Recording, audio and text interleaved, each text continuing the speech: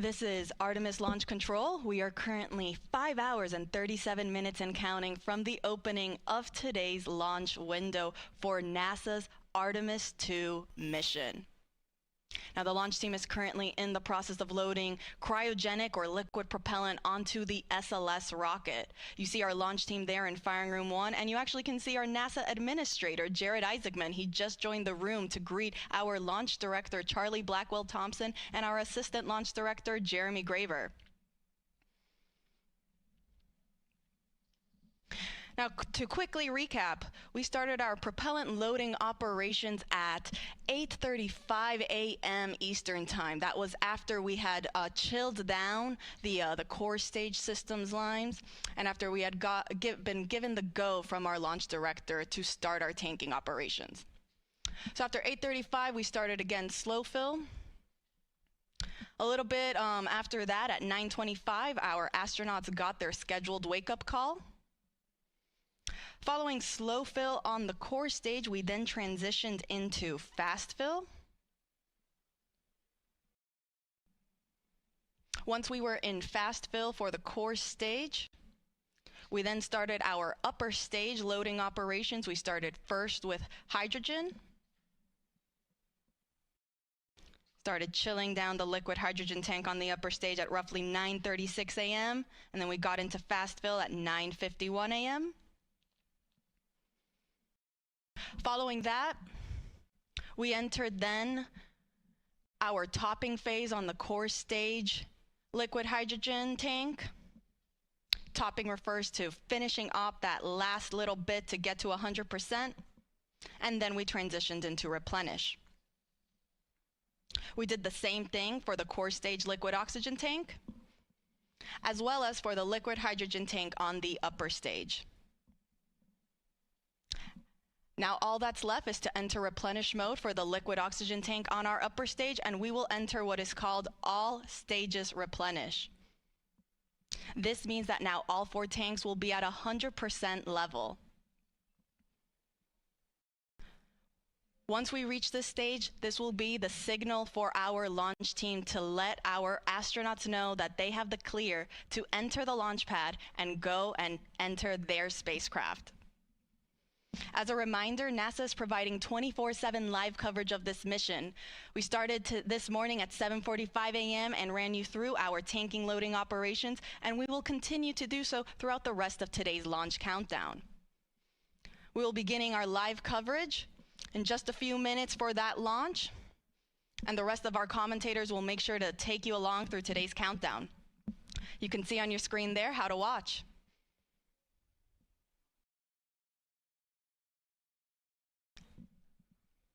And as our launch director just recently said when she came on air, let's go Artemis II.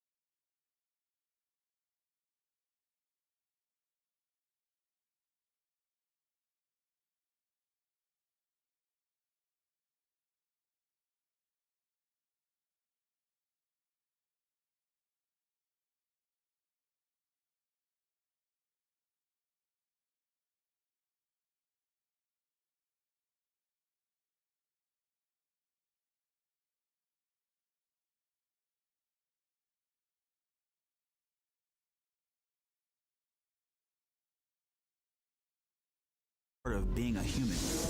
And liftoff. We shall return. Continuing to test out every bit of Orion.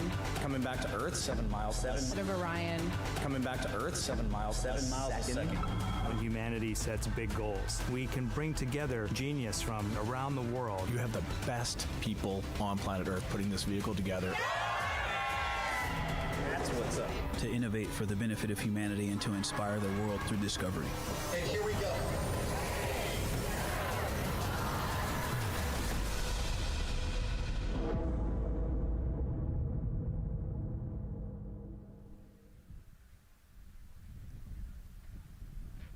Welcome, and thank you for joining us live from NASA's Kennedy Space Center, where we are beginning a new chapter in America's human spaceflight story. We are so humbled to have thousands of people here in person to witness this, and the many more watching online from around the world. I'm NASA's Megan Cruz, and this is NASA astronaut Nicole Ayers. Thanks, Megan. What a historic day to be here. What a historic day to be here. Obviously, for what we see right behind us here, the SLS rocket and Orion spacecraft on launch pad 39B. Artemis 2 is a nearly 10-day flight test to prove NASA can safely fly astronauts around the moon before attempting to land on it in just 2 years, hopefully. Yes, you know, like you said, it's a test flight, so we're going to put humans on this rocket for the first time ever, and we're going to test out the systems on board and hopefully get around the moon. And why does NASA want to return us to the moon?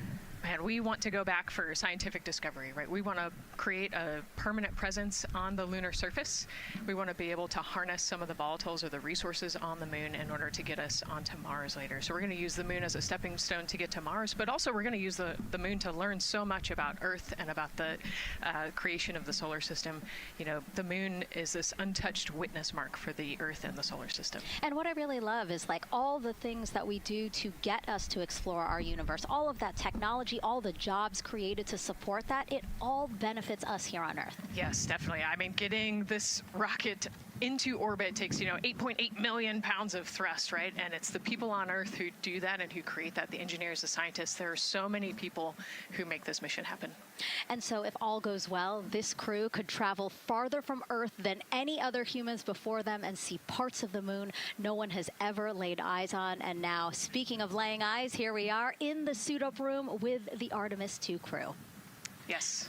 Looks like the commander's getting his comm cap on, so the communication cap. Looks like Victor's already got his on and the helmet going. He's just stretching out his wrist a little bit, right? Yes. And in charge of liftoff today is Launch Director Charlie Blackwell-Thompson. She and her team are just across the street from us inside of the Launch Control Center. They kicked off continuous around-the-clock operations just before 5 p.m. on Monday and started fueling the rocket about 4 hours ago.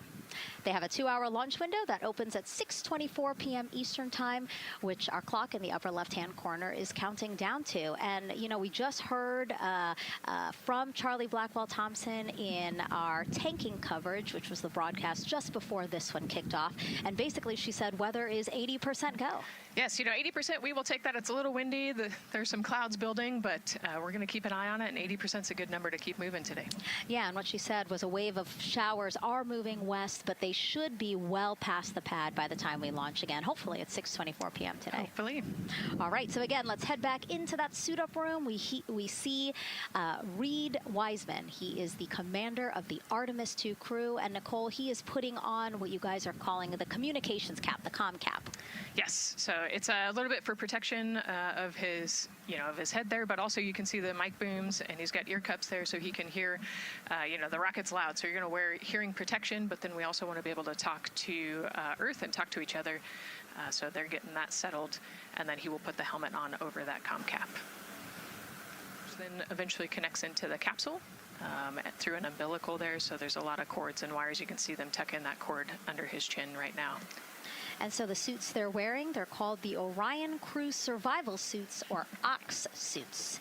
And so they're worn for launch and reentry or during high-risk or emergency situations. And I think a lot of people, especially if they're have been following NASA for all these decades now, they're kind of thinking, hey, these look like the suits that our shuttle astronauts used to wear. There is a lot of resemblance here. That's true. Yeah, they are very similar. NASA does a great job of leveraging the lessons that we learn from previous missions. So dating all the way back to Apollo, some of our first spaceflight missions, we learned lessons about the suits and how to make them better, and we just continued to carry that through all the way into the Artemis mission. Time now to introduce you to some of our teams today. We have Gary Jordan at NASA's Johnson Space Center in Houston.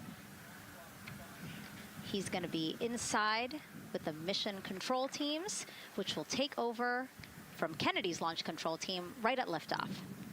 And then back here at Florida, there's Megan Carter inside Kennedy Space Center's visitor complex, Jasmine Hopkins at a launch viewing location, and then finally Daryl Nail inside the launch control center with the launch team. Now, each is going to provide a very unique experience today, starting first with Daryl, who has been closely monitoring the launch countdown for us. Yeah, and welcome into Firing Room 1, a historic firing room here at the Kennedy Space Center in Florida. It's a pleasure and an honor to be here reporting what's happening as we lead up to countdown and liftoff of Artemis 2. So far, looking pretty good. You see the rocket out there on the pad. It is launch day, and we just got that crew weather brief that you were talking about from Launch Director Charlie Blackwell Thompson to the crew. It looks like a countdown at this point is in good shape, and that's great news. Fueling continues to track well. We just reached all stages replenish. And while we're talking about the fueling, let's talk about that tanking. Pull up the tanking graphic if we could now. That will give us an indication of where we are with tanking, and I can just tell you, as you see from this board right here, we are all stages replenish. So all tanks on board the SLS, the 2 liquid hydrogen, lower stage and upper stage, and 2 liquid oxygen, lower stage and upper stage, are at 100%, and that's exactly where we want to be. This kicked off at 7:30 this morning with a go for cryo load, and here we are roughly about 5 hours later, and we're fully tanked and now in replenish. The amount of propellant on board, roughly 733,000 gallons. That's about an Olympic-sized pool and a half. Huge amount of propellant. It's all flowed in there. The great news there, no leaks, no issues, and we're looking good at this point. So let's talk weather now. The weather, while it is favorable overall, it's not totally clean, and that was hinted at earlier when we talked about the storms. There is, of course, some onshore flow. Currently, our overall attempt percentage stands at 80% chance of acceptable weather conditions at the time of liftoff, which is going to be within our launch window. That's tonight from 6:24 p.m. Eastern Time until 8:24 p.m. Eastern Time. Winds are good. The lightning risk is low. But scattered showers still remain possible around the Cape and including near the pad. So the expectation is that there'll be some more active weather coming our way, but we're expecting it to push to the west. So the watch item is really any isolated shower that could briefly move through the area and trigger a constraint, especially for flight through precipitation. Well, you're looking now inside the astronaut suit-up room, and of course we got the 4 astronauts there. They talked to Charlie Blackwell Thompson today, and you know, everything looks good there. We're tracking one minor NC issue at this point. We'll talk. It's a non-conformance. We'll talk about that a little bit later in our next hit. But for now, again, looking good. And of course, our administrator for NASA is here in the firing room. He checked in with the launch director, chatted with her for several minutes, and he's here in the firing room, which is a good positive sign, of course, for the day. That's it for the firing room. We'll send it back now to Megan and Nicole. Daryl, thank you so much. Yeah, let's get back into the suit-up room here, where we now have a shot of all 4 astronauts, and it appears all of them are undergoing their suit leak checks. Can you talk to us about what that is, Nicole? Sure, yeah, you can see, you know, as the suit expands, that we're going to pressurize those suits. So in the case that we need it, if we lose pressure in the capsule, those suits will protect the astronauts and keep them pressurized and keep them survivable. So these guys are going to hold their breath for about 10 seconds. You know, any movement in the suit could cause changes in the pressure, and so we want to get a really nice, precise, accurate measurement on the leak check. And so they'll hold their breath. You know, even just their heartbeat could potentially make some differences in those super sensitive sensors there. So you can see the red and blue valves there, the air in and air out, and it looks like Victor just had a good leak check. Yeah, and actually they do 3 leak checks, again, just to get an average reading to say, hey, you know, we have confidence that these suits are holding the right pressure. As Nicole said, that tube that's going in, that's putting air into their suits, and then there was that gold instrument that you saw on their other side. That's how they can control how much pressure is being released in order to do these checks. Yep, and they will do the leak checks here in the suit room, and then they'll do more actually in the capsule as well. They'll do another leak check. So we're going to make sure the suits are ready to go before we even step out the door, and then we'll check them with the entire system on the capsule once they get out to the rocket. And you might also notice that some of the astronauts, while they're doing their suit leak checks, you might have seen Victor gave an okay sign. You might also see a thumbs up, and that's because concurrently, while they're doing these suit leak checks, they're also doing comm checks. Yes, yeah, we talked about the comm cap earlier and the umbilical and how they plug in. So yeah, they're going to test the comm, they're going to test the suit, make sure everything. They're actually probably testing the cooling system as well right now. You know, they're going to plug into the portable cooling system and make sure that all of that is working. So like I said, we want to make sure that we've got 4 healthy suits before we go out. Yeah, this suit, 3 layers, so obviously it can get hot. Yes. So one of the layers is a cooling undergarment, and basically they flow cold liquid through that undergarment to keep the astronauts cool and comfortable before liftoff today. Yeah, it's like a onesie with a bunch of tubes running around it, and the water flows through there to cool you down. All right, lots of information to share with you all today. If you have any questions, we'd love to hear from you. All you have to do is send your questions our way by tagging @NASA Artemis, and we'll try to answer as many of your questions live.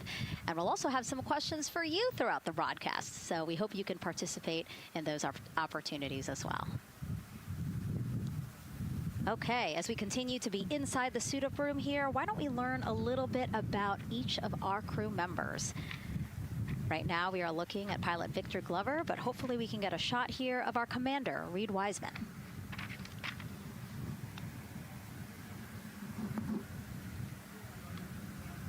Now, Reed Wiseman is a Baltimore native.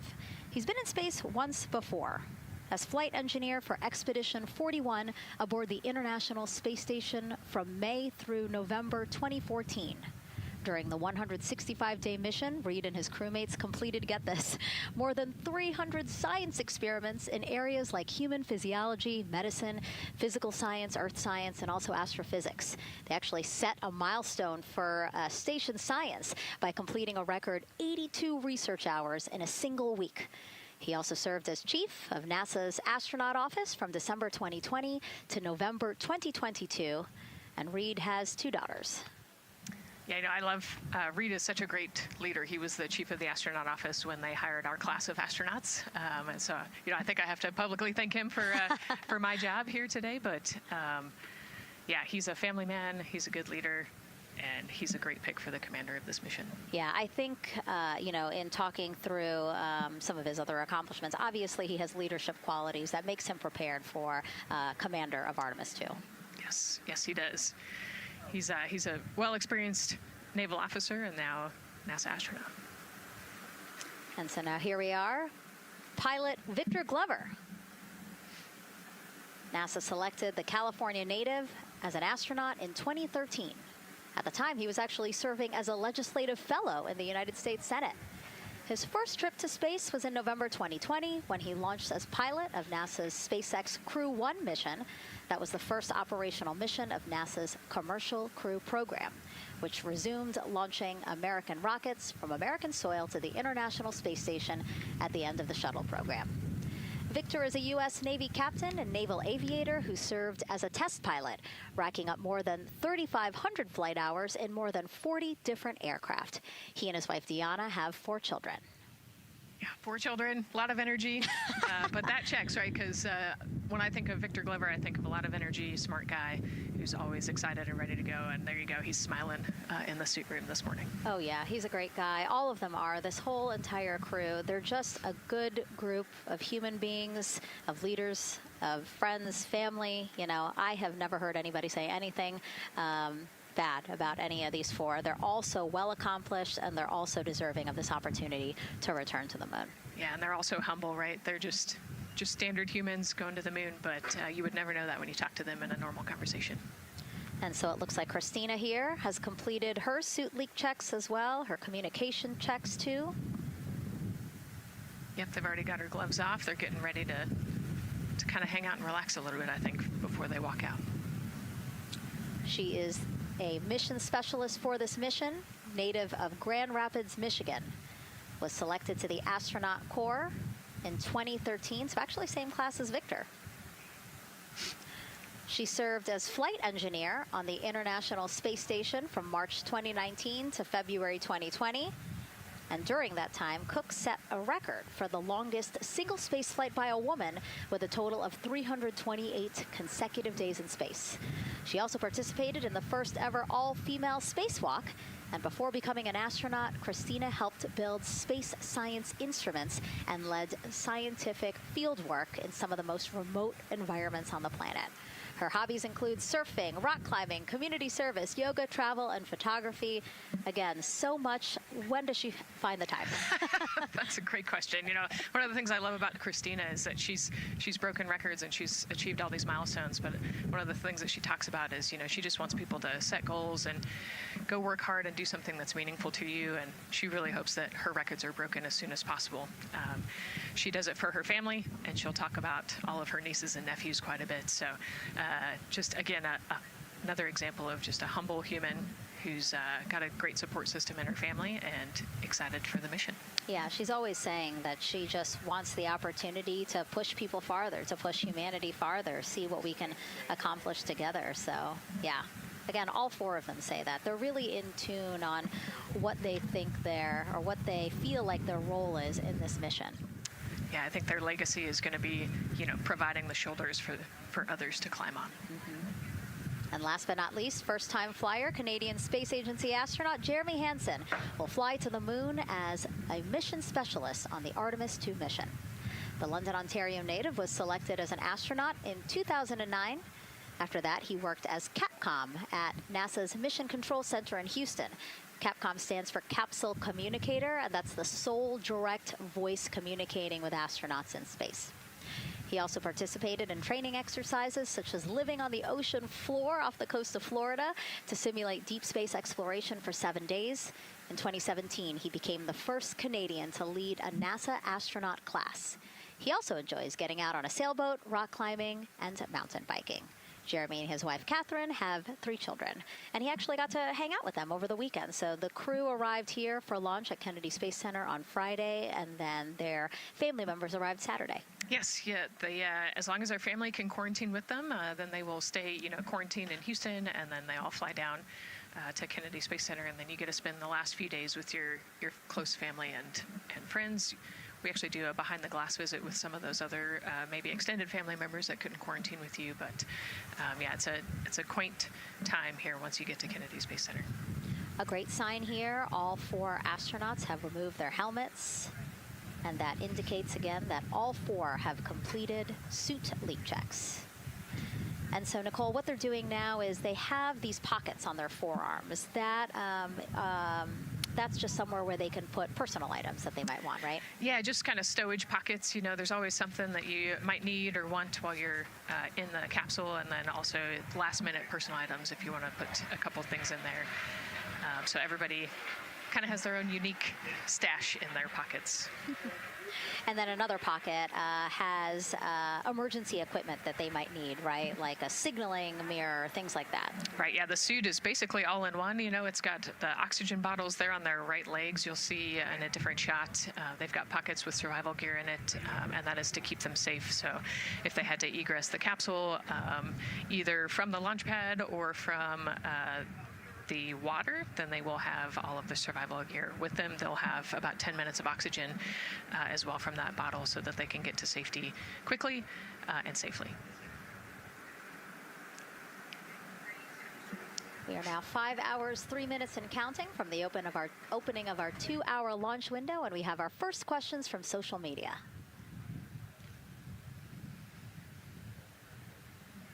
Question here from X. So to be clear, this is not a mission to land, but to orbit the moon.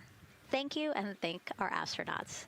Nicole. Yeah, this is a great question. You know, I think it's important to highlight the mission of Artemis 2, where we are going to go around the moon. We're going to see the far side of the moon. We're going to see parts of the far side of the moon that human eyes have never seen before. It's very similar to the Apollo 8 mission, right? We're also potentially going to be able to see the landing sites for the future Artemis missions and kind of provide the overall context of those landing sites amongst the entire moon site there. So it's an exciting mission. We'll get to learn a ton about there's so much science that's going to be on this mission as well, right? Where they're going to do some science experiments on humans, learn about the stress of the environment, and we're going to learn about the radiation environment. We're going to learn about the suits as well. We've got some technology demonstrations that are going to happen. So there's a lot going on this mission as we fly around the moon and come back. Mm-hmm. We always say it's about increments, right? Like we're making that next giant leap to Mars, but in order to do that safely and to do that thoroughly, incremental steps. Exactly. And, like we said, this is the first time that we've put crew on this rocket. And so actually before we even head to the moon, right, we're going to stay close to the Earth, and we're going to check out all of the systems on Orion, make sure that it can handle 4 humans, make sure it can handle people sleeping, people exercising, all of the environmental control systems are working. So we want to make sure that the capsule is safe for the crew before we send them, almost 250,000 miles away. Yeah, that was a great question. And we actually have another one that we'll pull up on screen here. Another question from X. How long will it take them to reach the moon, and how long will the entire mission last? Another great question, right? So they're going to do a couple orbits around the Earth. They'll do a perigee and an apogee raise burn. What that means is that they're going to accelerate to get further away from the Earth, and they'll get into a really highly elliptical orbit first. And then once they get into the translunar injection, so they're actually on a free return trajectory, which means we're going to accelerate them, and then they're going to escape Earth's gravity, and then just based on orbital mechanics, they'll be able to come home without having to do another burn or acceleration. So it'll take about 4 days once they leave Earth's gravity to get to the moon. They'll fly around the moon, about 4 days back, and then land. So overall, about a 10-day mission. Exactly. Yeah, these are really great questions, guys. We know that, again, we are sharing a lot of information today, so please do not hesitate to reach out. Obviously, Nicole, very smart here, and we're happy to answer any of your questions. Again, tag @NASA Artemis wherever you're watching this coverage. And now we actually have a question for you. Who would you take with you on a trip around the moon? Would it be your bestie? Would it be a pet, family member, or a seasoned astronaut? Ooh, Think about that one. I know. I like that. I absolutely know what I would say. I think it would make my husband upset, but I have my answer here. But we'd love for you to go to NASA's Instagram or Twitch accounts to vote. Again, who would you take to the moon with you? Bestie, pet, family, or seasoned astronaut? Try to go vote, and then we will share your answers soon. Again, husband is not going to like my answer. And we're not the only ones with questions today. We will also hear from celebrities during our launch coverage. See what Stanley Tucci, Scarlett Johansson, and others want to know about NASA's Artemis 2 test flight. Plus, the surprise of a lifetime as kids marveled at the rocket and spacecraft rolling to the launch pad. Look at those cute faces there. Oh, I love that. Love those suits. And we'll show you how the astronauts will eat, sleep, and go to the bathroom while in space. Keep in mind, the Orion spacecraft is about the size of a 6-person tent. Yeah, not super big, but, it's 10 days with your 3 best friends. So I think it's manageable for sure. But, every ounce counts when you're trying to get to the moon. And as we continue to look into the suit-up room here, a fist pump for some of the folks in the crowd there by Victor. Why don't we take a look around the center here? We know that there are some folks who are already getting ready to check out the team here as they drive across KSC to their launch pad. Look at that. Oh, that's so awesome. That's a great crowd. They're waiting there in front of the vehicle assembly building. So actually, they're just down the road from us. This is a good crowd, as Nicole said. Oh, there they are. They just got their cue. Oh, now? Let me wave now. Oh, yeah, they are excited. That's amazing. So all of these folks, content creators that are getting behind-the-scenes access as part of NASA's NASA social experience here.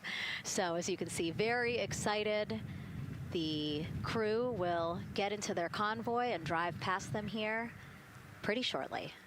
Yeah, what an amazing way to share the Artemis story, right? By inviting these social media experts out to share the story as they drive by. All right, again, let's take a look at the clock. 4 hours, 58 minutes and counting from the opening of today's 2-hour launch window. So why don't we check back in with Daryl with the launch team. Megan and Nicole, and inside Fire Room 1, I'm listening to Launch Director Charlie Blackwell Thompson greet the Ascent crew who just came on console over there at Johnson Space Center. So good to have the Mission Control team jumping on with us. So far, the launch team here in the firing room has had a really good morning. Really smooth tanking that kicked off at 7:30 a.m. this morning. They got to all stages replenish just before 1 o'clock p.m. Eastern time, and it was an incredibly smooth tanking. That's great as we look here watching the crew and also with an eye on the rocket.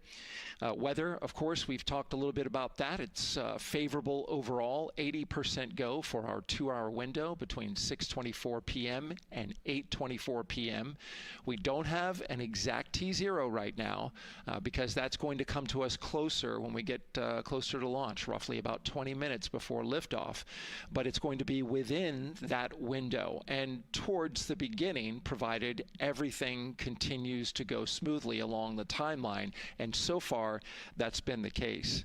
I mentioned that there was a small issue in my previous live hit that actually was incorrect. There was no issue. I've gotten the good data now that I'm on the headset and listening into the loops. Avionics engineers are keeping an eye on a display unit inside Orion that's just running a little cooler than normal. It's not going out of limit. It's actually completely fine. But they just were noting the trend and reported that to the NASA test director. So they'll keep their eyes on that. But again, there was no LCC violation. And once they get the cover off Orion out there that's protecting it from the rain, they expect the temperatures inside the Orion crew capsule to stabilize. And with that, we'll send it back to the host desk with Megan and Nicole. Thank you so much, Daryl. Now, Daryl is inside Firing Room 1 in the Launch Control Center, or LCC, as you might hear it referred to, which was built in 1967 to support Apollo missions. In fact, Apollo 11, the mission that landed on the moon in 1969, that was called from the exact same firing room. NASA then upgraded the LCC to support shuttle missions, and now Artemis. You can see there a shot from when we supported shuttle. Now with Artemis, the primary launch team for today is in Firing Room 1, but there is actually support staff in Firing Room 2 as well. And together they will propel this ambitious test flight off Earth.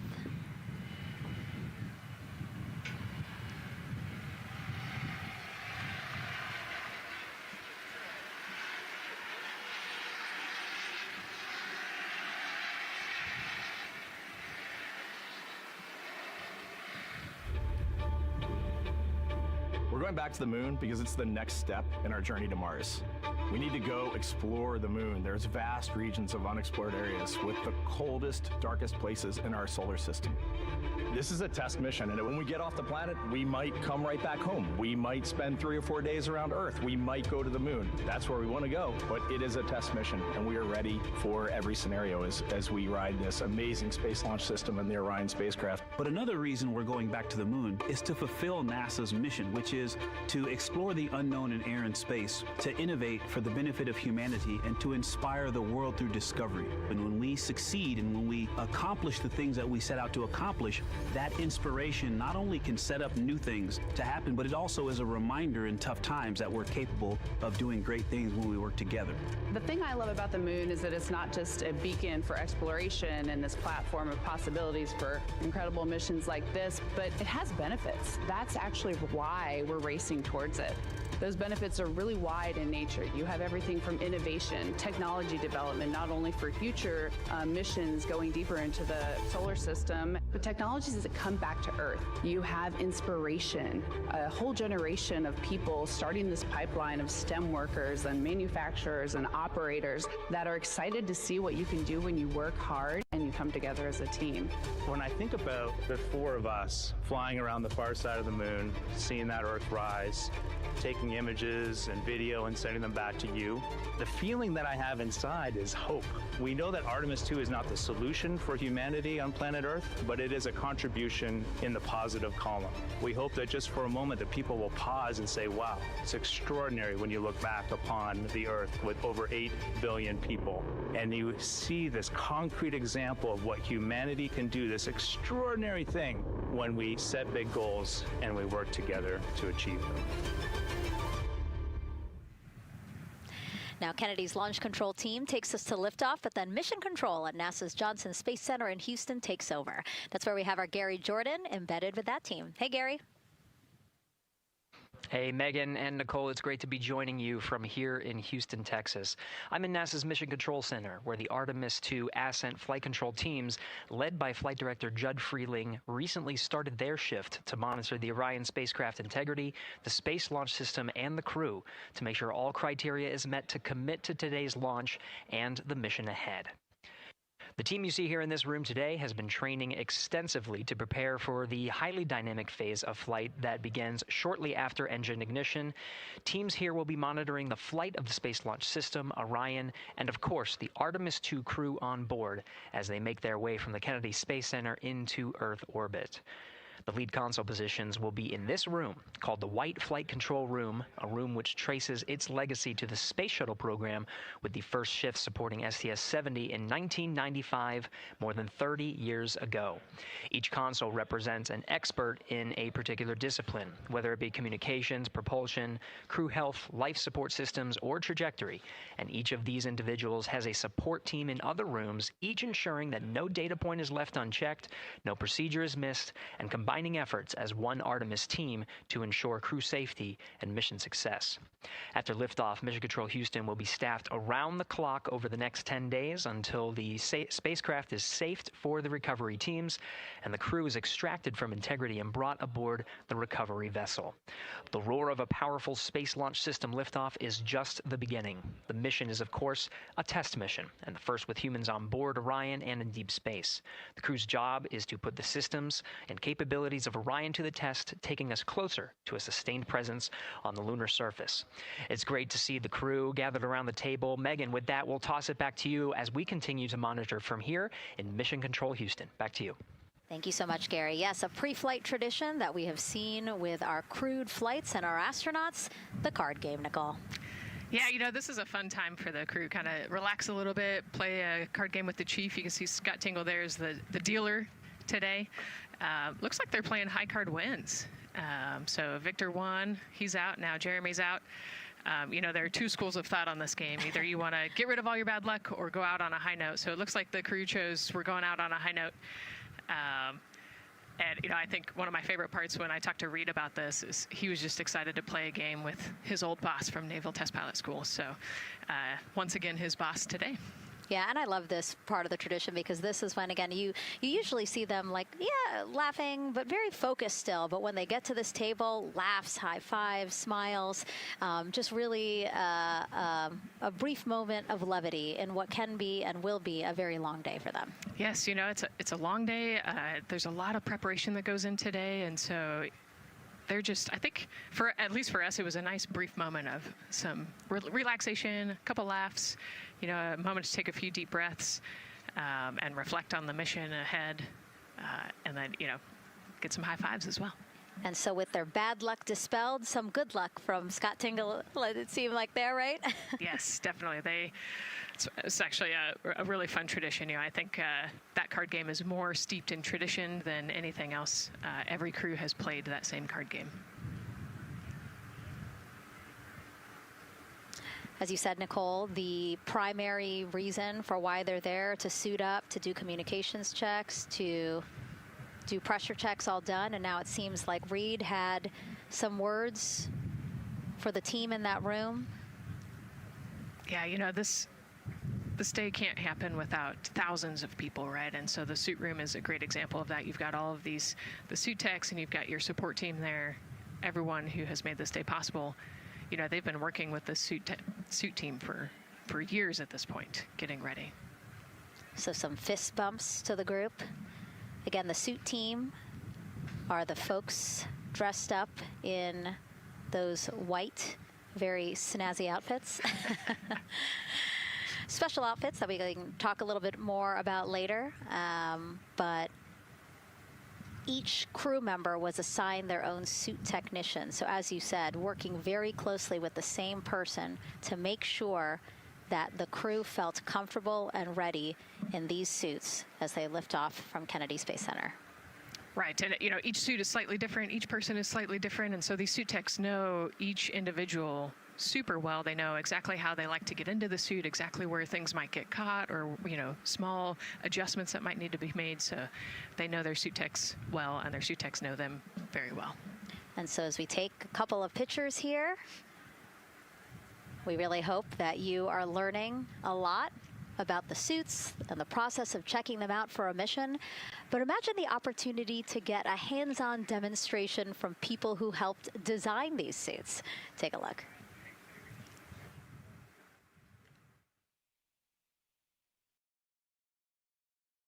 Does anyone want to try on one of the gloves?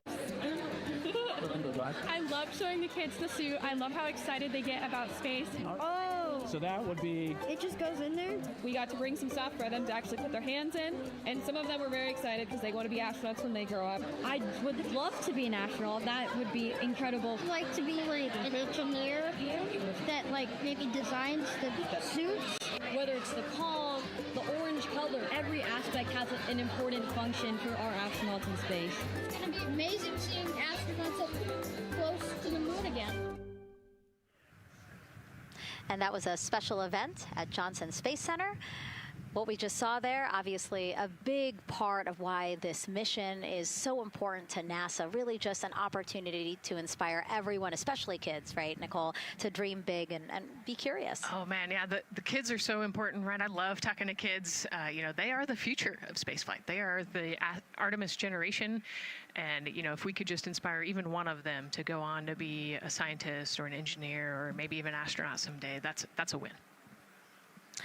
And now let's turn our focus to the rocket for a little bit. Powering liftoff will be, again, NASA's Space Launch System rocket right behind us. And to learn more about SLS, let's go to Megan Carter, who's at Kennedy Space Center's Visitor Complex at an exhibit dedicated to Artemis and the future of spaceflight. That's right, Megan. I am so excited to be over here at the Visitor Center, but not just because of launch. I get to introduce you to the moon board. This is obviously a very complex mission, lots of moving parts and pieces. So the moon board is going to allow me to break some of those things down for you just a little bit more in depth, starting with that SLS rocket. Now, the SLS, or the Space Launch System, very big, very powerful. It is going to be producing 8.8 million pounds of thrust at launch. And like I mentioned, very large, as you can see here, going to stand about 322 feet tall with Orion there on top, just a little bit taller than the Statue of Liberty. Now, there are many components that make up this rocket, so I'm going to point out just a handful that you're going to hear about a lot throughout this broadcast, starting with our boosters. These two twin solid rocket boosters are going to be very powerful. They are going to burn for the first 2.5 minutes of flight, and each one is going to stand 17 stories tall. They weigh in at about 1.6 million pounds each. Now, I am going to jump back out and I'm going to show you a little bit about our core stage. That's going to be known as the backbone, essentially, of our rocket, and it is made up of around 5 components, starting with this engine section down here. This engine section is where our 2 propellants are going to be funneled down through our pipelines, and they are going to be mixed at 2 different temperatures, very complex processing, and they are then going to go on to feed that fuel to our 4 very powerful RS RS-25 engines. These are going to produce about 500,000 pounds of thrust each at launch, and they will burn for 8 minutes. All right, now jumping up here, we are going to take a look because I just mentioned those propellants. Obviously, we do need fuel, and that is why we have around 535,000 gallons of that liquid hydrogen. That's approximately about the same amount that you could fill an Olympic-sized pool, just to give you an idea. And then we're also going to have that liquid oxygen, and like I mentioned, there's going to be about 200,000 gallons for that one, and they are going to be funneled down through those lines that you see here on the side. All right, jumping up real quick, this is going to be our upper stage. That is where our core avionics are going to be stored, essentially the brains of the spacecraft. And then jumping out super quick, let's see if we can zoom in here, and we can. Those propellants I talked about are going to be stored at cryogenic temperatures. That means thousands of degrees below Fahrenheit, so they have to be kept very cold. And that, all those bumps and ridges there that you see, those are actually going to be an insulation spray that's going to help keep that rocket nice and cool, keep the propellants ready to go, and get us set up for success. Now, obviously, that was a very quick overview of our rocket. I have so much more to show you here on our moon board, but for now, I'm going to turn it back over to you, Megan. Thank you, Megan. A very impressive demo of the moon board, but also an impressive system, obviously. She mentioned 4 RS-25 engines on the core stage, and actually we have one right behind us here, used during the shuttle program, and I got to get a closer look at it with Space Launch Systems Engines Deputy Manager Philip Benefield. Okay, so Philip, in terms of size, shape, and function, what we see here behind us, exactly what we see on the pad. Absolutely, Megan, absolutely. So this is the RS-25 engine. Impressive. We have 4 of these on the bottom of the SLS rocket to propel the SLS rocket in Orion into low Earth orbit. And we've been seeing views of the pad throughout this broadcast, but you mostly only see the bell here. What's happening over here? Right, so this is generally what we call the power head section of the engine. So the purpose here is that it takes in the propellants from the vehicle tanks, the liquid oxygen minus 297 degrees, super cold stuff. The liquid hydrogen even colder, minus 423 Fahrenheit. There's 4 turbo pumps on the engine that pressurize that propellant up to 9,000 PSI in areas. It is all directed into the main combustion chamber where it is burned into hot gas that then is accelerated out the nozzle to produce thrust. When you say hot gas, what are we talking about? We're talking 6,000 degrees Fahrenheit gas. Wow, so we're talking really cold as liquids coming into the combustion chamber, and then it comes out as really, really hot gas. How do you design, how do you engineer something to control both extremes? Absolutely, it's very technically challenging. One of the main things here with the nozzle is that since you have the 6,000 degree Fahrenheit gas coming out, you have to cool that nozzle so it doesn't melt. And so the way the nozzle is constructed with these 1,080 coolant tubes. And so each of these coolant tubes flows a small amount of hydrogen. It keeps it cold, and so it doesn't melt during operation. Wow. I mean, all of the science that you're talking about, it is truly amazing that you guys designed this for shuttle, and yet you've reconfigured it, retooled it to be able to now support Artemis. What do you think about that? Yeah, I think that's really amazing, the fact that we were able to use the heritage hardware on the Space Launch System.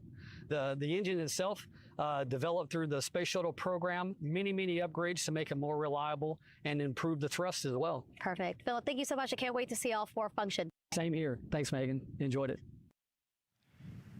And again, another idea and way that we are learning from what we've built upon and figured out all into this moment. Yes, with so much more thrust and capability, like we said, we learn all those lessons from previous missions, and we get to involve them here today. And here we are, the closeout crew in the White Room, getting ready for the astronauts who have just left crew suit up and are now walking down a hallway to greet some family and friends downstairs. Commander Reed Weissman, Pilot Victor Glover, Mission Specialist Christina Cook, and Jeremy Hansen. Looking excited, ready.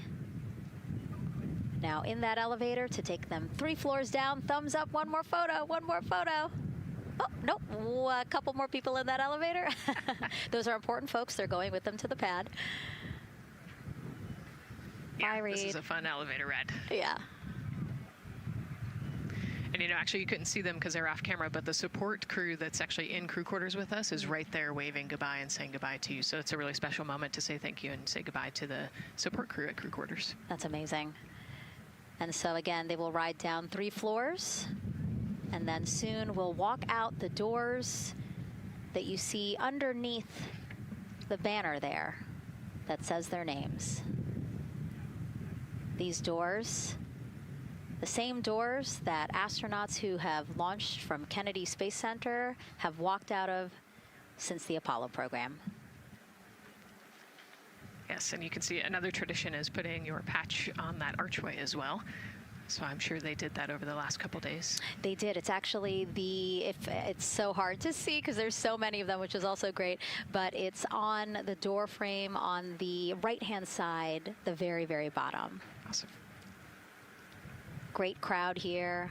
A shot now of everyone who is waiting to greet the crew as they walk out of the operations and checkout building here at Kennedy Space Center and will board their ride to the launch pad.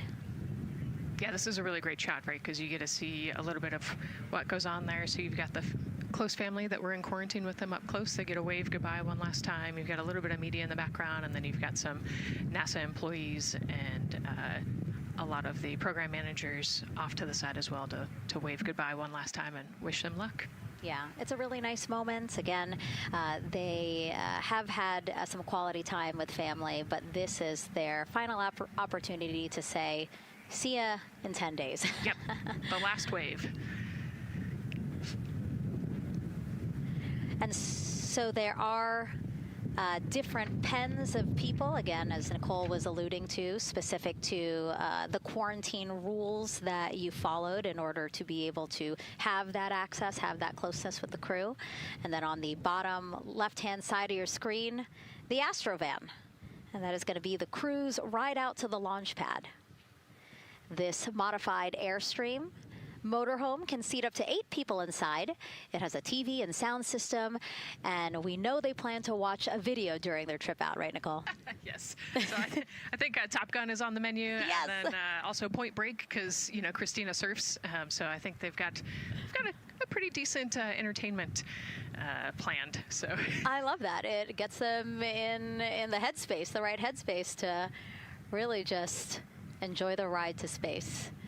NASA's history with Airstream dates back to the 60s when the company created a crew quarantine vehicle for when astronauts returned from the moon. This picture here, President Nixon talking to the Apollo 11 astronauts inside said quarantine vehicle.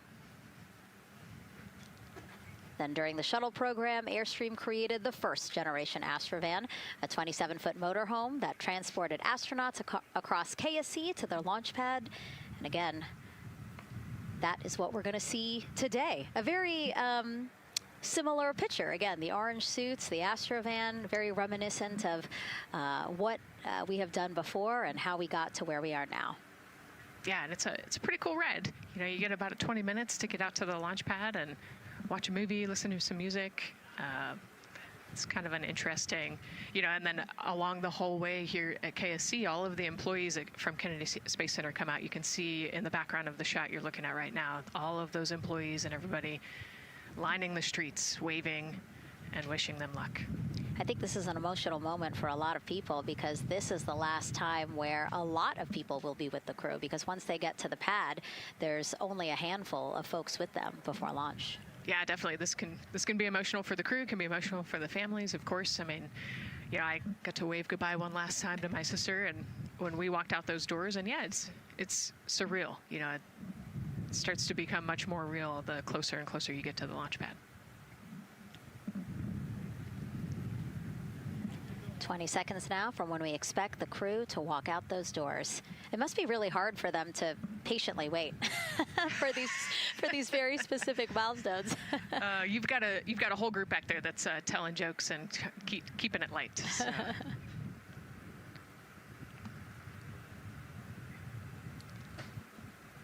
And here they are, NASA's Artemis II crew. Commander Reed Weissman, pilot Victor Glover, and mission specialist Christina Cook and Jeremy Hansen taking their first steps outside for their historic test flight. To a wonderful applause from the crowd. They're looking really excited. Some and big really smiles. Ready. I love that. It's a great day for us. It's a great day for this team. A few words from Reed Great day for us, the team, he said. Thumbs up, more thumbs up. Of course, a lot of pictures. We hear some camera shutter clicks back there. I love the energy of this crowd. Let's go. And so now the crew walking over to each of their pens. The first people closest to them, of course, their family members who got to quarantine with them, correct? Yes. Yeah, so the ones that are close and waving, those are the immediate family, so spouses, partners, kids. And we're trying to give them some privacy so that they can have their conversations with their family members. Christina there, she has her husband. Victor has 4 daughters and his wife, they're there. Reed, his 2 daughters are there. And then Jeremy, his wife, 2 daughters and a son. You know, when you were standing in their shoes, Nicole, when you flew for Crew 10, what were you kind of talking about? Like, did you really think about this moment and what you might want to say? You know, they've all already done their real goodbyes, you know, in person. And so this is more just kind of, again, that last chance to wave, last chance to get one smile. You know, you see Christina there smiling. So this felt much less heavy and just, you know, waving and maybe cracking a joke or something, saying hi. So this was a really, really great moment for our crew. Reed's 2 daughters there. Reed spoke about when he told them that he was selected to be the Artemis II commander. And he said he was worried. He's a single dad, didn't know how they would react. And actually, he said he was overwhelmed by their support. He woke up the next morning with cupcakes baked by one of the daughters, moon cupcakes. Yes, I love this story. Moon cupcakes the next morning. Like, how awesome is that, right? Everybody needs their support system, and clearly he has that in his daughters. Christina said she took a bike ride with her husband and wanted to tell him when the moon rose, but that it was too foggy. But she said he was still very excited and happy for her. Yeah, the moon's still out there. A close-up now of, again, Commander Reed Wiseman and Mission Specialist Christina Cook. To the right of your screen, as we pan left, we have pilot Victor Glover. Victor told his wife, and they told their 4 kids together, and he said that one of them just started yelling, "Let's go!" Yes, I love that. Again, the support from the family is awesome. And Jeremy said his wife and 3 children, super excited. He felt very supported. You know, he did have that tough conversation, obviously, of talking about the realities of this being a test flight, but he said they were super supportive.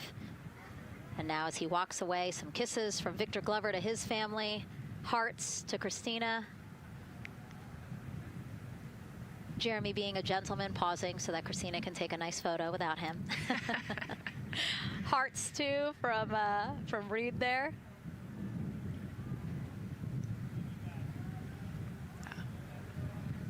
Hearing Victor saying, "Love you guys." Saying that to some of his crew members there. Woody. Some more applause from the group. A quick wave to some of the NASA program managers, and I think Norm Knight's out there, the FOD Flight Operations Director.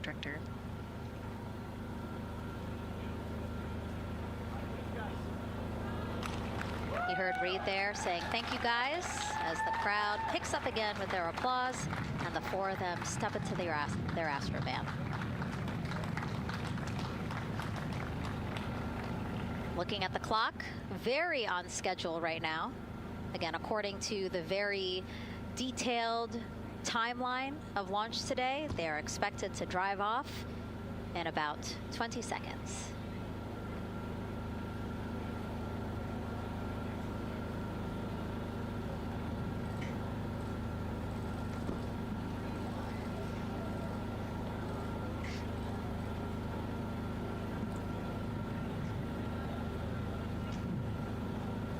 So far, we're marching toward the launch smoothly.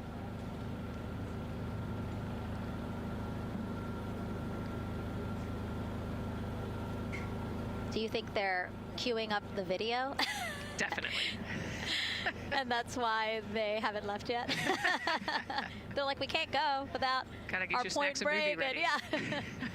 Where's the popcorn?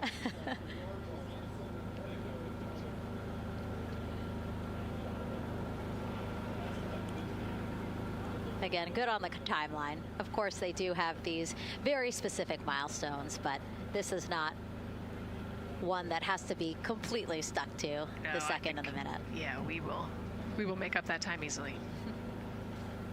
They will get a full security escorted ride out to the launch pad. It's a quick trip, 15, 20 minutes.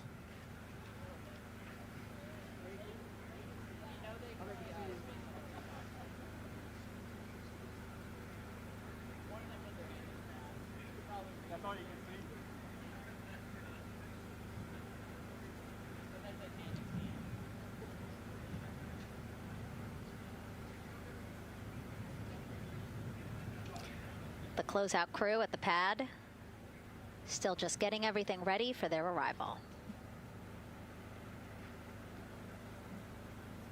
Configuring Orion, right, Nicole? Yes, so they're probably laying out the seat restraints and getting all of the umbilicals set and ready to go so that when the crew gets there, they can ingress and start getting strapped in and connected to the capsule. And in our smaller box there, we have a shot of our administrator, Jared Isaacman, bouncing around quite a lot today. Was in the firing room right after the crew weather brief, saying to the crew that they are good for them to start suiting up, and now here to wish them well as they drive out to the pad. Yes, he's so invested in this mission. I love it. You know, he's been an active participant today, and exciting to see him there at the walkout.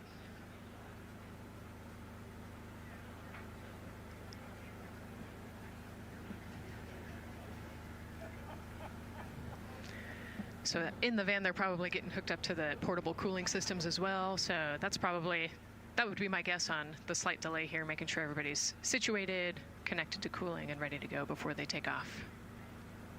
Right, because the orange boxes, we didn't talk about it when we were in the suit-up room, but if anybody noticed, there are these orange boxes, and that's what provides the cooling to those thermal garments. And so those boxes have been staged inside of the Astrovan so that once they got there, they can connect up again so that they're cool and comfortable on the way out. Right, so they were off cooling from the walkout, you know, said hello to their families in the 80-degree weather here in Florida today. So it can get really warm in the suit quickly if you're not careful. So we want to make sure everybody's comfortable before we drive off. And then when they get to the pad, of course, and strapped into Orion, then they don't have any need for those cooling boxes anymore. They will get that cooling through Orion, through the different lines and umbilicals that they'll be connecting to there. Yep, that's exactly right. The Orion capsule and its environmental control system will take over once they're connected to the umbilical.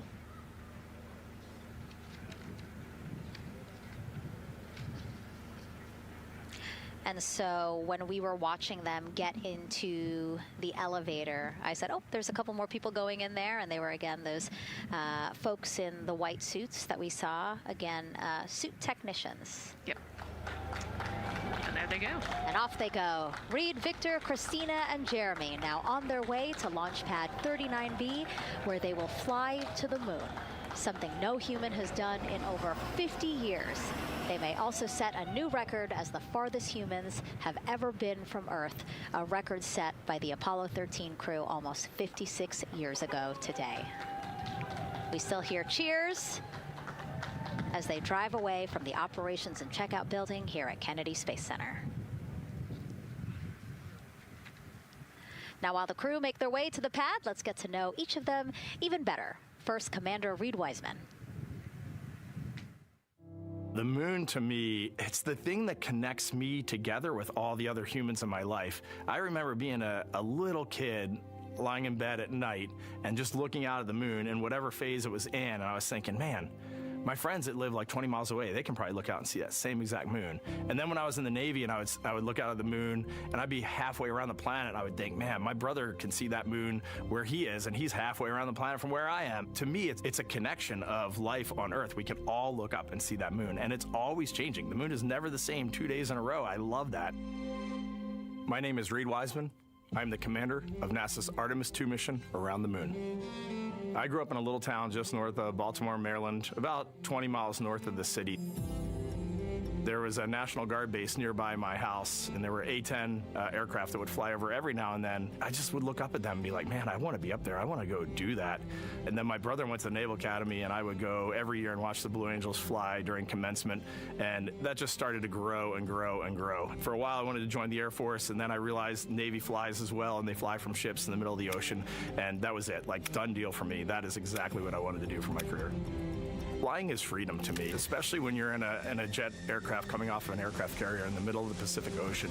Nearest land is over 1,500 miles away. So when you come off of that aircraft carrier, you are truly just alone with yourself out there. It is a magical experience to be out there all by yourself in an aircraft over the Pacific. Just it's free. I think anybody who accomplishes something that they set their mind out to, there's no one thing that does it for them. It's a combination of everything. I mean, the way my parents raised me, the way my brother and I, the way our relationship developed over time, my friends, being in the marching band, going to college, setting my own course, learning how to live on my own, being mentored along the way, being, kept on the path to success, but being given the freedom to, make excursions and fail every now and then and regroup and carry on. I think all those things come together in the end to get you where you are. I've had to overcome, I'm a human being. I've had to overcome a lot of fears. I'm pretty scared of heights. I joked about that on the International Space Station, but it turns out I'm only scared like at the edge of a building. When you're up on the International Space Station, even though you're 250 miles up, I never had that feeling of falling or that I was, at risk up there. I just kind of loved the feeling of floating and looking down at Earth. There have been challenges all throughout my life. By far, the biggest challenge was losing my wife in 2020 to cancer and now raising two daughters who are grown up now, but that's been the biggest challenge by far I've ever had to face. It is not easy being an only parent, trying to work a full-time job, and raising two kids is something that I think about every single day. I'm very proud of the work I've done. I haven't always done it well, but I've always shown up and tried as hard as I possibly can. And now Artemis II pilot Victor Glover and his journey to this history-making moment. I do wonder what it's going to be like when we are really far from Earth and can see it. The sensation of being so far away from everything that you know. I had that sensation on the space station the first time I got to sit in the cupola for a really long time. So I can only imagine what that's going to be like from 200,000 plus miles away. My name is Victor Glover, and I'm the pilot for NASA's Artemis II mission around the moon. When I was in 4th grade, I was 10 years old, and that's when the Challenger accident happened. And it helped me understand how the general public felt about the astronaut corps, right? Like, these are the people that we want to be, and that just gave me an easy thing to strive toward. The biggest fear that I've had to overcome in my life is doubting myself. Going to college when no one in my family had gone to college was a huge risk. I had more confidence in my athletic ability than in my academic abilities. I could play football with those college students that I saw on TV, but my classmates that I saw in the lab and around the University Union, I didn't know if I had what they had. I think addressing that self-doubt was a part of, swinging for the fence and trying to go get an engineering degree, not just go to college, but get an engineering degree and then go do something challenging and technical like flying. Apollo is known for sending humans to the moon. Artemis has an opportunity to continue the Apollo story, but I actually think it's important for this story to stand on its own. Artemis is a new program, and we're trying to do new things. And it's great to compare and contrast. When you look at our spaceship, you can see parts that were designed, built, and integrated in another country. When you look at our crew, you see that our crew is international. There are also men and women. And I just think that comparing and contrasting makes the story even richer. The piloting role specifically, I will have an hour and a half or so where I get to fly the spacecraft by hand. We haven't flown that many spaceships. And so the ability to fly one actually in space on a test mission is just a really unique opportunity. I can't tell you how I'm going to feel when we fly by the moon and see the moon up close and the Earth from 250,000 miles away, but I don't use the word excited because I'm focused. What we do, this is very serious and it's very risky, and we are all intimately familiar with that risk. And so if we go out there and we're successful and we can pass that baton on to Artemis III, that's something to really be excited about. Great to hear from Reed and Victor in their own words about how they feel about this mission and their role in it as the convoy turns this corner here onto the road where the vehicle assembly building is and where the group that we showed you earlier today, ready with their flags. Wow, that group has expanded exponentially. Yes, this is great. So many people. Flags. Oh my gosh, I love it. Oh, this must feel so special to the crew to see all of these people here to wish them well. Yes, this is heartwarming. Look at how many people there are. Everyone is so excited about this mission. Signs, people have made signs. I feel like the Astrovan has slowed down a little bit, you know, to really take in the moment. Wow. That's amazing there. Again, crowds continue going, going, going as we are now passing the historic vehicle assembly building. This is where the Space Launch System rocket was assembled and stacked with Orion. Its history, of course, goes back to the Apollo days, but today it is home to the Artemis missions to the moon and beyond. Gosh, still people lining the route. Yep. I love that. I do too. It leaves me kind of speechless, you know, just to see all the support, all of the people who want to know that they're thinking of them, they're with them, and the fact that this crew specifically has always said we are going for all by all. This must be really special to them. Yes, and that's just here on Kennedy Space Center. Imagine the rest of Florida right now. Yep. Mission specialist Christina Cook, who holds the record for the most consecutive days in space by a woman. Let's take a look at what she has to say about this mission. I tell a story, which is one that my dad told me before the Apollo missions when he was just a very little boy. He was looking up at the moon with his mom, and his mom said to him, "Don't worry, Ronnie, we'll never get there." Fast forward maybe 70 years later, it's his daughter that's actually going there. And I think that long arc is something that we can all learn from. The idea that the seemingly impossible becomes possible if you just believe in it and are willing to work hard and come together to achieve it. My name is Christina Cook, and I'm a mission specialist for NASA's Artemis II mission around the moon. When I look back on my dreams as a kid, I definitely never thought I would actually get here. I was very pragmatic. Even though I'm a dreamer, I knew that the odds were way against me again, so I might as well do something I'm loving in the meantime. I definitely loved science and math in school and, you know, did pretty well in those things, but I also loved being active. I was always outside. I loved things that made me feel small. I loved looking at the night sky, oftentimes between the pine tree branches, or I loved the ocean. North Carolina also has mountains, and when we go there, I just love the vastness of all of those things. I loved how they made me feel and what they made me think about, and the vastness of the universe and how much out there was to learn.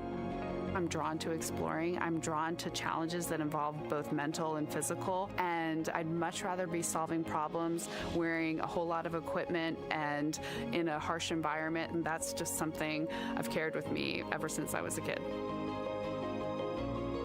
Thinking about the fears or challenges that I've had to overcome, there are just so many. I mean, basically, it's just been, that has been the journey. I always say to people, do what scares you, and that means I have to follow my own advice. So doing what scares me meant getting on a plane and going to the Antarctic, getting on a plane and going to study abroad in Ghana, applying to become an astronaut, opening the EVA hatch in the airlock and going out of it into the darkness, strapping myself onto a rocket. And so for me, I think that no matter what the challenge, recognizing that if people believe in you and you believe they believe in you, challenges seem always a little bit easier. To me, the moon, it represents history. It is a witness plate. Everything that's ever happened to the moon is still written on the moon. Every single person has looked at the moon their entire lives. We see the same moon. That's something really special. It's just the epitome of a symbol of something that's in each of our hearts, but that's also represents exploration and reaching. And as we continue to watch the convoy, almost at the pad, mission specialist and first-time flyer, Canadian astronaut Jeremy Hansen.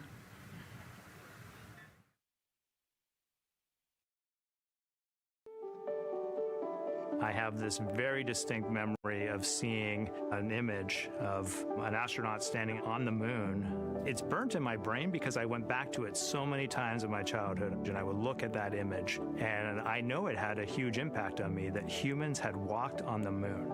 My name is Colonel Jeremy Hansen. I'm an astronaut with the Canadian Space Agency, and I'm a mission specialist on NASA's Artemis II mission around the moon.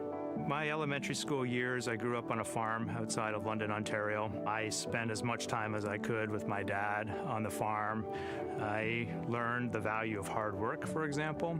If I wanted to go to work with Dad, it was going to be a long day, and I was going to have to not complain, or I wasn't going to get to go the next day. I had a treehouse. I had a vivid imagination, and I changed my treehouse into a spaceship. I made all these dials and controls. I had circuit breakers for switches that I found in the barn, and I was exploring space in my imagination. The most important thing I did to get to where I wanted to go in life, which was flying fighter jets and eventually becoming an astronaut, is I shared those desires with other people. And it turns out, just like you don't go to the moon on your own, if you could, I would have done it a long time ago in my treehouse as a kid. You have to go as a team. I think the biggest impediment to achieving my goals was, of course, myself. And I think that's a common human experience. There are many times where just little things would get in my way, and my immediate interpretation of that was, well, now that goal is out the window. You know, people must have lifted me back up, and somewhere in the back of my head, that persistence came through. And I think that's a common human experience, to doubt ourselves. I've come to this, I guess, realization that I believe that we all have gifts to contribute, and the goal is to figure out how to use your energy towards adding positively to humanity's existence on this planet. But I love it when humanity sets big goals, like sending humans to the surface of the moon with an eye to eventually going to Mars, because when we do that, we can bring together genius from not just even in one country, but around the world. I've also learned from my indigenous mentors that they refer to the moon as Grandmother Moon. So you've probably heard of Mother Earth. They use Grandmother Moon because Grandmother Moon is responsible for the water in their community, just like the moon moves the water around the planet, affects the tides. And I think that's a really beautiful thing for us as we go back to the moon, to think about all the different cultures around the world and how they view the moon differently. And that's really neat because we all share that same moon in the night sky. What's really neat, too, was that drive to the launch pad, that point of view to see what the crew is seeing as well as their Astrovan rides up the pad slope and are now on the surface, about to walk up to their vehicle. Yeah, you know, we talked about how tall this rocket is earlier. Wow. Look at that. Yeah, look at that point of view, yeah.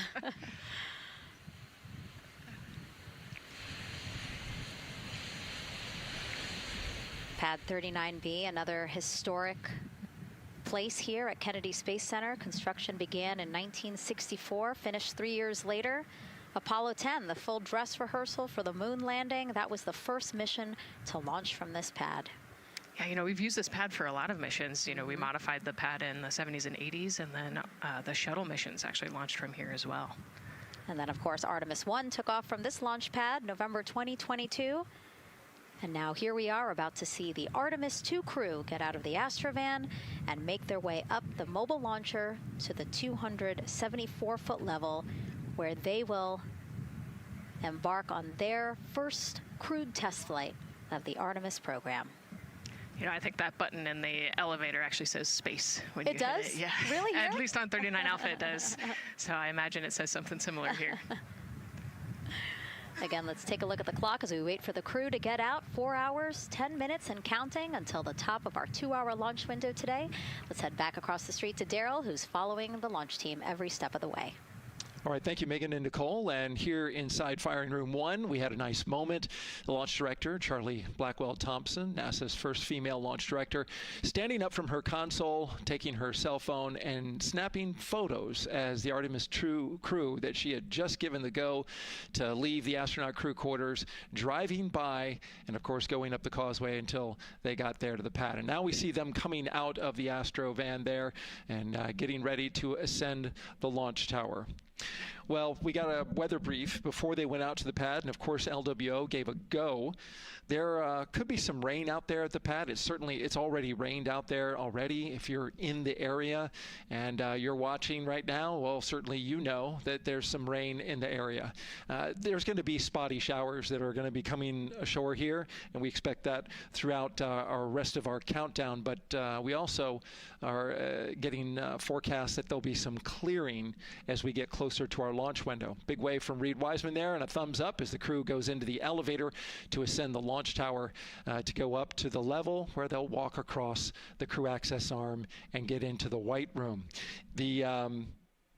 One of the things that you're going to start to hear now is from the crew themselves. We're going to be airing the Orion to Earth loop, which is the communications that's going between that crew and the launch team here as they walk them through configuring their various consoles as well as getting ready. A nice moment here, and I'll just pause to just look and see as the crew walks across the zero deck, as they call it, which is the deck that's right there even with the engines, and they're taking a moment to go over there and stand up and gaze up at the 322-foot tall SLS rocket. This was part of the plan for the Artemis II crew, and potentially a rocket that could help them make history to go farther from Earth than any crew has before. The farthest distance from Earth when they launch will be roughly around 248,000 statute miles. They're expected to go about 4,000 miles farther than the Apollo 13 crew did. And now they've headed to the elevator to go up. Again, I was talking about the loops. You're going to be hearing from the crew as they discuss with the launch team getting various systems ready to go. And then closer to liftoff, we'll hear the operational launch team loop brought forward ahead of the critical pre-launch polls and then the start of terminal count. And that should be right around L-25 minutes, right before the NASA test director gives their poll and the launch director gives her management poll, which happens at L-17 minutes. Right now, a lot of focus is on, of course, the closeout crew. They've made the way for the crew to get inside the spacecraft now and walk across that crew access arm, and there they are. They have been working on a tight timeline, but they are ready to go, and they are ready to receive the crew and start putting them inside their Integrity spacecraft. That's it from the firing room. We'll send it back to Megan and Nicole. And Launch Director Charlie Blackwell-Thompson, again, we mentioned her a second ago. Her team have been training extensively for this moment since Artemis I launched in November 2022. Today, they have a message for Reed, Victor, Christina, and Jeremy.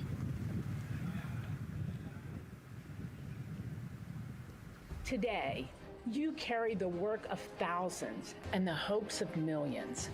Every test, every simulation, every long day and night have led to this moment. This team is ready. The vehicle is ready, and you are ready. From the ground to the moon, Godspeed, Artemis II! I love that. I just love seeing all of the people who have contributed to this mission and the fact that this is what they've been working for, and now it's culminating today. Yeah, thousands of people have worked on this mission, and we saw there from the launch team, but human spaceflight is like the ultimate team sport, is what I like to say, and that's just a great example of our team wishing our astronauts good luck. That shot there that we were just looking at was aimed at the elevator doors, again, to catch the astronauts as they make their way up to the 274-foot level of the mobile launcher. The mobile launcher is the structure you see there. It is not only a way for the crew to obviously access Orion, but also provides the fuels, communications, all that to the rocket. And now we're watching the crew walk across the crew access arm, getting a beautiful view of Kennedy Space Center. from 274 feet. Woo. Nicole laughs because Nicole is also, like Reed, does not like heights. I do not like how open that crew access arm is. But Reed made it across, so that's good news. It looks like they really enjoyed it. You know, they didn't just walk straight past. Christina and Victor, we definitely saw. Some thumbs up there, looking too. out, yep, that crew access arm. And then Reed, he knows where that camera is. Taking the opportunity to, again, just tell folks, hey, we're doing good. Ready for it. Yeah. And it looks like they're actually probably signing their patch.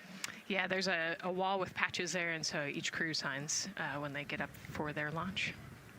And so this is probably actually the first time a crew is doing this in the White Room of Launch Pad 39B. Don't quote me on that, but I think the signing started with the commercial crew program. So there's a lot of that in the White Room over at 39A. But again, this is 39B. Yep. And so now in this room here, the White Room, again, we will see the crew don or put on their communication caps again, their helmets, their gloves, and remove coverings that they had on their shoes. Yeah, so they want to protect the suits while they're walking out and up to the White Room, and now they'll finish reassembling those suits. Put the boots on, put the gloves on. You see they're working their comm caps now, and they'll work the helmets eventually as well. And so as we watch this process unfold, why don't we take a couple of questions from you guys? What is the most difficult thing about preparing for a flight? Nicole, that question's obviously for you. Ooh, this is a great question. You know, I think we get such good training. You know, this crew's been training for years. And so they know this rocket and this capsule inside and out. They know all the dangers. They know how to react to anything. So I actually think, you know, preparing your support system and your family, I think launch day is actually tougher for your family than it is for you. And you know, we've heard the crew talk about the difficult conversations that they've had with their family to prepare for this historic test flight. And so I think, you know, the closer and closer you get to the rocket, the fewer and fewer things from Earth you keep. You know, they left their suitcases at crew quarters this morning. They left their cell phones, their laptops, everything. And so you are just a human in a spacesuit about to get on a rocket with all of your loved ones watching. And I think that can be probably one of the most difficult parts about today. And while you were answering that question, Nicole, we did get a chance to check. Yes, this is the first time a crew has signed the wall of the White Room, again here at Pad 39B. Let's take another social question now. All launch windows happen to be in the evening. How come? Obviously referring to the April opportunities specific to Artemis 2. Right. You know, this is a complicated answer. I don't know that I would have the exact mechanics behind it, but it has a lot to do with orbital mechanics and where we are in terms of the Earth and the Moon relationship. And, you know, like we said, we're trying to get on that free return trajectory. And so it has a lot to do with when we can do the perigee and apogee raised burns and the translunar injection. So there's a lot of math that goes behind these launch windows and why they shift and move and why we just so happen to be in the evening for the April launch windows. Yep. You did answer it well. All right. And before we asked you guys a question, who would you take to the moon with you? Would that be a bestie, a pet, family member, or seasoned astronaut? Overwhelmingly seasoned astronaut. So, Nicole, you and I are going to the moon. Was that your answer as well? That was totally my answer. Again, like I thought my husband would not like that answer because he'd want to come along too. But I think if asked, he would also say seasoned astronaut. So that's fair. You know, like we said, there's a lot of training that goes behind it. These guys can react to anything that comes their way. And so, yeah, if you don't have all that training, maybe you do want someone that's a little bit more experienced. Yep. So correct answer, everyone. And now we have another question for you. What do you want to know about living in Orion? What the crew eats, how the crew sleeps, how to fly the vehicle, or how free time is spent? Another great question. Yes, I'm excited to see what they say. Yeah, so head to NASA's Instagram or Twitch accounts to vote, and we'll share the results as soon as possible.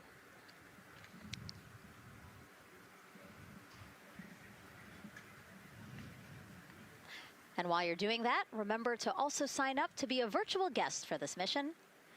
Just go to the link we'll pull up on your screen. As a virtual guest, you will get mission-specific information, notifications of any schedule changes, and curated resources straight to your inbox. You will also receive commemorative stamps for your virtual passport after launch and splashdown. Again, we really, really want you guys to engage with us, engage with this mission, come along with us for the ride. So yeah, take advantage of these opportunities to be a part of it. Yes, it's a mission for all. And so back in the suit, no, not the suit-up room, the white room. Well, they're suiting up. You can see why I might have slipped that up. So they are continuing to put on gloves. Reed and Jeremy look like they've been checked. Again, they've put on their gloves, their helmets.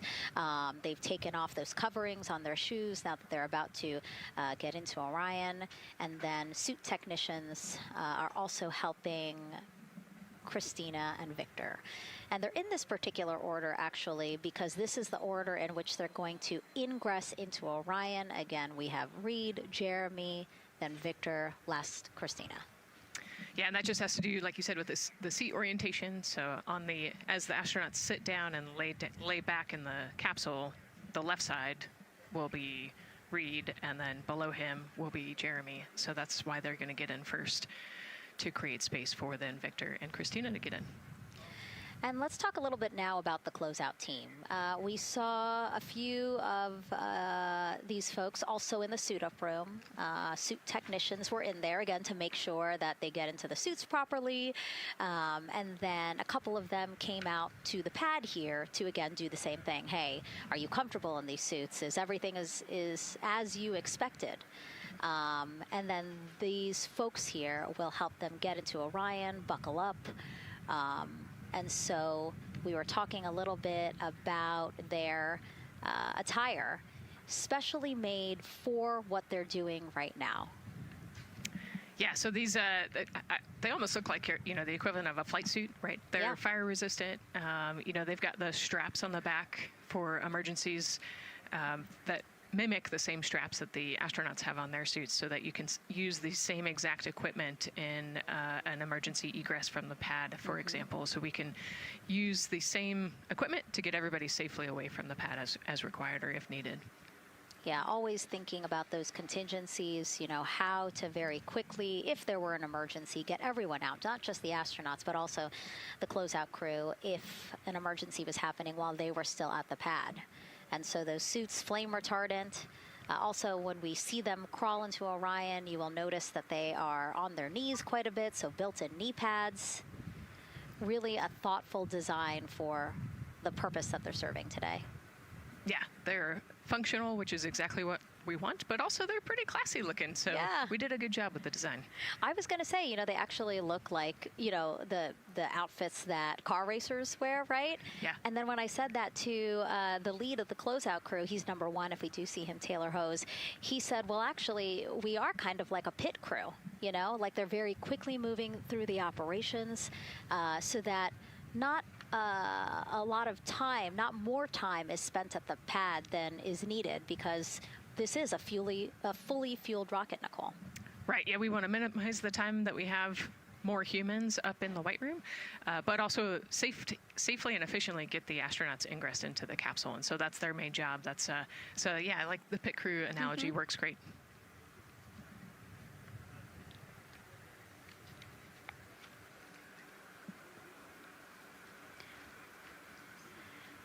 And so, Nicole, as we get ready to see them ingress, I know you'll be, again, an invaluable source as we talk through this part of the launch countdown, because you've been inside a mock-up of the Orion spacecraft. And I know that because you texted me a photo that you took, this selfie in the mock-up, and little did you know I was going to put it in this broadcast. Yeah, this was actually a really wonderful opportunity. Last week, our flight control team at Johnson Space Center hosted an open house of the Orion mock-up there in the space vehicle mock-up facility. And so I got to spend some time in the capsule with some of the flight controllers who are actually sitting on console right now and talk to them about everything inside the mock-up. So you can see I've got a bump cap on. It's like a small hard hat. There are a lot of, metal corners and things, and we are still squishy humans at the end of the day. And so they want you to be careful while you're moving around in there. But I got to see, how the crew will ingress. I got to look at the umbilical and the seat straps, and I got to see, the emergency equipment and the stowage and the toilet. I got to see it all. Got to talk about everything. It was pretty cool. It was a really great time. Michael and Bruce were great with me. They answered all of my questions. Yeah, because it's really good to be able to give that perspective because, and as you guys will see, yes, we do have cameras inside Orion and we'll of course take you in, but it doesn't give you a true feeling or idea of how big the space is, how things are configured. Again, like when we see them go in, they're actually on their backs. Yep. So, again, it's just hard to really get a sense of the inside there, but Nicole is going to really help walk us through that. Yeah, you said they're on their backs, and, you have to somehow get there, and so they're actually going to almost barrel roll onto their shoulder to get onto their backs and their feet up on those leg rests. Actually, Andre's holding on to right there. You can see Andre number 2's inside getting everything ready for them. And actually, those leg rests for the pilot and commander seat will come off once they get into orbit to create some more space for them. And it looks like we're getting ready to ingress here. Yep, thumbs up from Reed. Everybody configured with their suits, and so in we go. They actually get inside by walking backwards. That's the easiest way to get in, right, Nicole? Yeah, so he will step down right over the flywheel or the exercise equipment that they've got in there. We'll talk to that in a second. And then you actually step down right on top of the toilet area backwards. You can see him going now. Oh, and he's already turned around and walking in. You can see Dre's protecting his helmet and his visor there from all that metal. Yeah. It's a tight squeeze. But they've done this a lot, so Reed's already all the way across the capsule. Yeah, that was fast. Impressive, Reed. Impressive. That's why you're the commander. Oh, a heart there from Jeremy again. Yep, Canada. Yeah. Canada is about to get into Orion. And so you mentioned Dre. Why don't we talk a little bit about him? So that was NASA astronaut Andre Douglas.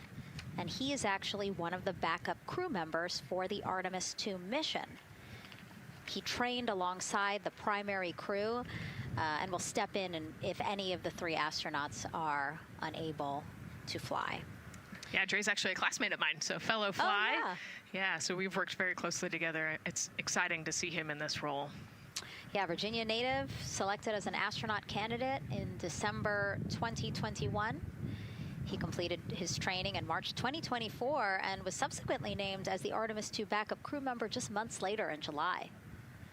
Before joining NASA, Andre worked at the Johns Hopkins University Applied Physics Laboratory, where he specialized in spacecraft systems engineering. His work focused on the systems that help spacecraft know where they are and how to get where they need to go. So obviously critical for missions to the moon.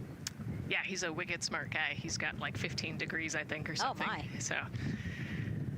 And so now here we are back inside Orion, where the closeout crew, each one with either Reed or Jeremy. So it looks like Andre is with Reed. And this is a camera shot of behind Reed's head. So Reed, while Andre is buckling him in, that's a 5-point harness, Reed was configuring his control panel. Yeah, the displays. We're getting the displays ready so that they can monitor all of the systems and monitor the launch as they go. Christina there signing the wall.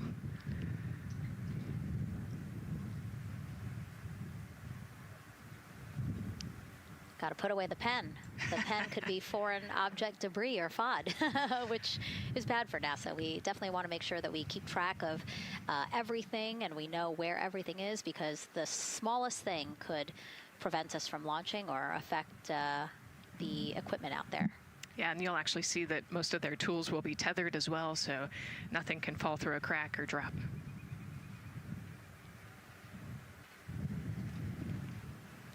And so as soon as Jeremy and Reed are good to go in their seats and connected to their communication umbilicals, as Daryl had said before, we will start hearing the loops, the audio mission loops, specifically Orion to Earth 1, which is the communication loop that the crew communicate on to the different teams supporting launch today.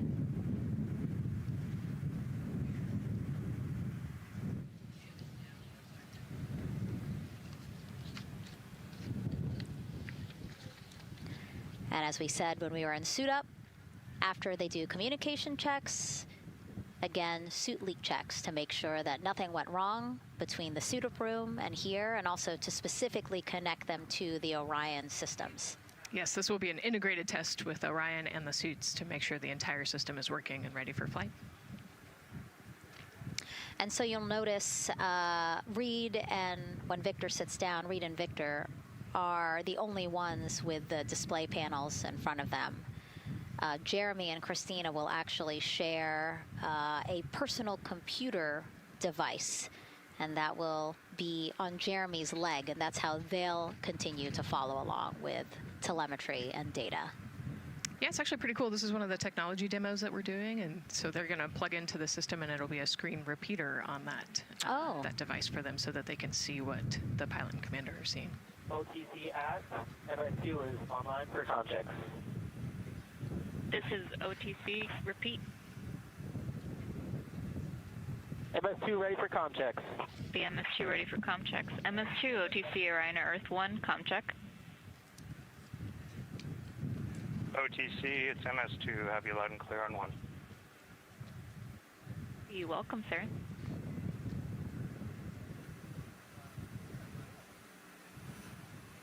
And so that was the Orion test conductor speaking with Jeremy Hansen, again, mission specialist 2 for this mission. So his communication check over, you heard him say 1, Orion to Earth 1, has been completed, a successful test.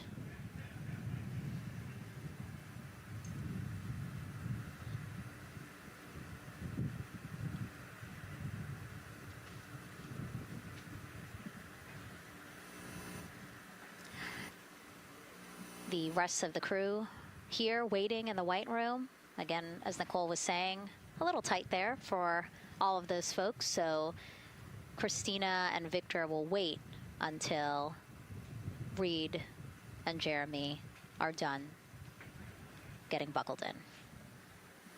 Yeah, I think 4 astronauts and 4 suit techs would be a tight fit in that capsule. Yeah, I mean, take a look at Bill. He's number 3 there, that the suit technician there. He is kneeling where Christina will be in order to get Jeremy situated.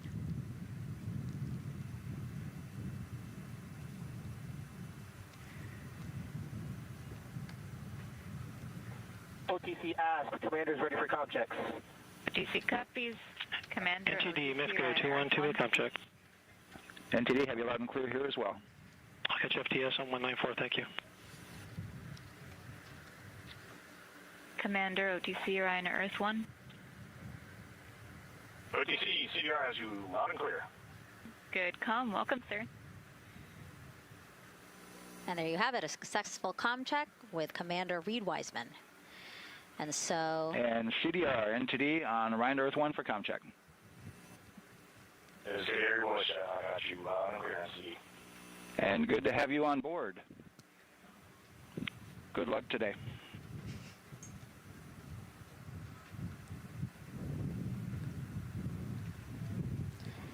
And so now these 2 closeout crew members will finish up what they're doing here. Again, Nicole, walk us through what is happening here. They're connecting umbilicals, is what we said. Yeah, they're strapping them in, so they're getting their restraints connected. It's a 5-point harness with a quick release, and then they're connecting the umbilical, which has 3 different actually 4 different connections. So it's got the air in, air out, the water for cooling, and then the comm as well, the communication cable. So they're going to make sure that all of those connections are good to go, make sure the crew's receiving the cooling and the air, and then we heard the comm check as well. So they're just making sure the umbilical connection was good to go, getting them strapped in and ready, and then they will move on to Victor and Christina. And so while we wait for that to happen, why don't we get another check of the launch countdown milestones with Daryl and the launch team?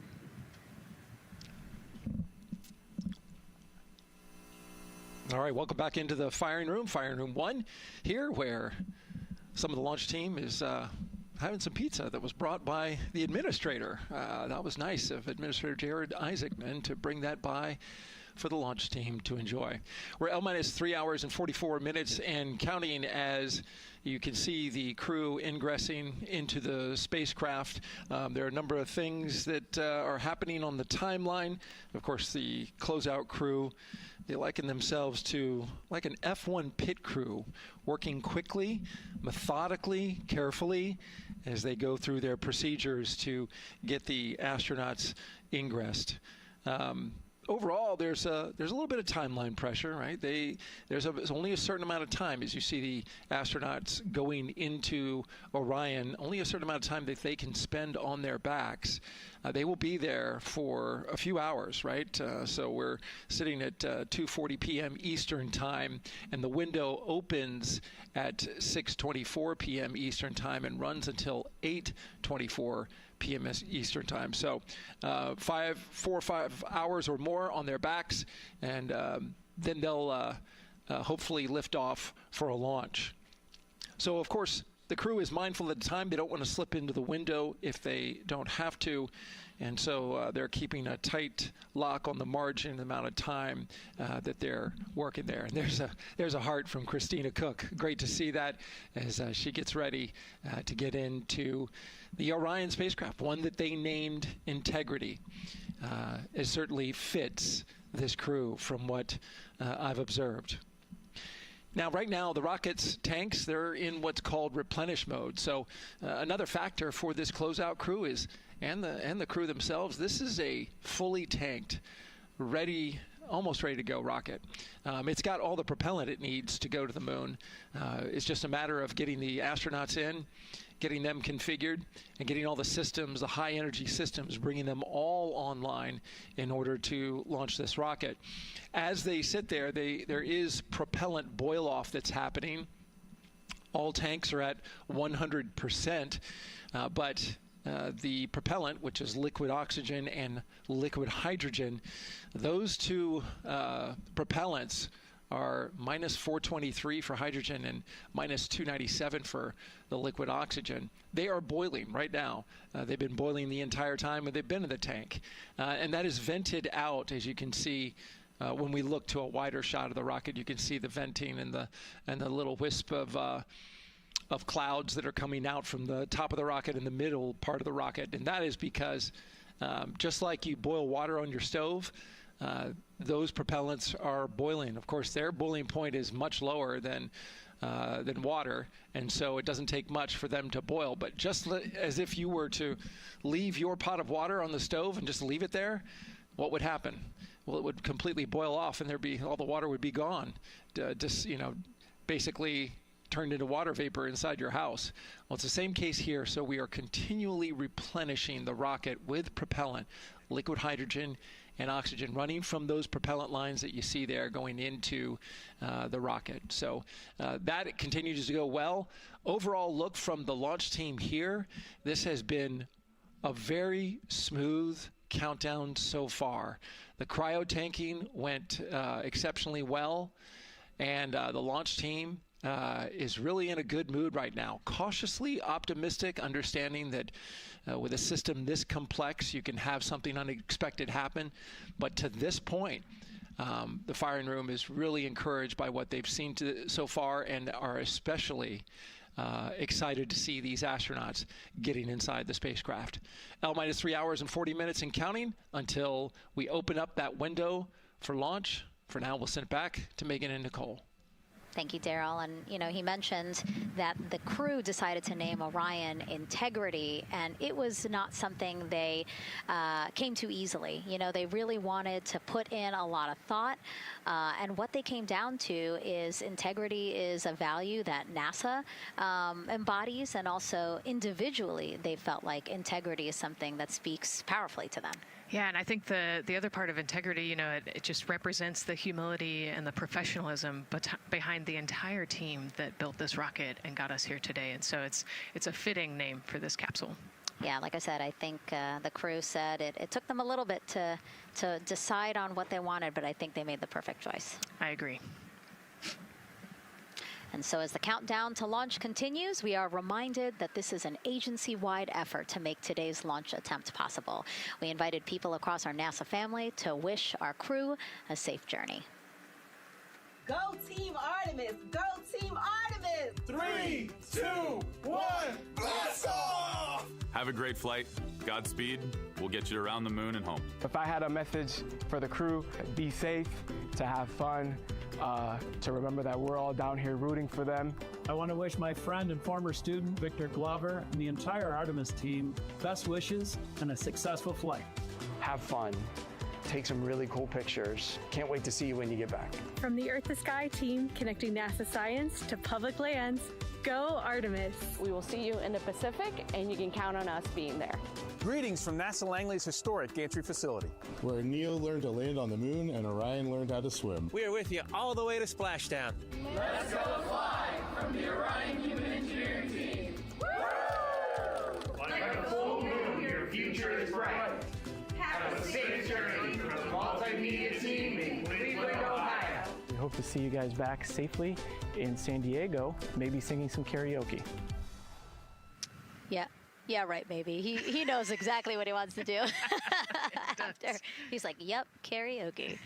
I love that people submitted videos. You know, this is something that we actually asked as part of the broadcast. We were like, you know what, I think it'll be really fun. And the overwhelming amount of people who wanted to record something for the crew was really heartwarming. Yeah, you know, this is the first time in over half a century that we're sending people back to the moon, and everybody is excited about it. You know, kindergarten to congressmen and all over the world, everyone is ready for today and excited to see this launch. And so here we are again, still inside Orion with the closeout team, putting some final touches on, it looks like Victor's configuration there. Again, making sure that his harness is set and that he's connected to cooling, he's connected to communications, and he's connected to any other umbilicals that he needs to be connected to for Orion. Again, we are sharing so much information with you, and we hope you find it educational and fun.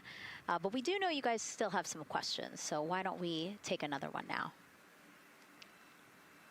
Tell us what the moon is like!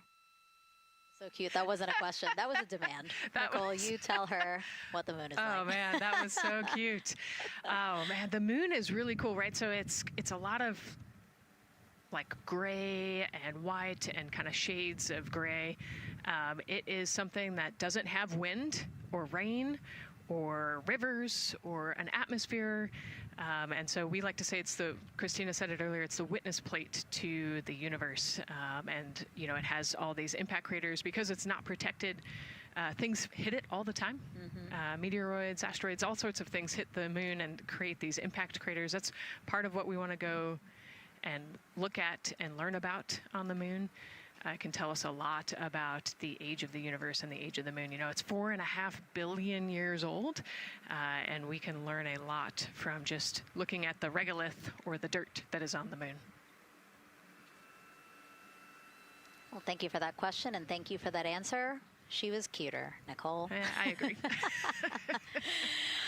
And then earlier today, we wanted to ask you, what do you want to know about living in Orion? And we told you to pick between what the crew eats, how they sleep, how they fly the vehicle, and how free time is spent. And the winner, most of you wanted to know how to fly the vehicle.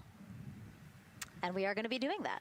Yes, we are. That's a great question, and actually, part of what we're going to go do. So the rocket is fairly automated, right? There's a countdown, and the whole system knows when it needs to ignite the engines. But we are going to do some manual piloting throughout this mission.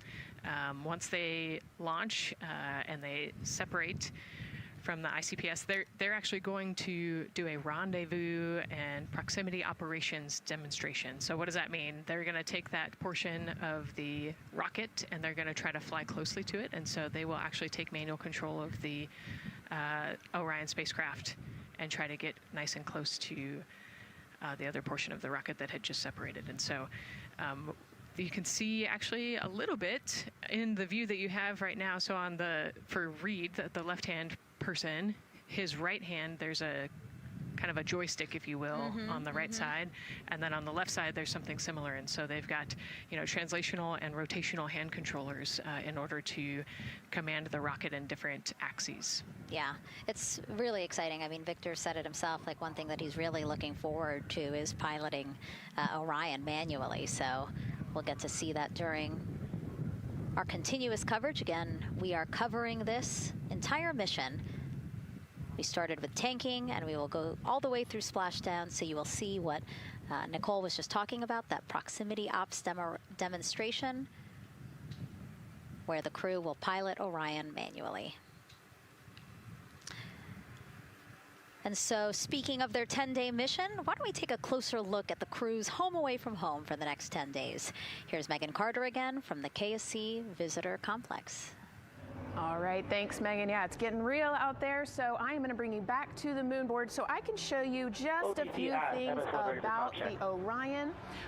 Obviously, it is going to be very compact, sitting up there on top of the SLS rocket. Very compact, like I mentioned, over 355,000 pieces. So let me show you a couple key components, starting with these three fairing panels right there. When the rocket blasts off, obviously it is going to get very fast. MS1, it's going to get on Ryan Earth 1 for ComCheck. Windy, and so we have these three fairing panels in place to help protect our astronauts. I am also going to take you into a little bit closer look and talk about the LAS, or the Launch Abort System. This is the one piece that is going to be in place to protect the astronauts should something happen to go wrong in the first few minutes of launch. They can actually hit those abort motors, and these can activate within milliseconds, basically faster than you can even blink, and that is going to pull the crew and the crew capsule away from any danger. Now, obviously, we hope that those are not needed, and if that is the case, then about 3.5 minutes into flight, the LAS and those fairing panels will actually activate and jettison away. They'll fall away from the rocket, because at that point, the crew can actually abort the spacecraft safely by themselves. Now, we've talked a lot about the crew capsule right here. This is where they are going to spend the duration of their flight. We're going to talk a lot more about that one in just a little bit, but for now, let me jump down here to the service module. This is the one, we're going to think of this as the powerhouse for the spacecraft. It's pretty much going to provide them with almost everything that they need for the entire mission. Temperature control, removing the carbon dioxide, providing them with oxygen, so much more. You can also do course corrections and things like that. So, super quick breakdown, but as you can see, all of these components together are going to make the spacecraft one that is built not just to fly, but to protect, sustain, and bring those astronauts home. All right, lots more to come, but let's see where we are with the crew. Back over to you, Megan. Hey, thanks so much, Megan. A lot of useful information there. And we did want to point out that you did hear over and the... PLT, NTD on Ryan Earth 1 for ComCheck. NTD PLT, I have you loud and clear on OE1. And I have you the same. Welcome aboard. And so, again, we are now hearing mission audio loops, specifically the Orion to Earth 1 loop, the communication channel for the crew. Successful comm checks by both Victor and Christina. CDR, OTC Orion to Earth 1. CDR. Yes, sir. Configure ARS to shoot mode per EPROC 10.1.1. Crew ingress and vehicle pre-launch config, step 1. 10.1.1, crew ingress and vehicle pre-launch config, step 1. Going in work now. And so see, now we are privy to some of the countdown procedures that the team is asking for the crew to do. Yeah, so they're going to work through some of these procedures and finish the ingress portion, as you heard in that procedure. So this is where the crew is going to start building their nest, if you will, running some procedures, getting the capsule ready for humans to be on board. And now look at the clock, 3 hours, 30 minutes and counting until the opening of our 2-hour launch window, and we are pretty good on time. We are as we are expecting in terms of when ingress will be wrapping up soon. And so now let's bring Gary Jordan, again, our commentator inside of Mission Control at Houston. Gary, let's check in with you about mission preparations. Hey, Megan, thank you. Yes, we're following along here in Mission Control Houston. OTC copies. And we'll stand by for those con checks.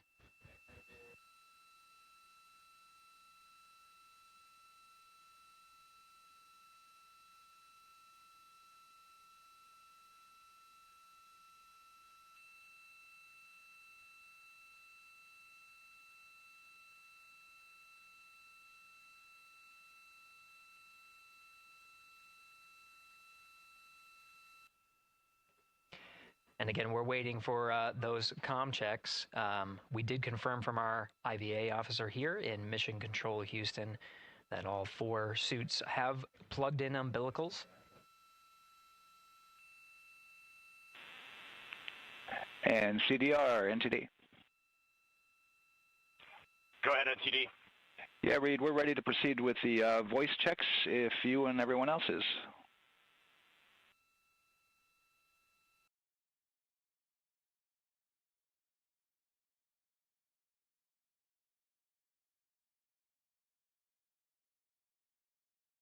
NTD, Integrity Crew is ready for voice checks. I copy that. And Integrity for the entire crew, comm check on Orion to Earth 1. CDR, PLT, MS1. MS2. Good comm check by all. NTD moving to Orion to Earth 2.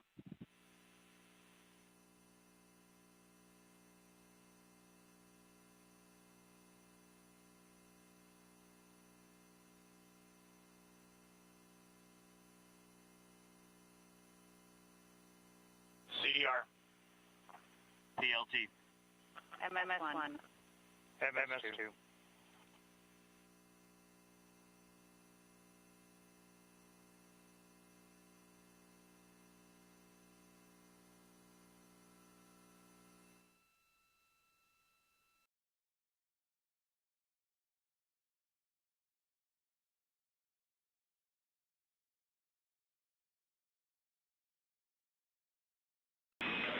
Integrity Houston on Orion to Earth 1. Voice check for the entire crew. CDR, PLT, MS1. MS2. Houston has all 4 crew loud and clear on OE1. Stand by for 2. Your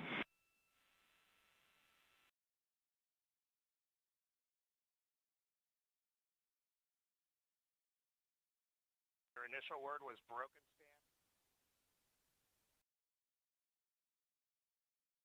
MS1. MS2. Crew loud and clear on OE2. We'll use 1 for the default. Houston out.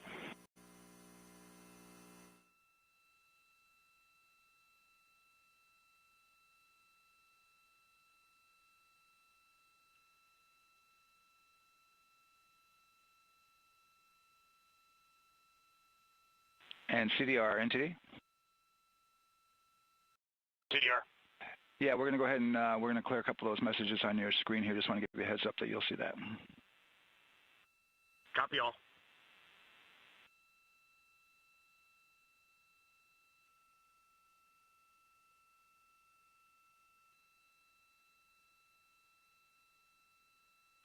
CDR, OTC, Orion to Earth 1. CDR. Yes, sir. Perform crew suit leak checks per 10.1.1. crew ingress and vehicle pre-launch config steps 2 through 4, enunciation of LCC O-ARS-001 will occur. 10.1.1 crew ingress and vehicle pre-launch config steps 2 through 4 going in work now.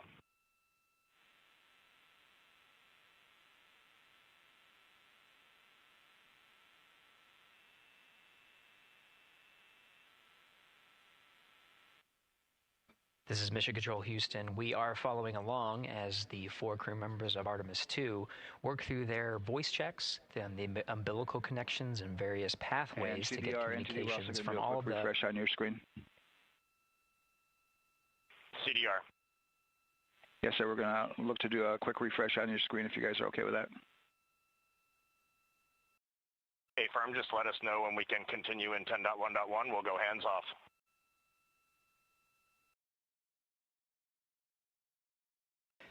.1.1 referring to the procedures that they have through the various phases of ingress and some of the checkouts needed to prepare for today's launch.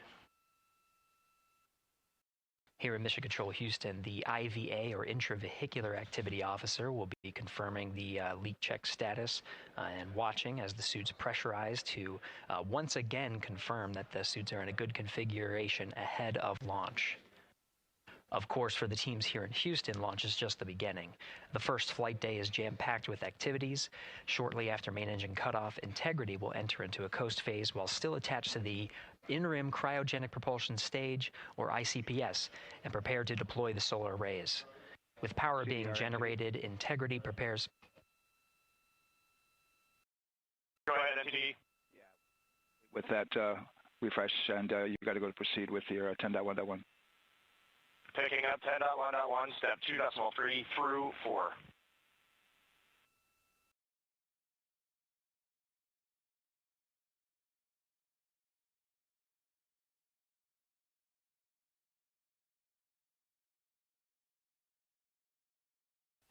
Picking up the procedures, the crew again working through the various steps to prepare for launch, standing by for suit.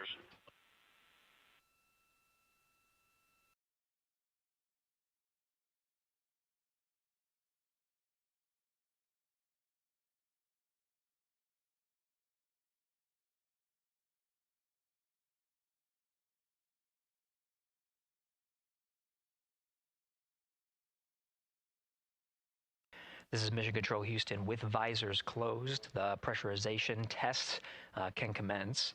We'll stand by for word of a good leak check on all 4 of the crew member suits for the Artemis II mission. Again, this is the very beginning of a very busy flight day for our 4 crew members. After launch, they have a series of burns to prepare for. The first major burn being the perigee raise maneuver that allows them to continue in low Earth orbit, and the next being the apogee raise burn that puts them in a high Earth orbit. This is an orbit that takes them around the Earth for nearly a day, 23.5 hours to be precise, and allows the teams, including the astronauts and the flight control teams, to check out critical systems ahead of committing to the next day's translunar injection. But before they even call it a day, Integrity will separate from the ICPS, and the crew will command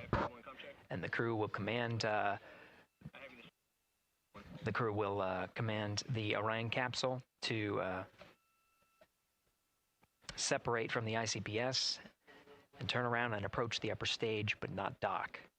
This is to test Orion's in-space maneuvering capabilities and provide further confidence in docking to another lunar space vehicle like the Human Landing System that will be part of the Artemis III mission ahead of future moon landings.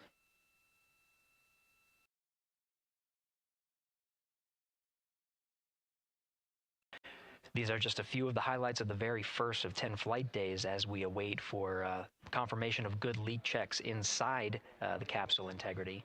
And there's a lot more to this mission.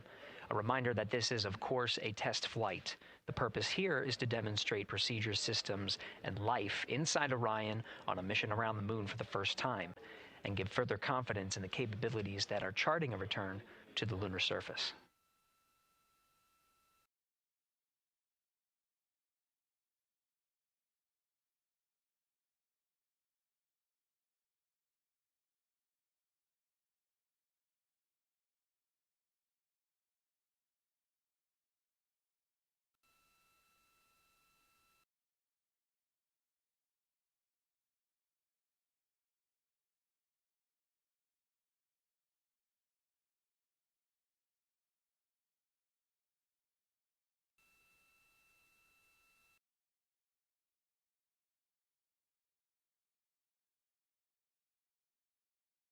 You may be able to see from this view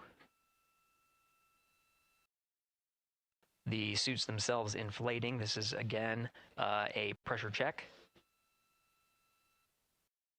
verifying that the suits are leak-free ahead of the ascent portion of today's flight. How you see the crew now with visors down will be the configuration of their ascent all the way through core stage separation about a little more than 8 minutes after booster ignition.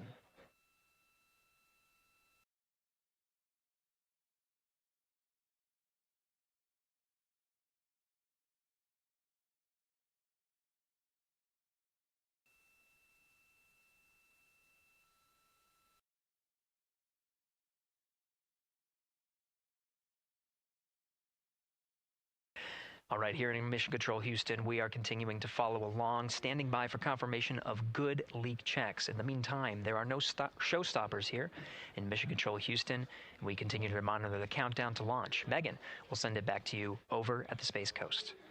Hey, Gary, thank you so much. Yeah, as we wait for confirmation of a successful leak check for all 4 astronauts, why don't we go back to Daryl, again, who has been following along with the launch countdown as we inch closer to the opening of our 2-hour launch window.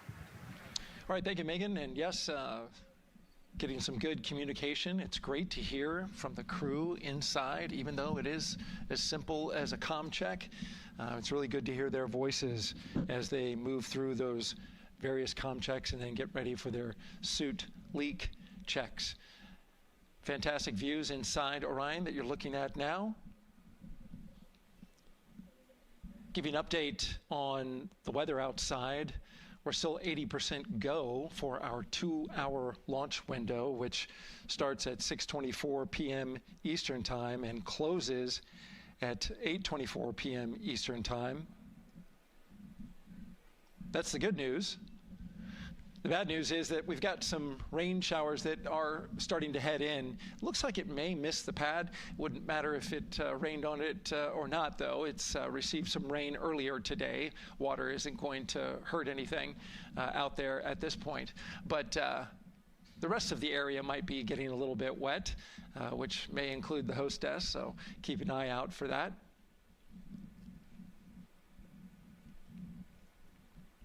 As we're watching with the astronauts inside the Orion Integrity spacecraft, you'll be hearing more and more from them, especially Christina Cook, who is Mission Specialist number 1.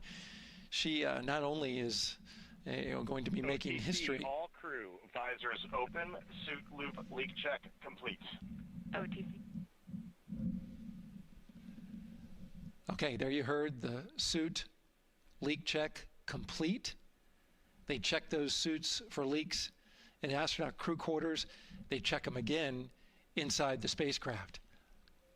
As you can see, the closeout crew, our astronaut support person moving around, turned off the camera, and so now we're looking from outside the Orion spacecraft, looking towards, oh no, let's see, get oriented here.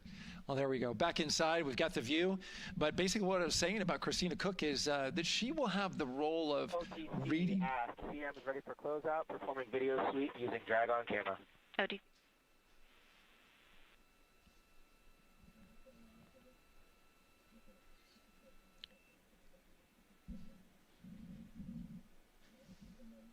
She will have the role of reading out a pressure reading that tells the team that...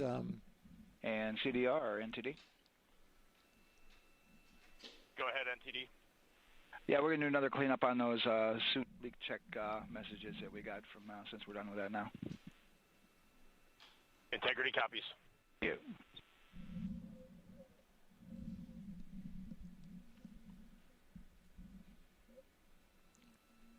And that's communication going between Orion Commander Reed Wiseman and NASA Test Director Jeff Spaulding. But as I was saying, Christina Cook will be reading measurements from the counterbalance assist arm. So you're going to hear her be asked by the NASA Test Director to read that. That CBA, counterbalance assist arm, it's mechanically latched by the closeout crew using tools, but there's a hydraulic assist It's pneumatically opened and closed, rather, with a pressure assist that helps open it up. Not only that hatch, but also the last hatch. There's 2 hatches there that we'll see that will be closed. But this is in case of an emergency out there at the pad. If the crew, for some reason, needed to exit quickly, then they would exit the spacecraft by pulling that lever, which would open both hatches. Those hatches are heavy. The Orion hatch is hundreds of pounds. ATC cameras 1 and 2 both set to record. OTC copies.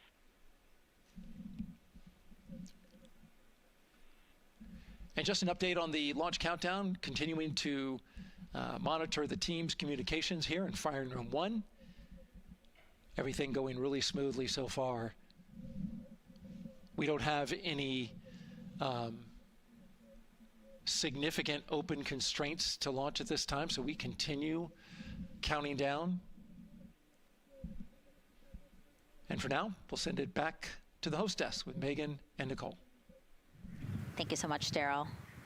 And so we heard some of the communications over Orion to Earth 1, and it sounds like we are now moving into the hatch prep and closure phase.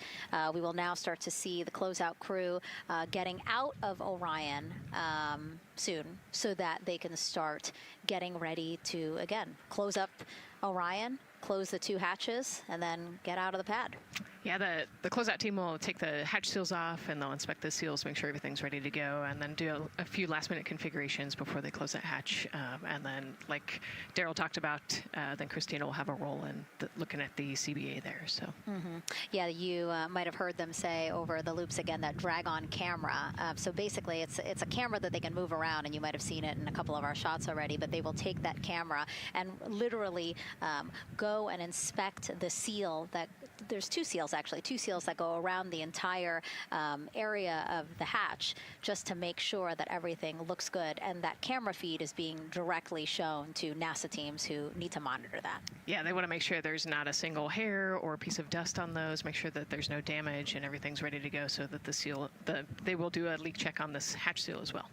Make sure it passes. Yeah, and we'll know they're doing that because we will actually see one of the closeout crew members with a hand pump, and they will pressurize, again, just the seals, and they have to see if it will hold pressure for just a minute. And if it does, then they will go ahead to pressurize the entire Orion spacecraft, and then that again is to make sure that the spacecraft is holding the right amount of pressure. And that one's a lot longer. It'll take them like 8 minutes. Like it takes time to pressurize it, then they have to hold pressure, and then it takes time to depressurize it. Right, and they want to measure the difference in pressures at the beginning and end of that and make sure that it holds the right amount of pressure so that when they get to the vacuum of space, obviously the capsule holds its pressure. Yep. Okay. Well, again, as we continue to watch operations that are happening at the pad inside of Orion, why don't we go over to Banana Creek? It's one of our viewing locations here at Kennedy Space Center. They will have a spectacular view, and we actually have NASA's Leah Martin there chatting with a big group of people surrounded by a lot of folks on bleachers there. Hey, Megan, yeah, tons of people out here today, thousands of people gathering at Banana Creek to enjoy NASA's next big mission and humanity's next great leap today. It's a gorgeous day, and I'm joined here actually by some people who are probably the only people on center who are a little bit more excited than me to see this rocket lift off. Where are you from, and why are you here? So we're from the University of Tennessee, Knoxville. We're a group of 7 aerospace senior engineering students traveling here with Josh Dobbs, former quarterback of the University of Tennessee, with his extraordinary Dobbs Foundation. Now, you were actually telling me a little bit earlier, you're here local, you're from Orlando. What's it like being an aerospace engineer and then having the opportunity to come back here to the Space Coast and see this mission lift off today?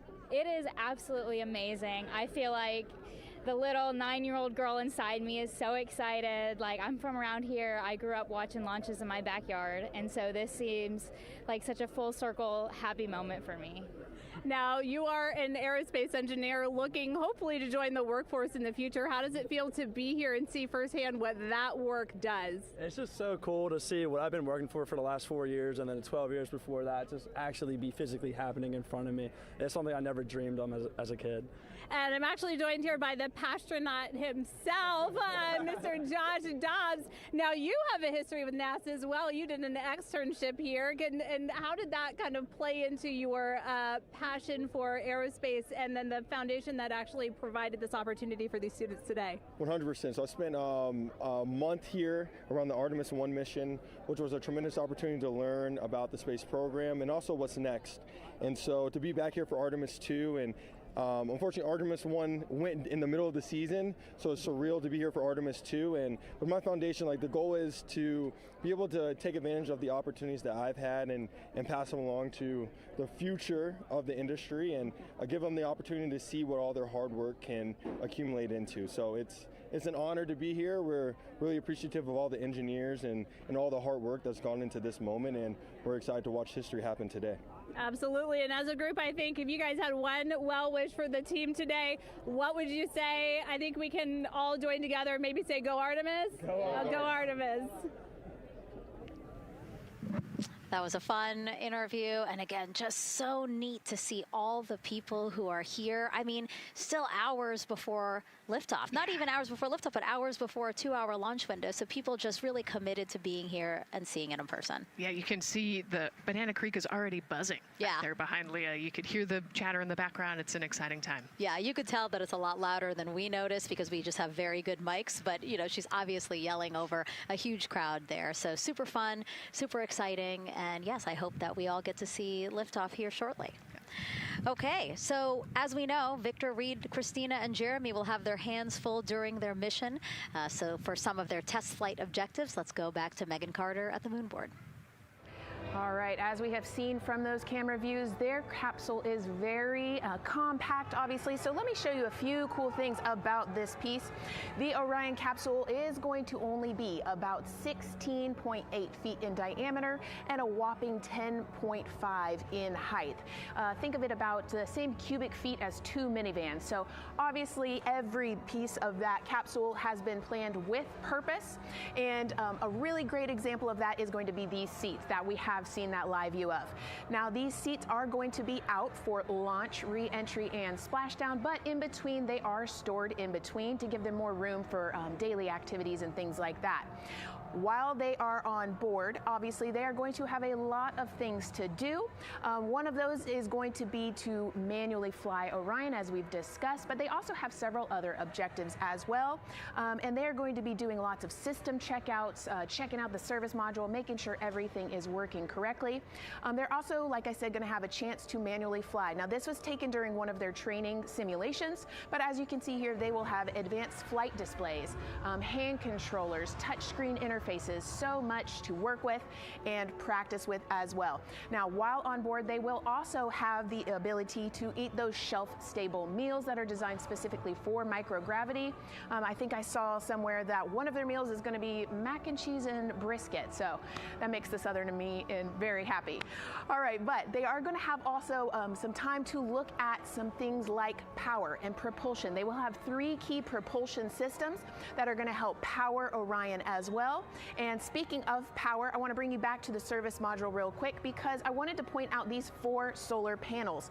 These are going to take about 18 minutes to unfold like giant wings, and they're going to stretch 62 feet from end to end, and these are going to help power the service module and in turn provide what the crew needs for their journey.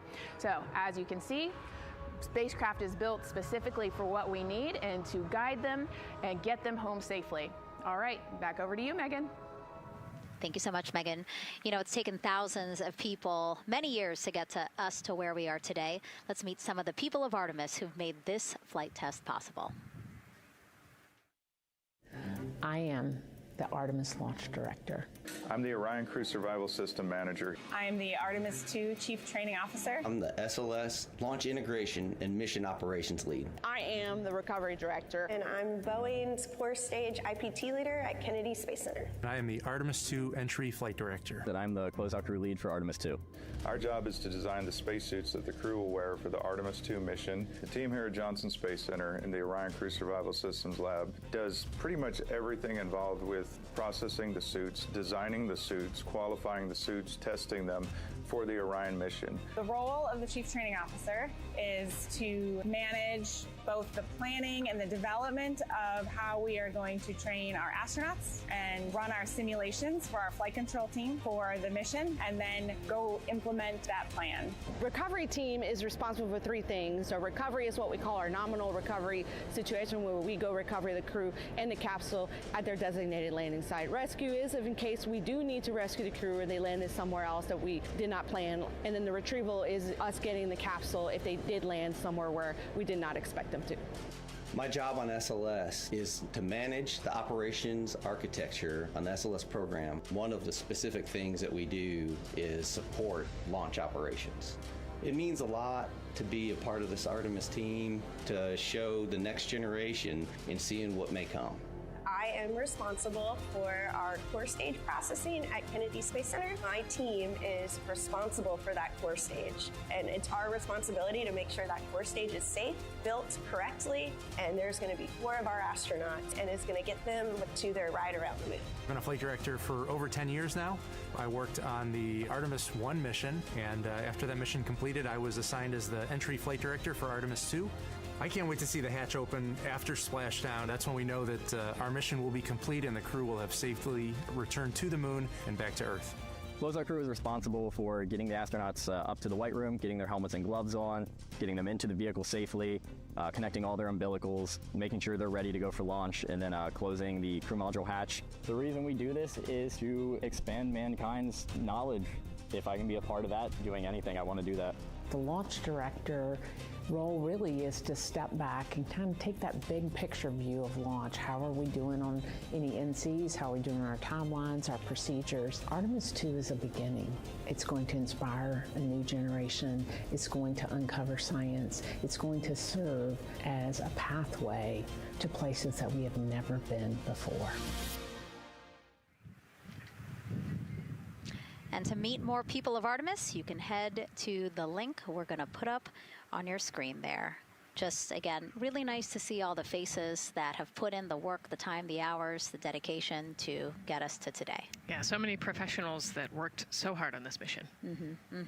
And what was really fun to see is, you know, we interviewed Taylor Hose, closeout crew lead, as he said, and that's who we are now seeing inside of the White Room as they are getting ready to close out Orion and close one of 2 hatches. We have the side hatch of the crew module as well as the launch abort system hatch, correct? Yeah, the astronauts are in the capsule. They're ready to go, and now the White Room is very busy as they're getting ready to close both of those hatches. That's a great shot right there where you can see them. Almost looks like they're doing that hatch seal inspection that we talked about.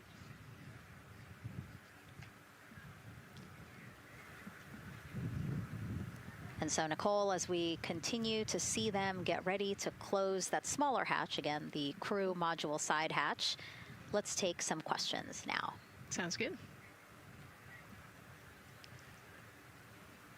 A lot has changed since Apollo, and I have a few questions about what's next. What part of the moon are we exploring through Artemis, and what are some of the key points that NASA needs to consider when planning missions like this? Were you expecting to see Scarlett Johansson? I think that took you. Yeah, I mean, took you aback.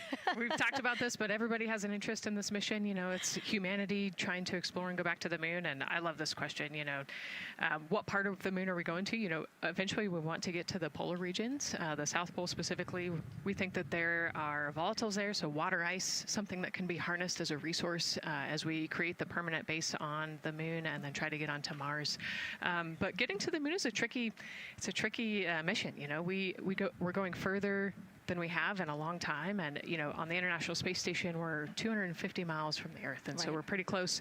We resupply that spacecraft pretty often with cargo missions. But the further and further you get away from Earth, the more you have to think about the lack of cargo, the comm delay. There's a communication delay the further away you get. And so there are different and unique problems as we continue to explore further and further out into the solar system. And there is so much to learn about the moon. So it's no surprise that, yes, even though our goal is to have a moon base at the lunar South Pole, the lunar South Pole is not the main focus of this lunar flyby. So instead, the crew is going to be focused on observing the far side of the moon. So this is actually an animation of what teams expect the moon to look like if the crew launches today. So this is, of course, the side that faces the moon, and this is the far side of the moon, which when, again, the crew does their lunar flyby on flight day 6, we are expecting this will be their view. What an amazing view and an opportunity. Yeah, there's so much to learn from this particular mission, because obviously we're not landing with this mission. And so they actually potentially could see the South Pole and kind of scope out what our landing regions look like in the context of the entire moon. But also they're going to see parts of the lunar surface that have never been seen before by the human eye. And so they're going to take these detailed notes. They're going to record themselves talking about what they see. We do a ton of geology training as astronauts, especially this Artemis II crew. They did a ton of geology training working with scientists to learn how to pick out the unique portions that we want to go study. What is the context of the moon? What parts of the moon look interesting and look different? The impact craters that we talked about earlier. So really trying to take all the pictures, take all the observations, write down, talk about their observations, and record as much data as we possibly can for the researchers back here on Earth.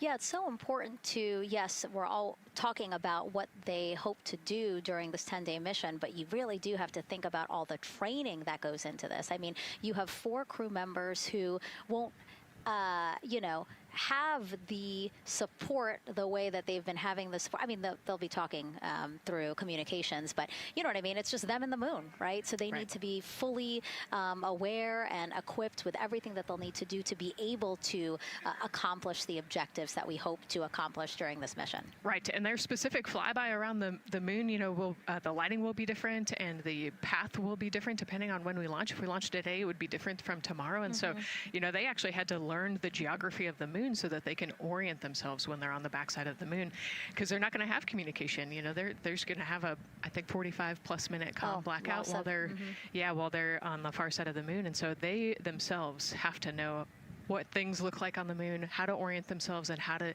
get the data that we're looking for. Yeah, really ambitious mission. Excited to be here at the start of it. All right, so another check of the clock, 2 hours, 57 minutes and counting to the opening of our 2-hour launch window for Artemis II.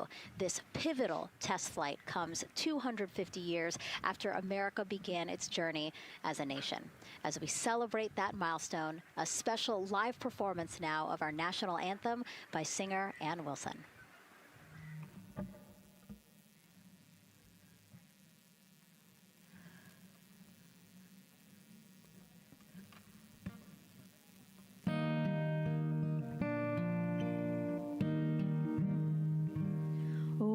Say, can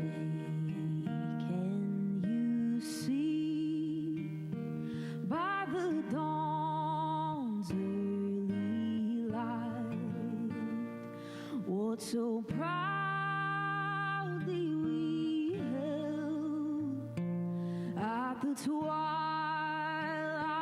last gleaming, whose broad stripes and bright stars through the perilous fight, o'er the ramparts we watched, were so gallantly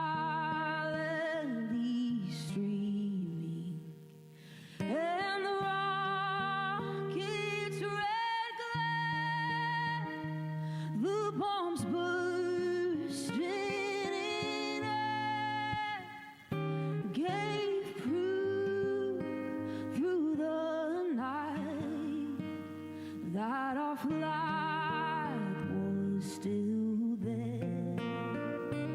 Oh, say does that star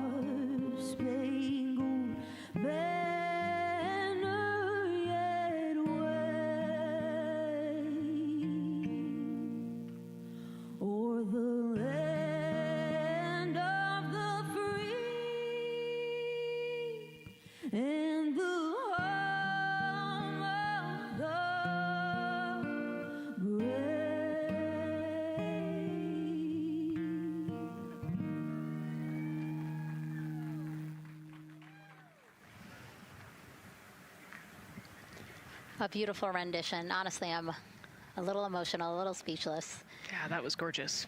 Yeah. I mean, again, we are a nation of explorers, a nation of curious minds, and to see us again 250 years after our Declaration of Independence was signed to when we are trying to return to the moon for the first time in more than 50 years, really powerful. Yeah, leading the way back to the moon. It's exciting. And that's so important to us. You know, we do want to be the leaders in exploration, but we definitely know we can't do that alone. You know, we often hear NASA leadership say that, you know, this is not something one nation can do. This is something that is a collaboration of nations, and that's why we have European countries. We also have Canada, again, joining us on this ambitious test flight. Yeah, of course, you know, it goes back to the old proverb, if you want to go fast, you go alone. If you want to go far, you go together. And we want to go far. We want to get onto Mars eventually, and so we're going to get to the moon first, and you can't do that alone. So thank you again, singer Ann Wilson, for that beautiful rendition, again reminding us of what it is we are trying to accomplish for all, by all. We are now back inside the White Room with the closeout crew. Again, backup astronaut Andre Douglas, number 2 there, just outside in the White Room, which is right outside Orion there, with the crew seated comfortably inside. As you can see, they've dimmed the lights a little bit. The crew has the opportunity to set the ambiance, if you will. They were given the opportunity to adjust the lighting as they see fit, again, just so that they can get comfortable. It's kind of like when we are on a plane and you get the opportunity to... Sure, yeah, you don't want the bright lights in your eyes. Also, you want to be able to see the screens well, or see the, you know, the tablet on Jeremy's knee well, so they're going to adjust the lighting to what makes sense for the mission. And we saw in that very quick shot there, our best camera view of the 2 hatches is actually that drag-on camera, like we were saying, that kind of moves around. So sometimes it's hard to show that. So there you have it. You can see that the closeout crew has closed the side hatch. And so right now, that's a panel that they have to close out in order to then close the next hatch, which is the launch abort system hatch. And so, Nicole, can you just quickly, again, talk to people about the 2 hatches, again, crew module first, and then the launch abort system hatch? Yeah, so the crew module hatch is the one they're working on right now. They just got closed. You can see he's torquing those bolts down. And that is the hatch that completes the Orion capsule.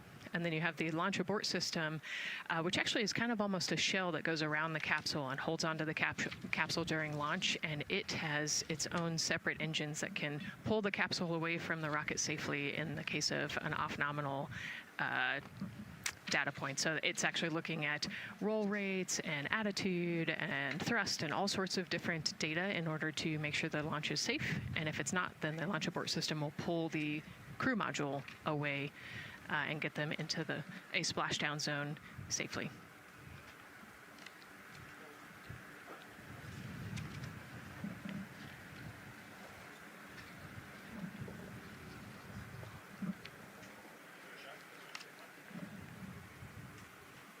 And as we wait for the crew to complete closing that side hatch of the crew module, let's head over back to Banana Creek, where we have Leah Martin standing by with the person who designed this mission's zero gravity indicator, named RISE. It was 2nd grader Lucas Yee from California. Hey, Leah. Hey, Megan. Yes, of the many special guests we have with us today, I think one of our most exciting guests is Lucas, who's joining us, like you said, all the way from California. He and his family actually worked this as a group project to design the zero gravity indicator. Lucas, can you tell us a little bit about your design? Yeah. So you named him RISE. Can you tell me why you picked that name? It was very remote, representing the Artemis 2 launch and Earthrise. And yeah, that's pretty much it. So were you really excited to find out that you won the competition and that your zero gravity indicator would be going to space? Yeah. So how does it feel? We're actually just across the river right now from Artemis. We can see it from where we're standing. How does it feel to know that design you created is actually currently on that rocket just a couple hours away from going to space? Really, really, really, really, really, really, really surprised and very happy. And very happy. Now, Mom, you were telling me on the way over here that it was kind of hitting you what was happening. Tell me a little bit about that. It's definitely very surreal to be here in person. It's definitely very surreal to be here in person. That Commander Weissman said that it's for all and by all. That we couldn't have said it better. We're just very grateful to be here. Super, super excited. And we're so excited to have you here too. Now, Oliver, this is your first launch too. Is that right? Yeah, that's right. And how does it feel to be here just a little bit away from watching the first group of astronauts in your lifetime on their way to the moon? It feels like very, very happy and surprised. So if you had one word of encouragement or something to say to the crew who's sitting on that rocket right now, what would you say?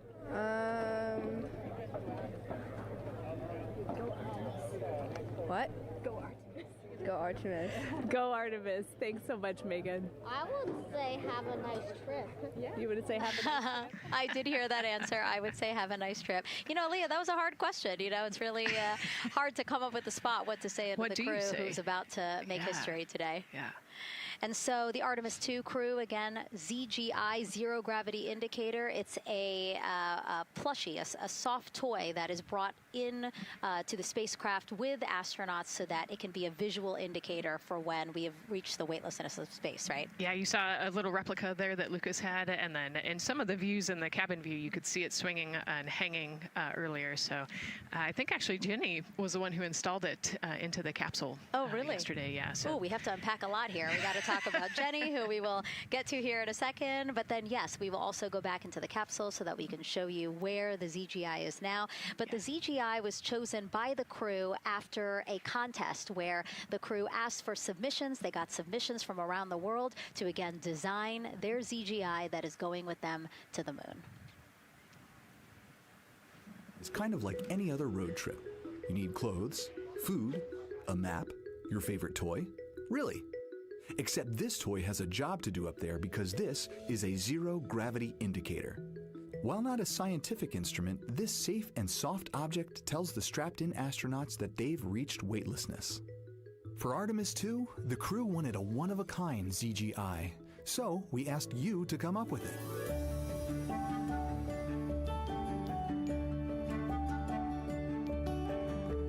Thanks everyone for sending in your entries from around the world. Over 2,600 of you submitted. And we loved seeing all of your contributions. It was a really difficult decision because each design had a unique quality that stood out to our crew. In the end, we were able to narrow it down to a top 5 from Finland, Canada, Peru, and 2 from the United States, Kansas and California. In the end, we went with one called Rise. It was a design inspired by the Earthrise photo taken on Apollo 8, which is very special to our crew.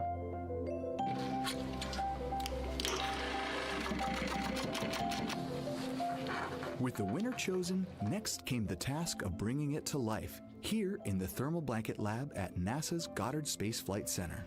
This lab specializes in custom materials to protect sensitive spacecraft equipment and is perfect for creating a ZGI that meets the rigorous safety standards of NASA. Because you have to be concerned with whether the thread's going to outgas or if it will hold up, if it's flame retardant. This is the Rise ZGI doll.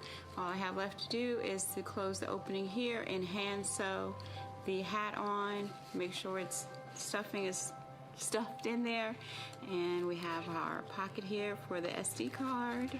And on that tiny SD card will be millions of names submitted to virtually join the crew aboard Orion.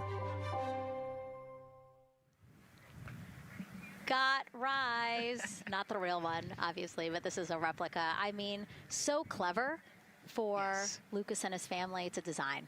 Yeah, I love that he replicated the famous picture that we all love of Earthrise. And then I love that the bill represents the space in between the moon and Earth. It's just such a cute and wonderful way to represent this mission. Yeah, and again, Earthrise, very important to this crew. It harkens back to the picture that was taken by the Apollo 8 crew where they saw Earthrise. And so very appropriate since, again, now here we are going to see Earthrise again with this mission. Yep. So yeah, so this is little Rise here. And then you heard in that video that there is an SD card that is zipped inside with the real ZGI with the crew. So get this, more than 5 million people submitted their names as part of NASA's Send Your Name to Space campaign. And actually, Christina said that her niece and nephew's names are inside that SD card. How cool is that? Her nieces and nephews are going to go with her. Yeah.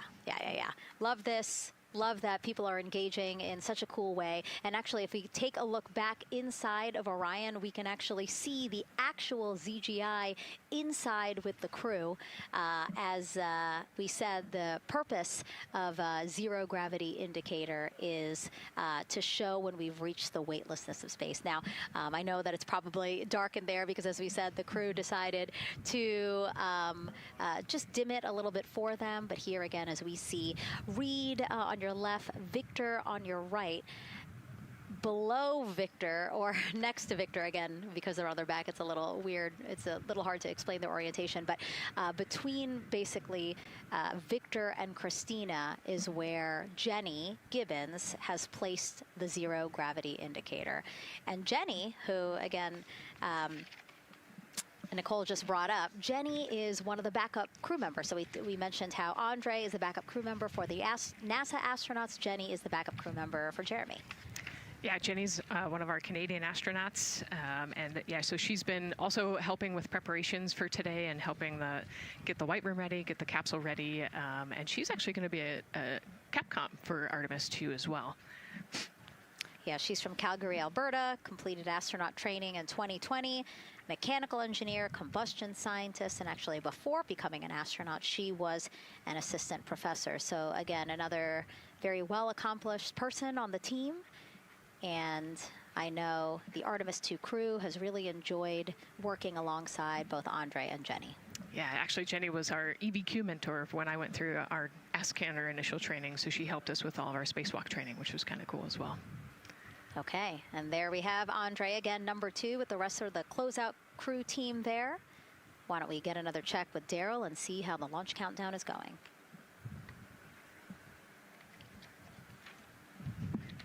Still going quite smoothly here from Firing Room 1 here at the Kennedy Space Center. Launch team working no major constraints to launch, which is great news. We did get an update on a weather balloon that the launch weather officer and his team released. This is an important weather balloon released at right around the 3-hour mark. And what it told us is that winds are around 10 to 11 knots in the upper parts of the atmosphere. That's important information for the launch abort system.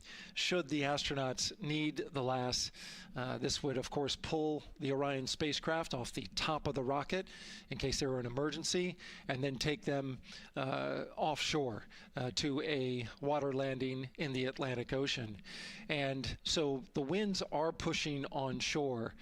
And because they're pushing onshore, the launch weather officer is keeping a close eye on the strength of those winds, because if the Orion were to come off the top, and it's powered by 3 rocket motors which can propel it or pull it especially fast off the top of the rocket, it would go up into the air thousands of feet and then splash down in the water. And if you've got wind pushing against it, you don't want that spacecraft to come back and land on land. So they're watching that very closely because of the onshore flow.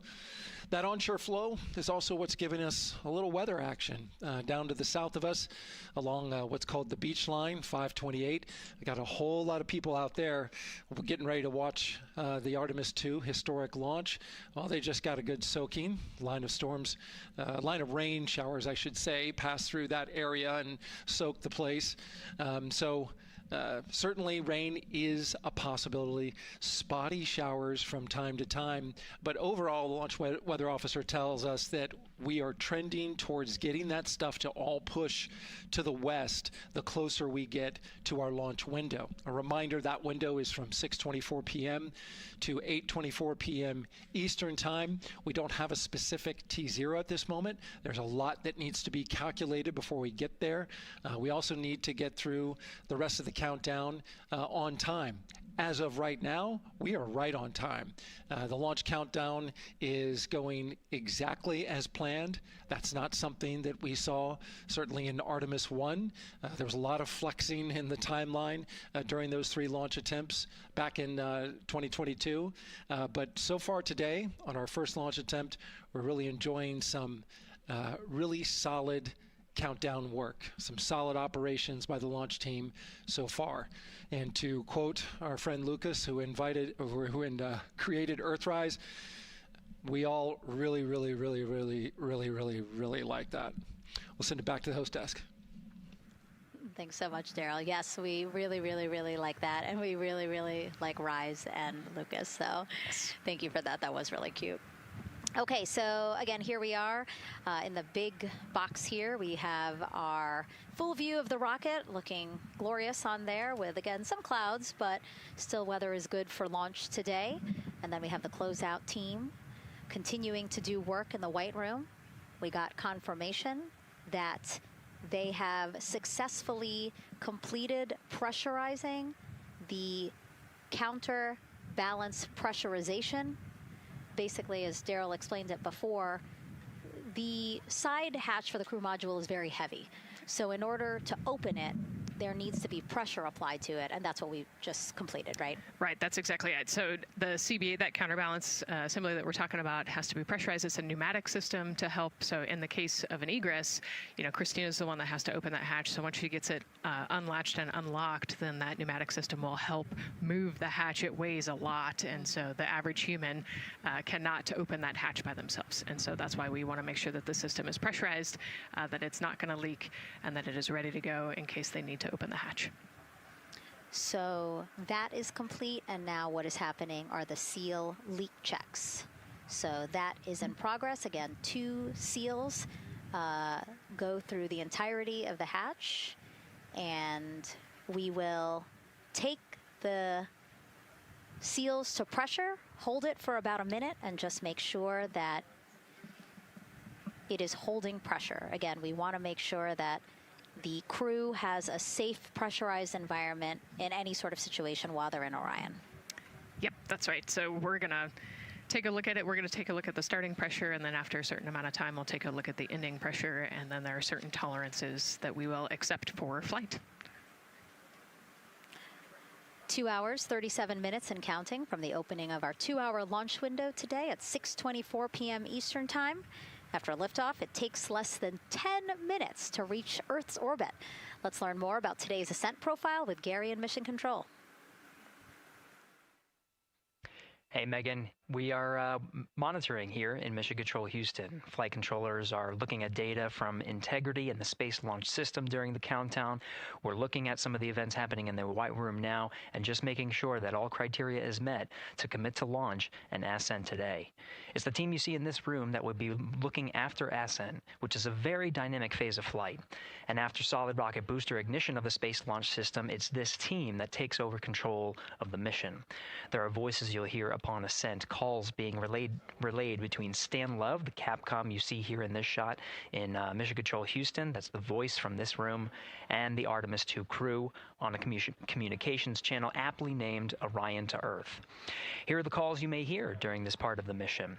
Capcom Stan Love, his first call after responding to the crew's successful roll pitch maneuver at 30 seconds is AMT high. This notes that should we lose just one of the main engines, an alternate mission in low Earth orbit can still be achieved. At 1 minute 25 seconds, you'll hear max Q on PDL.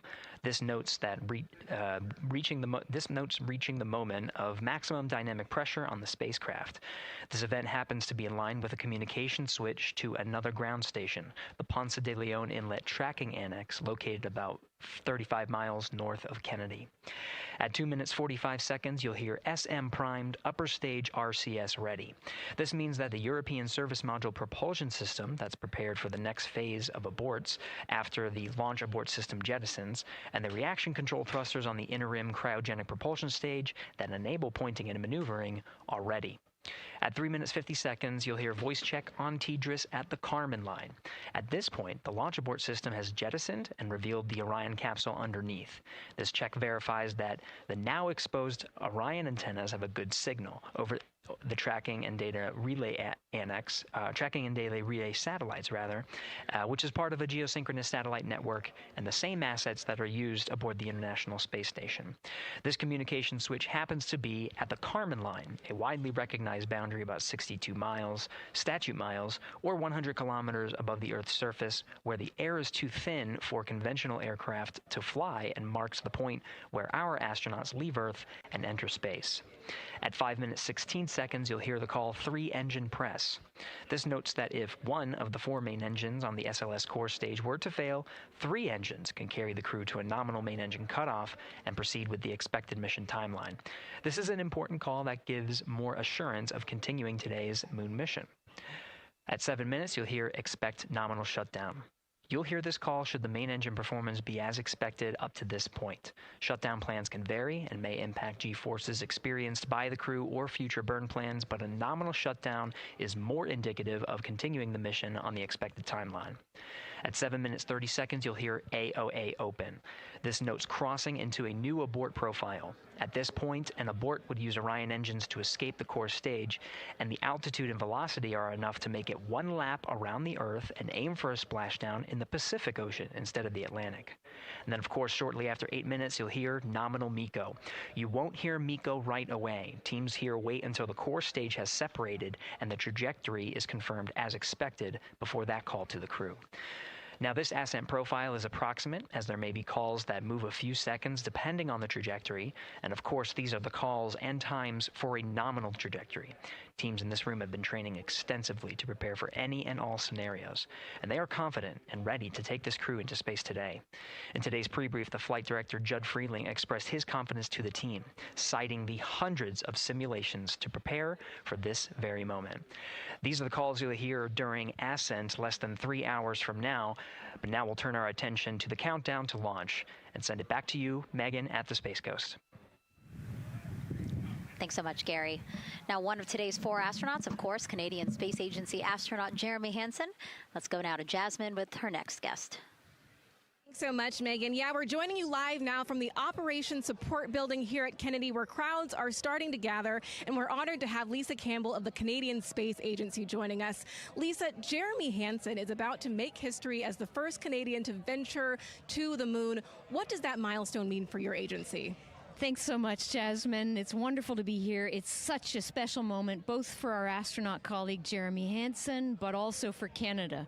We're here because of decades of public investment in space robotics, in space collaboration, and so for our country, we're very proud. He's so ready. He's been waiting for this his whole life, preparing, training, and he's a wonderful example of Canada. Yeah, and that's a perfect way to capture Jeremy. He really has been prepping for this his whole life. This will be his first space flight. So what has it been like watching him become part of this Artemis II crew? Well, as I mentioned to you, I've known Jeremy since 2020, and he's a colonel, a fighter pilot, a father, and he really is a very dedicated, passionate human being. So both for him to realize this goal of being an astronaut and flying, he also is hopeful that witnessing that will raise awareness about the value of a space program, of the benefits here on Earth, of exploring the universe and our place in it. Wow, that's beautifully said. And really, this international collaboration has been going on for quite some time now. We've worked together in low Earth orbit and now going into deep space together. So why is it so important that we have these international partnerships? It makes us stronger. We can go faster and further together. Canada is one of the original signatories of the Artemis Accords, and Canada and the United States have been partnered for more than 60 years in space. Wow, that is phenomenal, Lisa. And this really is a team effort in many ways. We also have Jenny Gibbons. Yes. She'll be listening in on Capcom. What is her role going to be like? So Dr. Jenny Gibbons has been training all along as the Canadian backup with the Prime crew. Last night, she was in the Orion capsule checking out all of the communications, making sure all of the systems test out and work perfectly. And then she will be among the first lunar Capcom, helping the astronauts navigate during their mission. Wow, Lisa, that is so exciting. Any final words for the nation of Canada before today's mission? Just, we are so proud, so excited, and we can't wait to welcome Jeremy home. Fantastic. Lisa Campbell, thank you so much for being here today. Thank you, Jasmine. Of course. And with that, let's get back to NASA's Megan Cruz.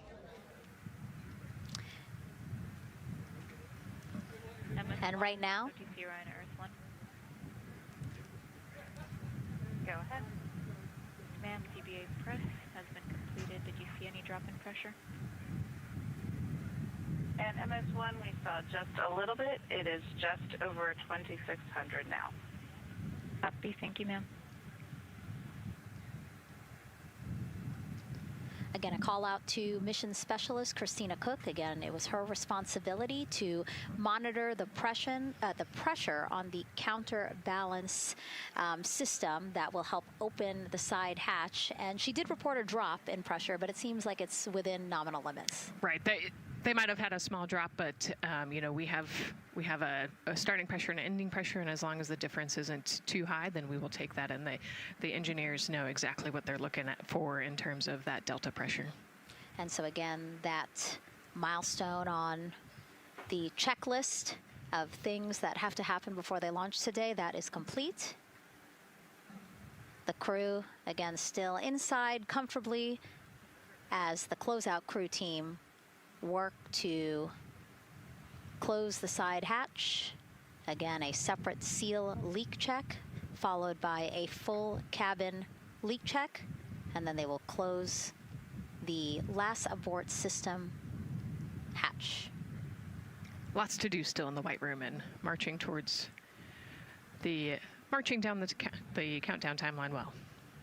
And so Bill, again, number 3 there, he is holding a silver flex hose.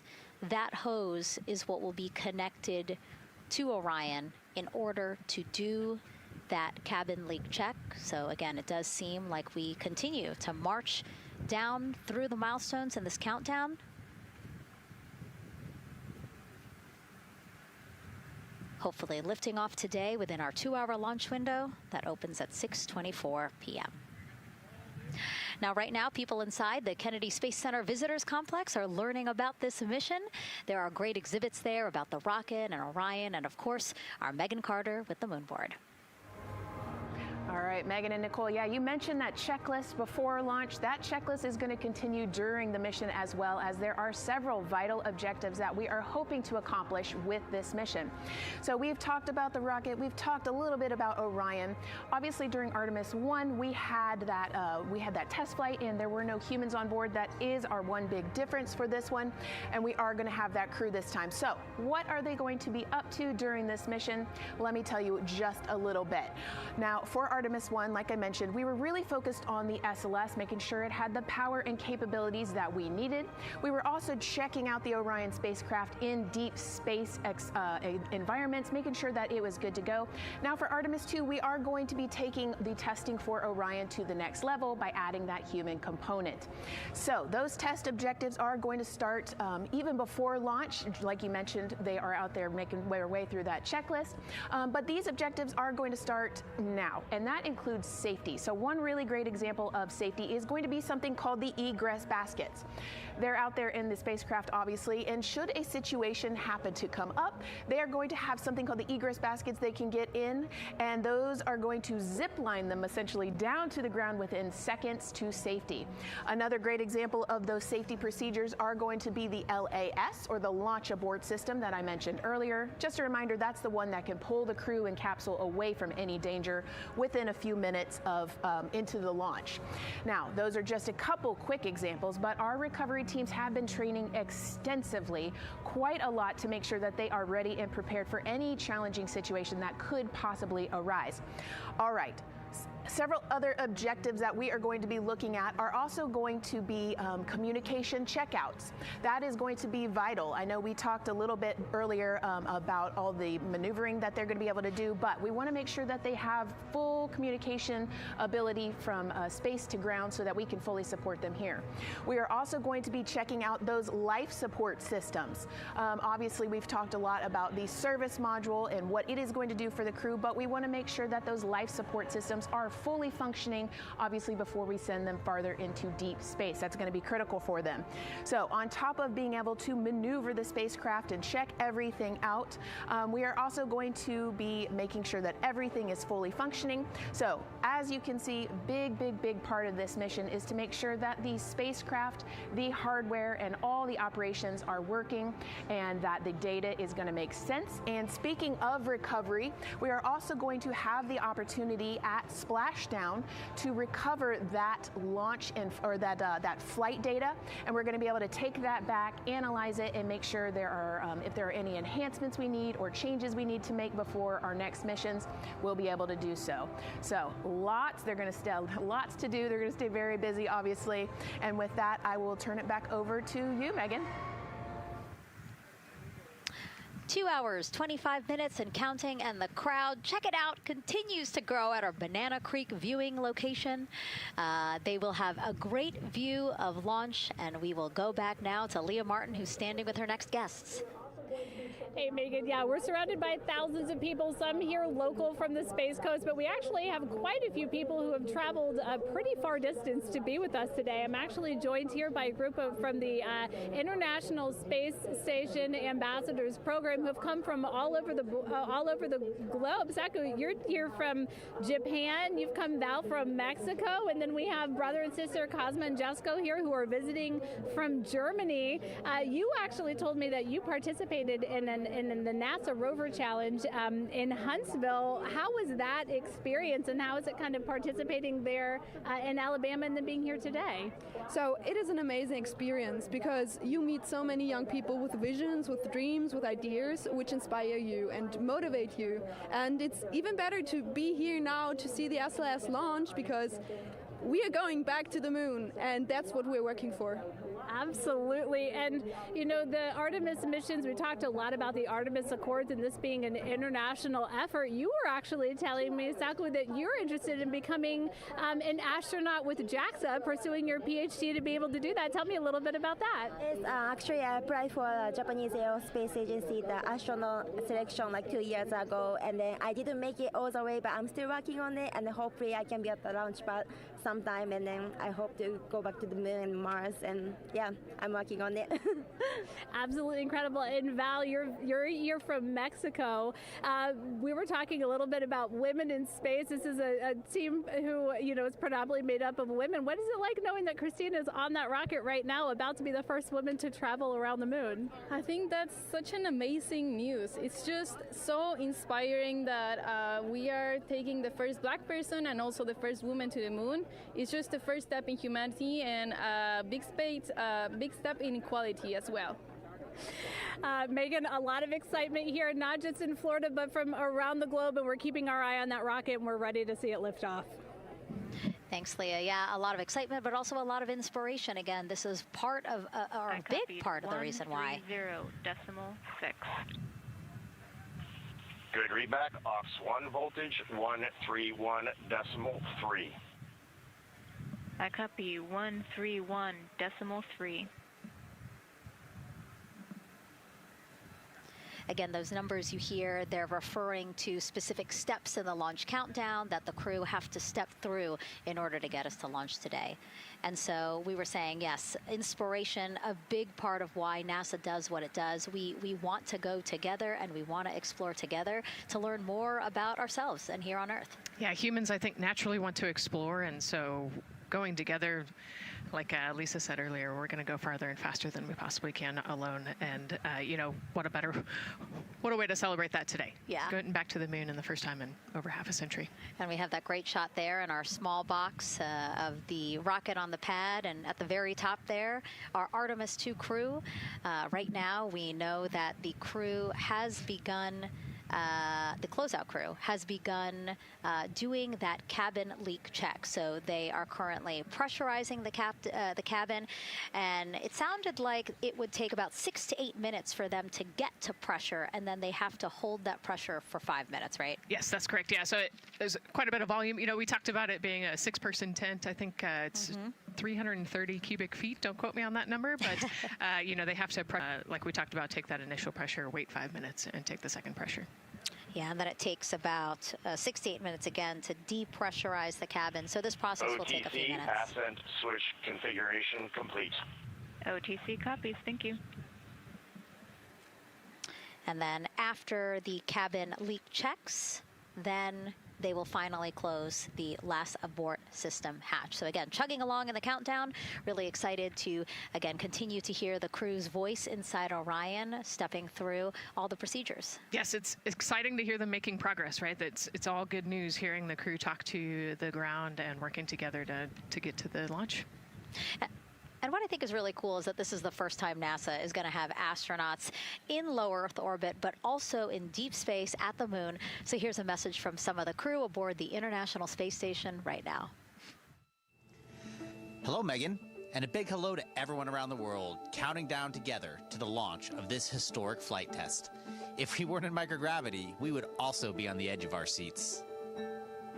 Here on the International Space Station, all of us are honored to have the chance to wish our fellow explorers Godspeed. Throughout human history, the moon has sparked our imagination, curiosity, and wonder. With our return to the moon, we're not only going to be learning about its history, the history of our solar system and of our planet, but also about our place in the cosmos.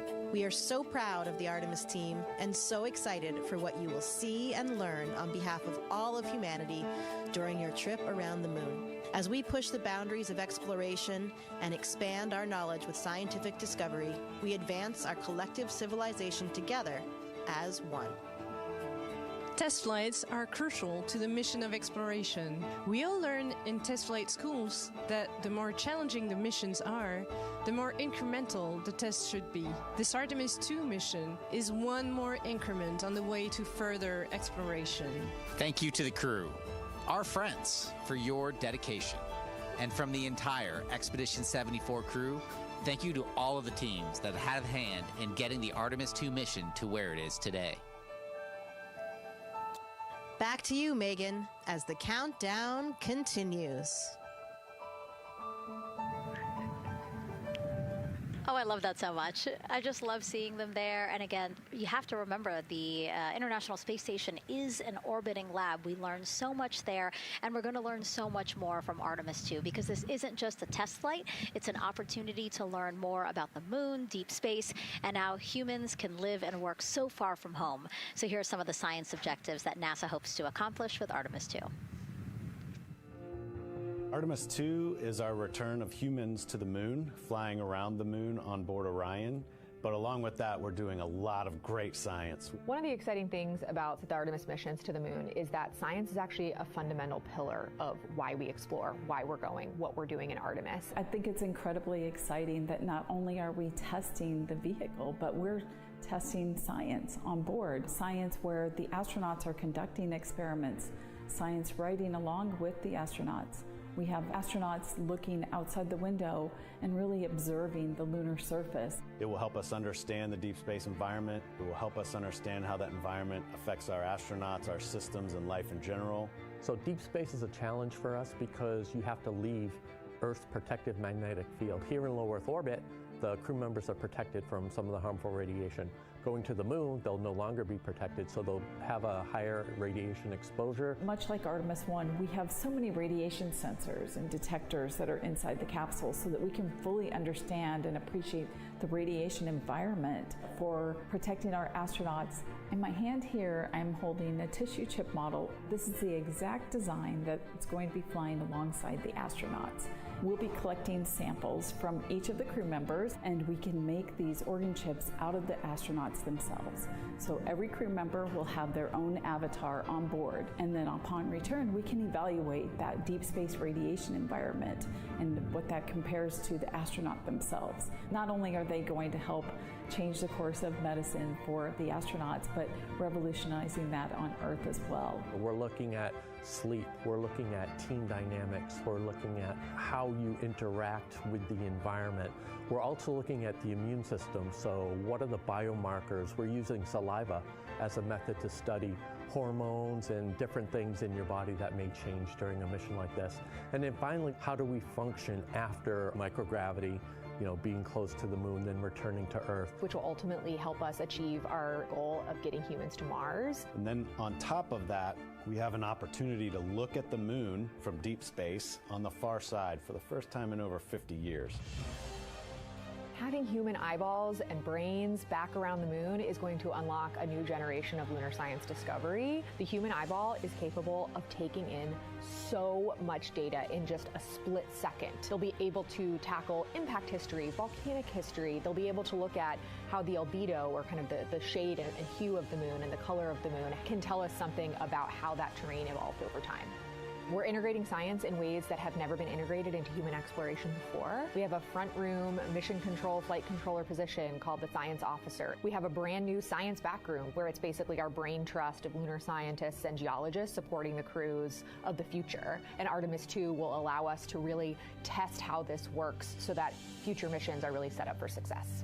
We'll also be deploying some CubeSats. They're small shoebox-sized spacecraft of their own. They're each provided by another country, one of our partners. As they conduct their research, they'll complement what we are doing at the moon with Orion. It is so incredibly exciting to be a part of this mission. It has been, really one of the privileges of a lifetime. I can see the work I'm doing benefit crew members right now and benefit the crew members in the future. So it's incredibly exciting and it's very rewarding. As this rocket launches humanity off of the Earth, we'll be setting the stage through our science to prepare humanity to leave Earth and explore the solar system.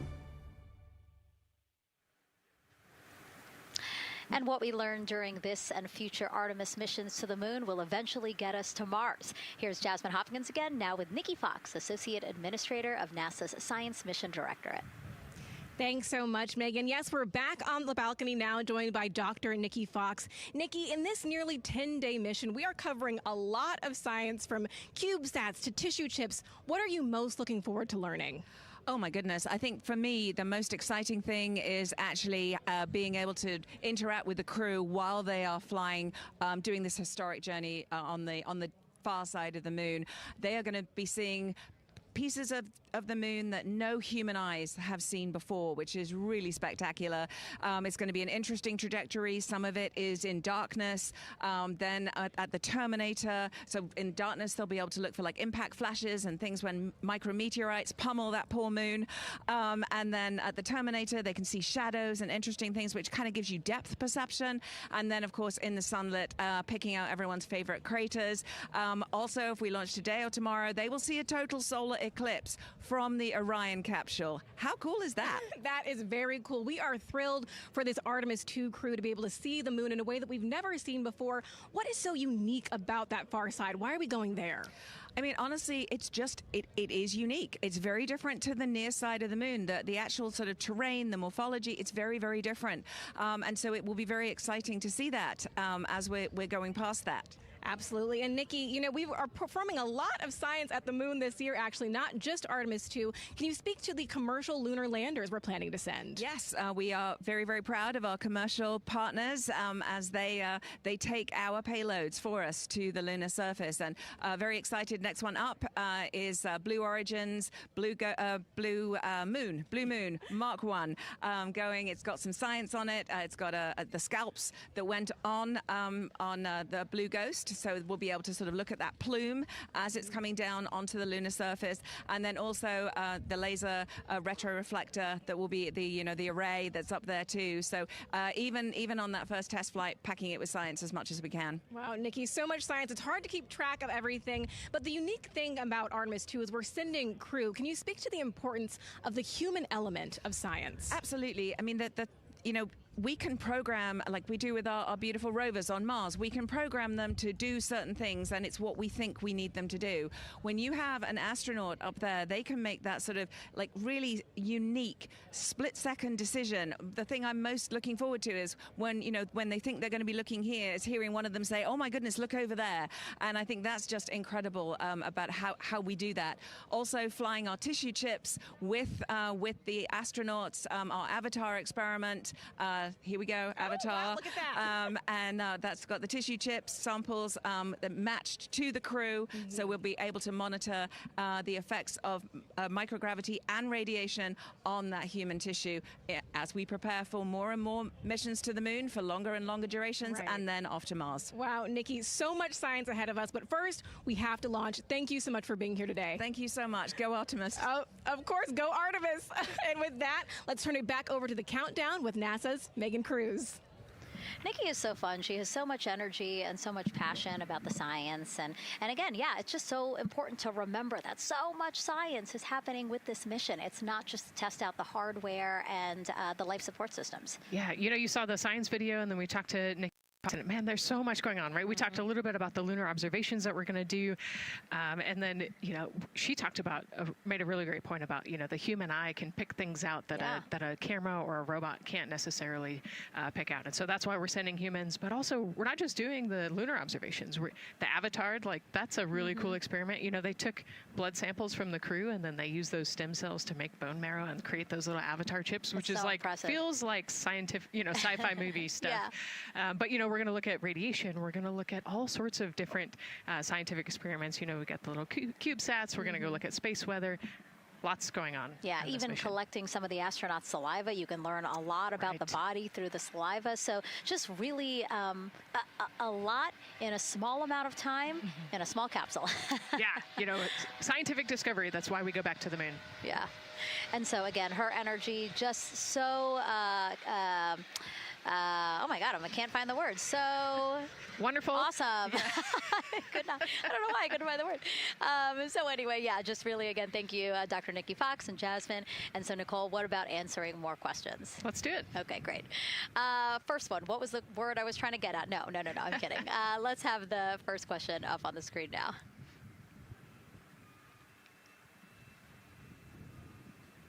I know we got him.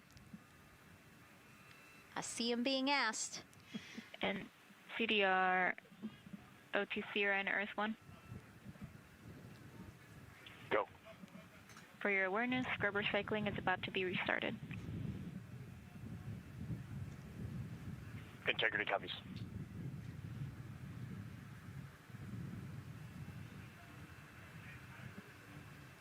All right, let's try that again. Can we get the next social question, please? What are the G-forces experienced by the Artemis astronauts during launch and reentry? Ooh, you know, these are actually pretty similar to, you know, a Dragon launch or a shuttle launch. You know, we have to accelerate to get out of the Earth's atmosphere, and then, you know, we talked about the secondary burns that they will do to get away from Earth. But, you know, for me personally, it kind of felt like we got slingshotted off the Earth is how I like to describe it. So, you know, you get set back in your seat and the G-forces are into your chest. CDR, OTC, or Earth 1? Go ahead. Moon leak check complete. The cabin is going to be vented to flight pressure momentarily. Integrity copies. That's fantastic news. Yeah. Again, so the spacecraft is holding pressure as expected, and so now they will depressurize it, which will take about 6 to 8 minutes. Exciting. Yes. Yeah. Go ahead, Nicole. Like we talked about, continuing to march towards the launch. Yeah, so the G-forces are into your chest, and it's kind of a slow build, and you can get all the way up to 4.5 Gs into the chest during the launch, and often they have to back off on the thrust a little bit so that you don't get too high in the G-forces, and especially as we go through kind of max Q, or that max aerodynamic force, so as they get through the thicker parts of the atmosphere. And then very similar G-forces on the way home, so slow, steady build up to about 4.5 Gs as the rocket actually decelerates. You know, you heard in one of the packages, when they come back, they're going to be going 7 miles a second. Gosh, that's and incredible. So you have to slow down somehow, and to do that, you have to actually, you know, when you brake in a car, you feel those G-forces, and so for the astronauts, it'll just be, again, into the chest based on the orientation. Great. Thank you so much for that answer, Nicole, and for that question. We're going to continue to try to take as many as possible. Again, you know how to send them to us at NASA Artemis. But now we again have another question for you, for our audience. We want to know, what part of Artemis 2 are you most excited for? Liftoff, Earth views from Orion, lunar flyby, or splashdown? Tell us again on NASA's Instagram or Twitch accounts, and we'll share your answers a little later in the broadcast. That's a tough one. I don't know what my answer would be. I know. I don't know either. I'm excited for it all, but that's a cop-out. All right, now let's head back over to Banana Creek. Again, the crowds there, really excited. People coming from all over the country, from around the world. Why don't we get another check with Leah Martin to see who she's caught up with now. Well, Megan, we were a little while ago talking to some students from around the globe. Today, we're actually talking to some local students who are from right here, locally, Merritt Island in Titusville. We talk a lot about the Artemis generation and about the students who are going to become the next generation of dreamers, of engineers, of scientists and technologists. And I'm actually standing with a group of those students here today. Our local high school has actually implemented a really neat new program in the spirit of being able to create these pipelines for employment and engagement. Can you tell me a little bit about what Merritt Island High School is doing? Sure. Well, this is a new program, first of its kind here at Florida. And basically what we're studying is astronautics and aviation, kind of blended the two together. We have flight simulators in our lab, but students are also learning about engineering, aerospace engineering, and we're trying to make all kinds of pathways available for them, trying to give them opportunities to see which pathway they might want to be interested in. So, yeah, it's just a great opportunity for them to learn about space. We just finished doing a whole model rocket build where the students took CAD software, developed their own rockets, put them together, and launched them right from our school. So it was very exciting. Incredible. And then another local high school, Titusville, you guys also have a similar but slightly different program. Yes, we do space mechatronics with advanced manufacturing, preparing students to build and manufacture things to automate, do automation to build things on Mars and things like that, or locally too. Now, you told me that you're actually trying to figure out a little bit what you want to do when you're done your freshman in high school. What things are you learning in your class here that are really kind of tweaking your interest in the aeronautics field? So we're building a lot of things with like metal and how we're supposed to do it on the rockets. We're also doing computer programming, which would help with NASA and like programming and coding. Absolutely. And you were actually telling me that I think were telling me that you're interested in becoming a pilot. We talked a little bit about the pilot who is on board the rocket right now. How is this program preparing you for your future? I mean, it's teaching me everything that I know about aviation, and it's really inspiring that I get to learn it in a classroom, like locally as well. It's amazing. I love it. And then you were also telling me you're taking this class. What's the most interesting thing you've learned? I really like the whole design part of it, like actually like engineering, like because I want to be an engineer. Engineering the products we use when we build stuff, that's definitely my favorite part, learning how to use those kind of softwares. Absolutely. Well, Megan, when they're seasoned NASA employees, you'll be able to say that you saw them here first when they were still in high school. Back to you at the desk. I can also say that they have fans. Nicole Ayers here. As soon as that girl said that she wants to be a pilot, Nicole went, yeah, why is that something that's so thrilling for you to hear? I mean, I love when kids in high school have goals and they set their goals high and they want to go do something. You know, the kid who wanted to be an engineer or a pilot, like, I love that. You know, find something that you're passionate about, go work hard at it, and go get good at it. Yeah, and speaking of passion, I mean, we definitely have a whole bunch of people here passionate about what NASA is doing here. Again, the lawn behind us just filled with media from around the world, making sure that they can help tell our story to everyone who is interested in hearing it. So back here in Florida, of course, we have NASA leadership also keeping a close eye on launch operations. Let's go now to Jasmine Hopkins, who is standing by with Lori Glaze, Acting Associate Administrator of NASA's Exploration Systems Development. Thanks so much, Megan. Yeah, we're honored to welcome Dr. Lori Glaze to the balcony now.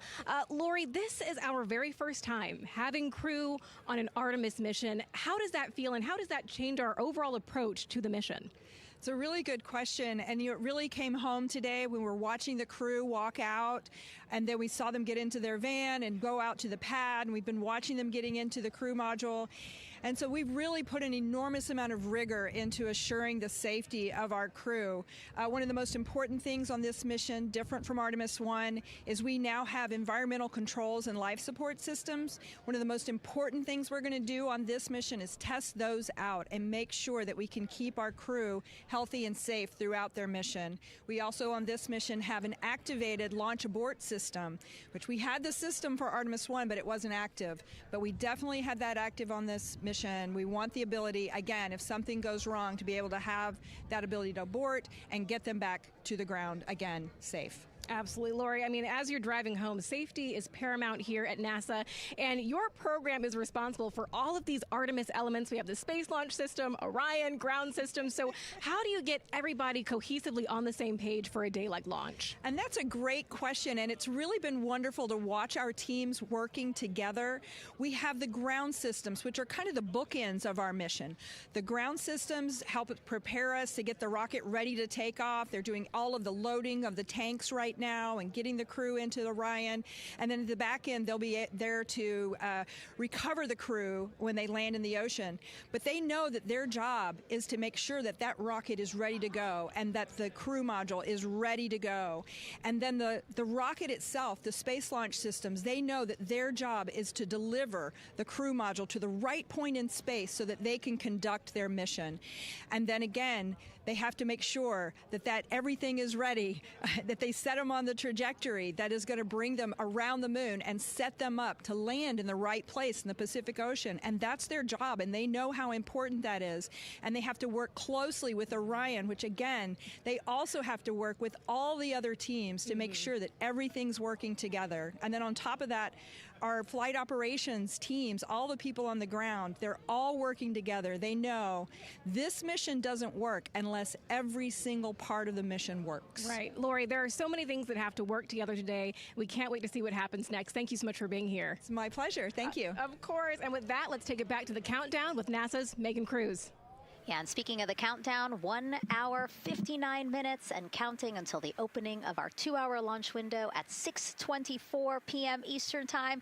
This is a shot of Jetty Park. It's a nearby popular viewing location of rocket launches, and it is so great to see how many people are here. I mean, this is a Wednesday. Like, people had to take time off of school and off of work, but it's something that they felt like they wanted to do, to be here. Yeah, you know, I think just based on the chatter on the airplane ride yesterday, half of my airplane ride here was they were coming to see the launch. You know, everybody's excited and traveling from all over the world to come see this launch. And it really is a great day. We had some sprinkles here in the crowd, but for the most part, I mean, it's just a beautiful day to witness history. It is, yeah, you know, a little bit of sprinkles, but for the most part, the clouds are staying away, and you can see the blue sky behind us, so hoping for good weather in a couple hours. Absolutely. And so Dr. Lori Glaze mentioned what we learned from the Artemis 2 mission helps pave the way to sustained human presence on the lunar surface. So what are the objectives of this mission to eventually accomplish that? Let's check in with Gary in Mission Control for more. Thank you, Megan. Yes, the Ascent teams are here in Mission Control Houston, working through their steps to prepare for a go for launch. Right up here on the front board, we're watching the teams in the White Room work through their checklist and closing the hatch as we verify ours, working as one NASA team. What Dr. Glaze said about working across the teams throughout the nation is true. It takes one NASA team to bring everything together and accomplish the mission objectives. The Artemis 2 is designed as the first crewed test flight of NASA's Artemis campaign, sending astronauts into lunar space to validate systems, operations, and human performance ahead of a more complex lunar landing missions. NASA has identified an extensive list list of mission and flight test objectives that serve as a checklist to verify the capabilities needed to land humans on the moon. For the Artemis II mission, there are 5 overarching priorities that cover the mission and flight test objectives. First is, of course, the crew. As the first crewed mission inside the Orion spacecraft, this mission serves to demonstrate the capability of safely sustain the flight crew throughout the mission, including launch, the deep space component, and return. Number 2 is systems. This mission brings it all together to validate the performance of all ground and flight systems needed for a long-term lunar campaign, from launch infrastructure to spacecraft operations in deep space. Third is hardware and data. We'll be gathering performance data as much as possible over the Deep Space Network, but we also aim to retrieve onboard data and hardware after splashdown to gather additional insight and improve future Artemis missions. Fourth is emergency operations. The crew and flight control team will be testing emergency systems such as abort procedures, rescue operations, and contingency responses. During the flight, astronauts will rehearse a number of these procedures to ensure that in the event of a real emergency, the planned procedures and operations are sound. And finally, there's subsystem validation. Engineers will be verifying subsystems across the board to ensure reliability across life support, propulsion, avionics, and navigation systems aboard the Orion spacecraft. Human spaceflight is a complicated endeavor that requires precision and confidence across all disciplines. You may hear the phrase, human spaceflight is the greatest team sport, a few times in today's coverage, and it's absolutely true. Not only does it need mastery of specific components, but the integration extends across thousands of people and facilities around the world to come together and make it all work. A lot of the work from many people has led to this moment, a rocket at the pad with humans on board, ready to put everything we worked for to the test. I'm certainly excited about it. The teams here in this room are looking forward to supporting the mission, and I hope those watching are as excited as we are. We are following the countdown here in Mission Control Houston. Everything continues to look good. Now inside 2 hours from the beginning of the launch window. With that, I will send it back over to you, Megan and Nicole. Hey, Gary, thank you so much. We are getting word that the launch team is working something that we would like to give you an update on. So let's get on over to Daryl. All right, thank you, Megan. And we are live in Firing Room 1 here at the Launch Control Complex. Yes, we are currently not working any constraints with regards to the rocket or the ground systems. But the launch team has been made aware of an issue that the range is working. And currently they're monitoring that work that is going on over at the range. We understand that that issue is related to the flight termination system. Now, the flight termination system, just to give you a quick explainer, every rocket has a flight termination system. It's the system that the Eastern Range here uses in order to send a destruct signal to a rocket in case it veers off path. So it's a very critical, important safety component in terms of how the range keeps the public safe here. We understand that the flight termination system, they're working an issue. And so as they continue to work that issue, they've asked for some assistance from the launch team to help verify some of the work that they're doing on their FTS system.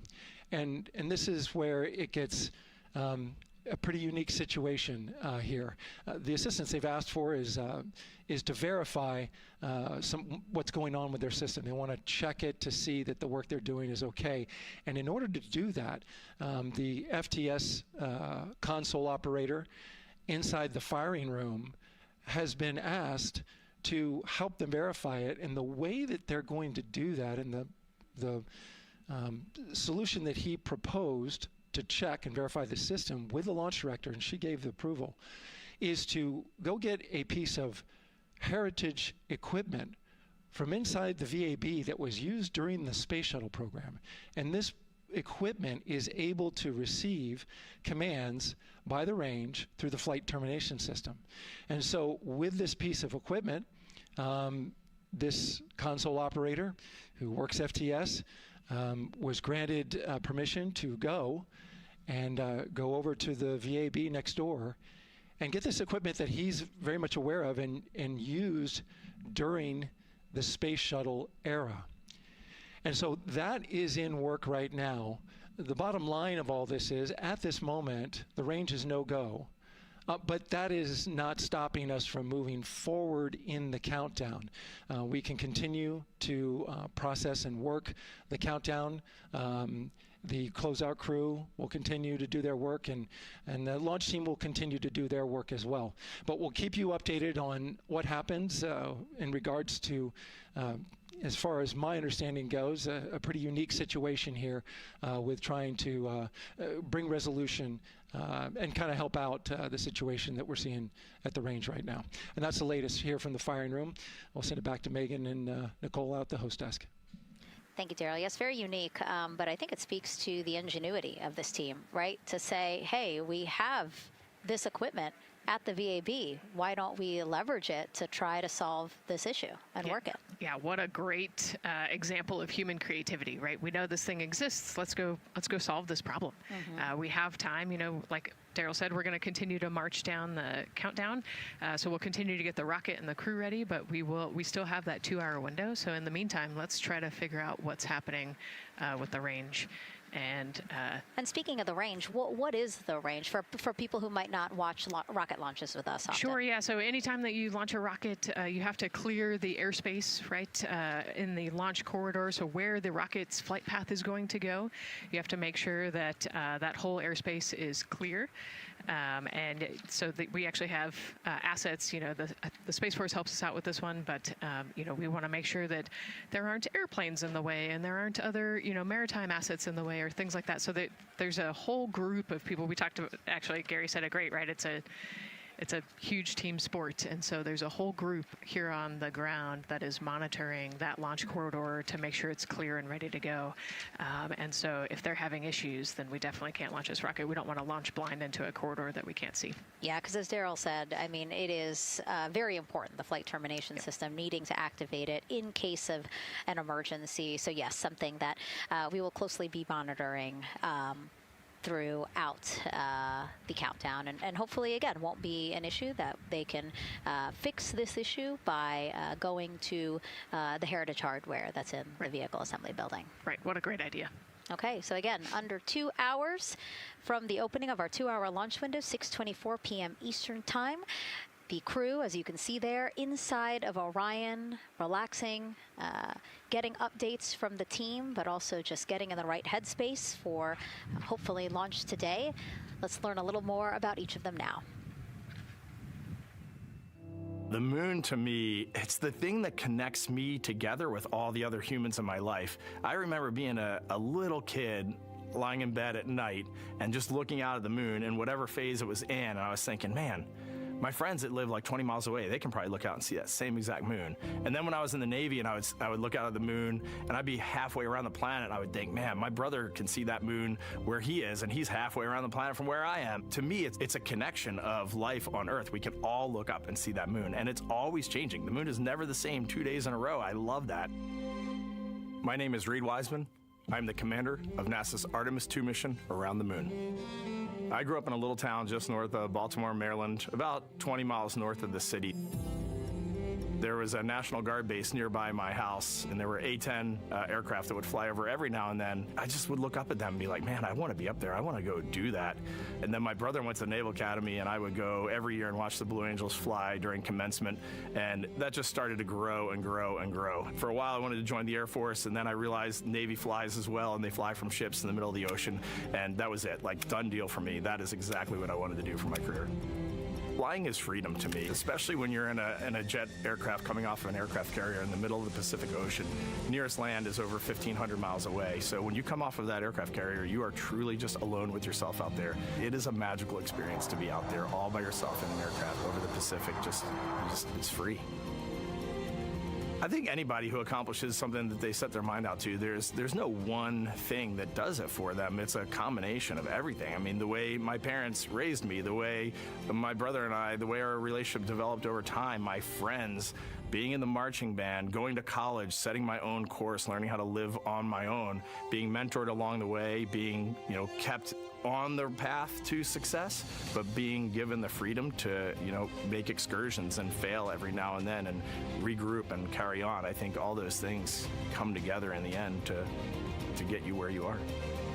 I've had to overcome, I'm a human being. I've had to overcome a lot of fears. I'm pretty scared of heights. I joked about that on the International Space Station, but it turns out I'm only scared like at the edge of a building. When you're up on the International Space Station, even though you're 250 miles up, I never had that feeling of falling or that I was, at risk up there. I just kind of loved the feeling of floating and looking down at Earth.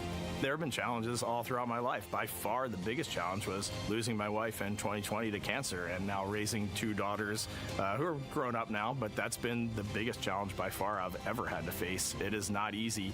Being an only parent, trying to work a full-time job, and raising two kids is something that I think about every single day. I'm very proud of the work I've done. I haven't always done it well, but I've always shown up and tried as hard as I possibly can. I do wonder what it's going to be like when we are really far from Earth and can see it. The sensation of being so far away from everything that you know. I had that sensation on the space station the first time I got to sit in the cupola for a really long time. So I can only imagine what that's going to be like from 200,000 plus miles away. My name is Victor Glover, and I'm the pilot for NASA's Artemis II mission around the moon. When I was in 4th grade, I was 10 years old, and that's when the Challenger accident happened. And it helped me understand how the general public felt about the astronaut corps, right? Like, these are the people that we want to be, and that just gave me an easy thing to strive toward. The biggest fear that I've had to overcome in my life is doubting myself. Going to college when no one in my family had gone to college was a huge risk. I had more confidence in my athletic ability than in my academic abilities. I could play football with those college students that I saw on TV, but my classmates that I saw in the lab and around the University Union, I didn't know if I had what they had. I think addressing that self-doubt was a part of, swinging for the fence and trying to go get an engineering degree, not just go to college, but get an engineering degree and then go do something challenging and technical like flying. Apollo is known for sending humans to the moon. Artemis has an opportunity to continue the Apollo story, but I actually think it's important for this story to stand on its own. Artemis is a new program, and we're trying to do new things. And it's great to compare and contrast. When you look at our spaceship, you can see parts that were designed, built, and integrated in another country. When you look at our crew, you see that our crew is international. There are also men and women. And I just think that comparing and contrasting makes the story even richer.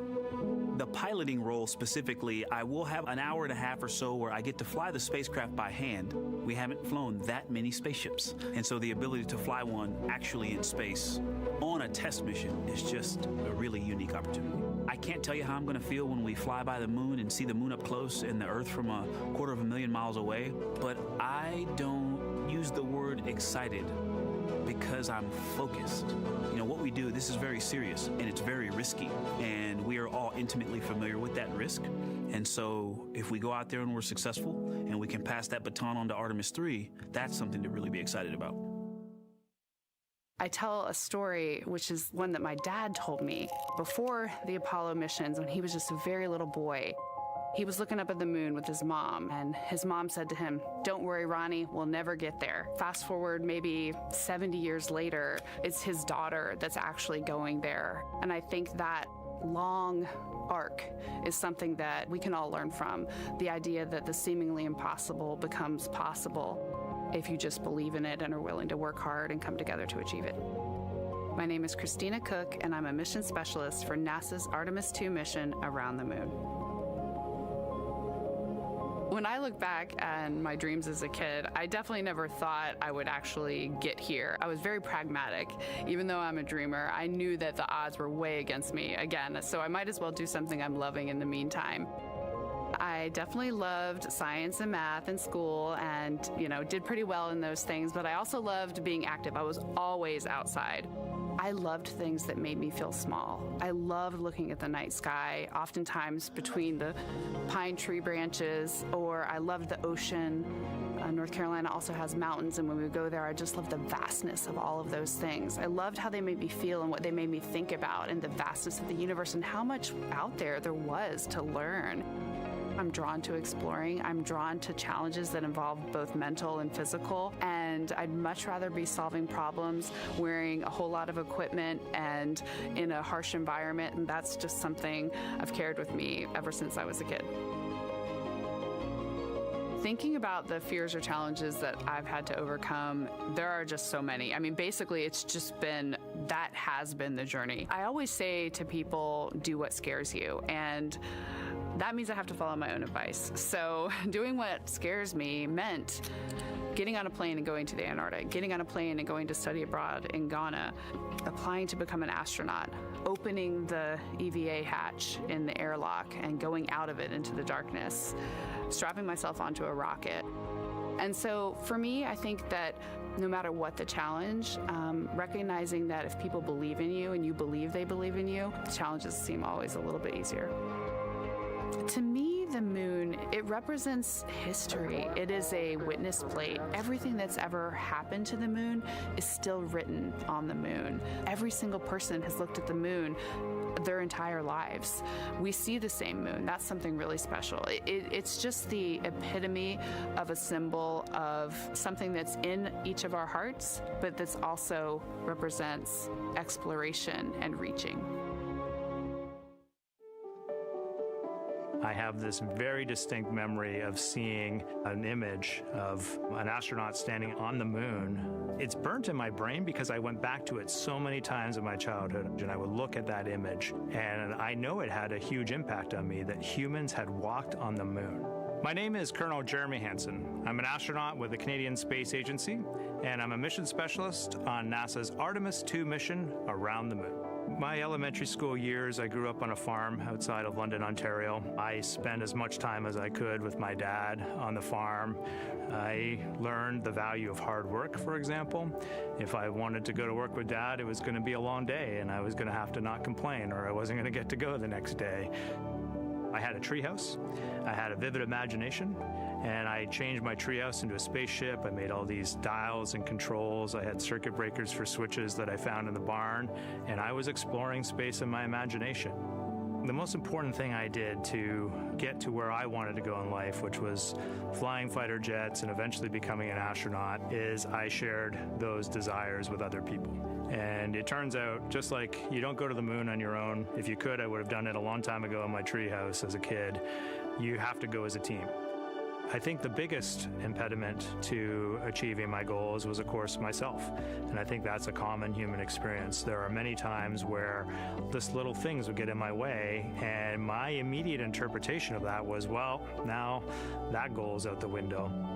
You know, people must have lifted me back up, and somewhere in the back of my head, that persistence came through. And I think that's a common human experience, to doubt ourselves. I've come to this, I guess, realization that I believe that we all have gifts to contribute, and the goal is to figure out how to use your energy towards adding positively to humanity's existence on this planet.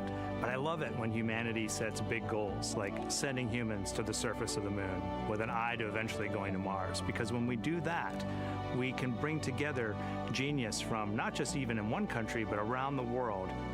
I've also learned from my indigenous mentors that they refer to the moon as Grandmother Moon. So you've probably heard of Mother Earth. They use Grandmother Moon because Grandmother Moon is responsible for the water in their community, just like the moon moves the water around the planet, affects the tides. And I think that's a really beautiful thing for us as we go back to the moon, to think about all the different cultures around the world and how they view the moon differently. And that's really neat because we all share that same moon in the night sky.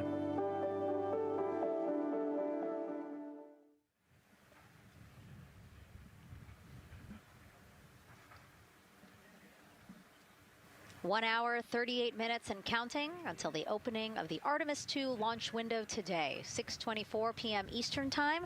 And we are looking at the rocket and Orion out on the pad historic launch pad 39B here at Kennedy Space Center. What a great view, Nicole. Yes, it is. You know, we can see the clouds out in front of us, but they are to the west, and you can see that there's some blue sky peeking through behind that rocket, which is good news. And more people continue to come on center here. About a couple of hours ago, folks with special passes to come on center were allowed to start driving on with family and friends. And of course, we have media growing by the moment here at the press site here at Kennedy Space Center, setting up their cameras, setting up tents, interviewing folks. Again, this great jib shot that we have from our camera here showing all the interest that we have here at the press site. And actually, even to the right of us, so camera left, no, sorry, the right of your screen, left of us, plenty of other people there, set up with their own tents, broadcasting to their own viewers. And so again, just really cool to see everybody wanting to share in this moment. Yeah, that's, I mean, how many media tents we can see from here. It's a beautiful thing. Yeah. I think it's important to share this message with the whole world. Yeah. And so let's take a look now at people who are watching in other parts of the country. We have this shot here from the U.S. Space and Rocket Center in Huntsville, Alabama. Oh, man, look Just at that. kidding. Museum of Flight, Seattle, Washington. So sorry. Hello to you over there. Sorry, I thought that you were in Alabama. But here you are from Seattle, Washington. Again, the Museum of Flight. They must have had a special event to bring people there to watch, as well as a special event here. Now, correctly, the U.S. Space and Rocket Center, Huntsville, Alabama. Of course, they would have a lot of people here, and I'm sure this crowd will grow when we get closer to launch. Marshall, the home of the SLS rocket. Yes. Yeah, this is a great shot. You can see all the people there, and obviously you've got quite a few artifacts in there as well. Oh, now they know. Yes. Yeah, now they know. They're on the broadcast. That's funny. Awesome. Hey, listen, it's all right. We can sit. We can sit and chill until we wait for the opening of the window. No, there they are. Yeah. Everybody's excited. Thank you guys for showing us your excitement. I know deep down it was in there. It's just that you felt like sitting at the moment, and that's all right. There's a little delay. Yeah, that's all right. Well, thanks so much to those supporting these watch parties and bringing them to us live here. Actually, our video paths are taking quite a circuitous route to be able to bring those live views in from Seattle as well as Alabama, but we're glad that we can be able to share it with you in the broadcast now. And so why are we going to the moon? Why does NASA want to build a moon base there? Here's Megan Carter again with our moon board. All right, thank you, Megan. Yeah, so we are right around that hour-and-a-half mark, hopefully for that launch. It's going to be very exciting. So they are going to have a few days to be around the low Earth orbit, and then they'll be heading on to the moon. So yes, let's talk what will be happening. Why are we going to the moon? So obviously this is not going to be a landing, as we've discussed. They are going to be coming with 4,000 to 6,000 feet around the moon's surface, and this is going to connect us directly to our past. Those Apollo missions did have 6 lunar landings, and the Artemis campaign is looking to build on that past by going back to the moon, staying longer, and then going farther. So how are we going to do that, and why? We have obviously talked a little bit about that lunar South Pole, and we are focused specifically on the far side of the moon for this one for a specific reason. You might have guessed we're going to be looking for some resources especially, and that's going to be water or water ice. That is going to be giving us some really critical pieces for future missions. And as you can see here, we have identified 9 potential landing zones. So this is going to be a critical objective for our crew. Depending on when they launch, it will determine what is going to be visible, but we do have these 9 landing zones right here around the Shackleton crater. And as you can see here, a lot of that area is deep and dark, and that is where we are going to be looking for that water ice, because that is obviously going to give us not just water to drink, but as we know, that can actually be converted into our propellant potentially, that hydrogen and oxygen. So that is going to make the moon a critical place for that moon base, because we want to think of it essentially as a backpacking trip. If you have your tent and your hiking boots and your camping stove and all your gear, you don't want to take that out and be on the trail for the first day and then try everything out you're going to test things out a little bit closer to home before you go out on that adventure. And that kind of goes for us as well. So the moon is going to be critical for us in the future steps towards our lunar landings, and then also for going farther on to Mars in the future. It's going to set us up for that deep space exploration, and we can't wait to see what they see once they get to that flyby. But for now, we are, like I said, getting closer. So I'm going to turn it back over to you, Megan. Exciting stuff. Again, the idea of accomplishing a moon base, like as we've been saying, sometimes things just seem like science fiction, and it's amazing that we're making it science fact. Yes, yeah, we're going back.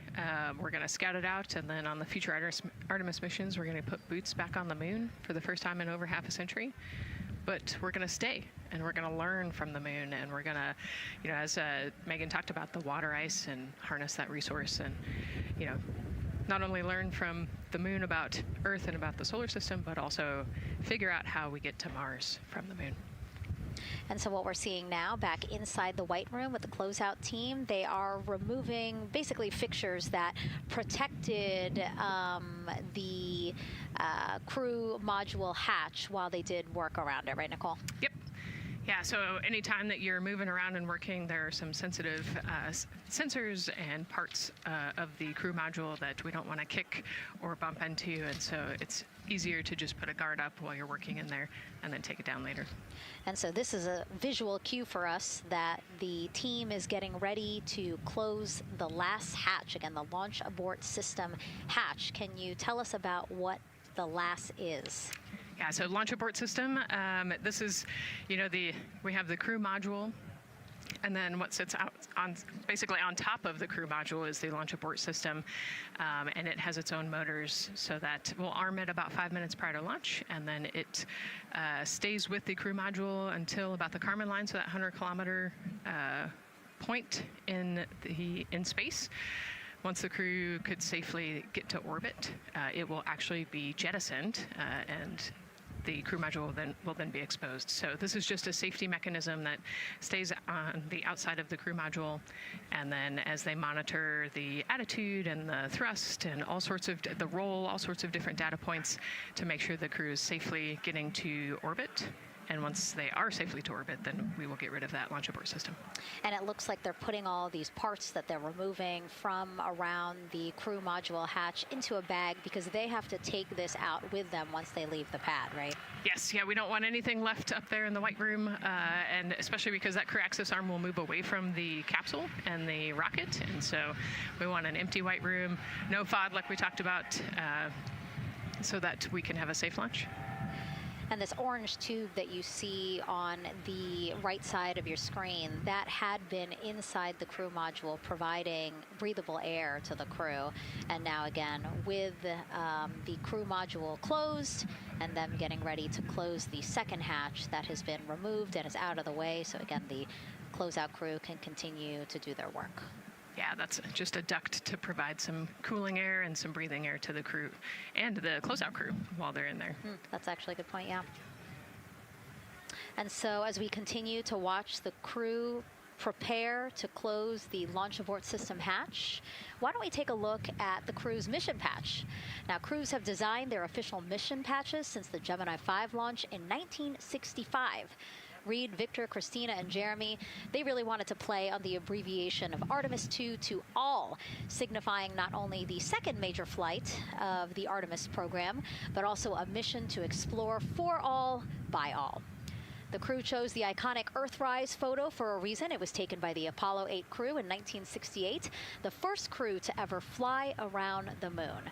The mission was to prove teams then were ready to land on the moon the same way Artemis 2 hopes to fly around the moon ahead of a lunar landing with Artemis 4. This time, as we've been saying throughout the broadcast, to stay on the moon and pave the way to Mars. Yeah, we talk about incremental steps, right? And so Artemis 2 is very similar to Apollo 8 in terms of that increment. They're going to fly around the moon and set up the rest of the Artemis program for landing on the moon, but also with a nod towards the fact that we do this for all humanity. And I love the thoughtfulness and how much importance they put on their patch design. Another camera angle of inside the Orion spacecraft. I was going to say, we might be able to see Rise, but I think it's right behind Reed's foot there. And so to orient people again, so basically we have Christina in your upper right hand, Christina in your upper left hand corner. Then you have Jeremy below her. And then the feet you're seeing, those are Reed's feet. And then next to him, the upper right hand corner, that is Victor, who's unfortunately hidden by Reed's feet. But again, that is the orientation of the crew inside Orion right now. Now, earlier this week, the crew got to stick their patch on a wall just outside the suit-up room. We can play that video there now. You can see that crews have been doing this as part of a pre-flight tradition again. Wow, Reed just making sure that thing won't come sure up. It's flat. And so now Victor is signing there, followed by Christina, and then Jeremy. That's a fun tradition, and your patch is up there too. It is, yeah, ours is on the left-hand side there. Yeah, it's a fun tradition. This is a really fun day too. You know, they did this a couple days ago, but it's just another step that makes it a little bit more real that you're going to be launching soon.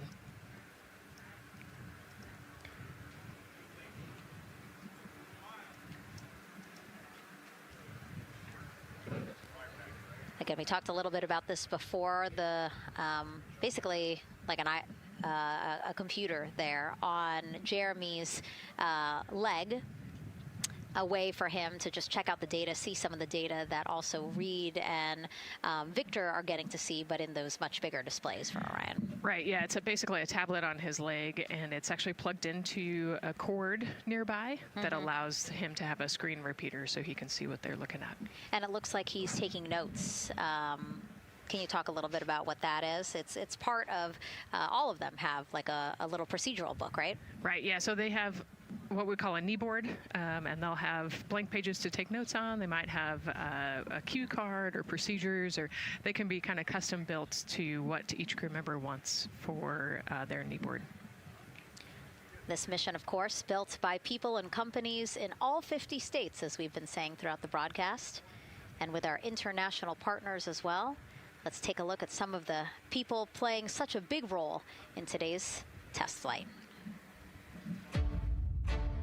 What we're doing here is a collaborative effort of hundreds of thousands of people.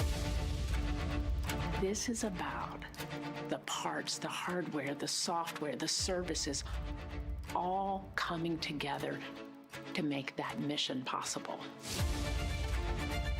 My dream for this space program is that we would not just push the boundaries, but that we push them together.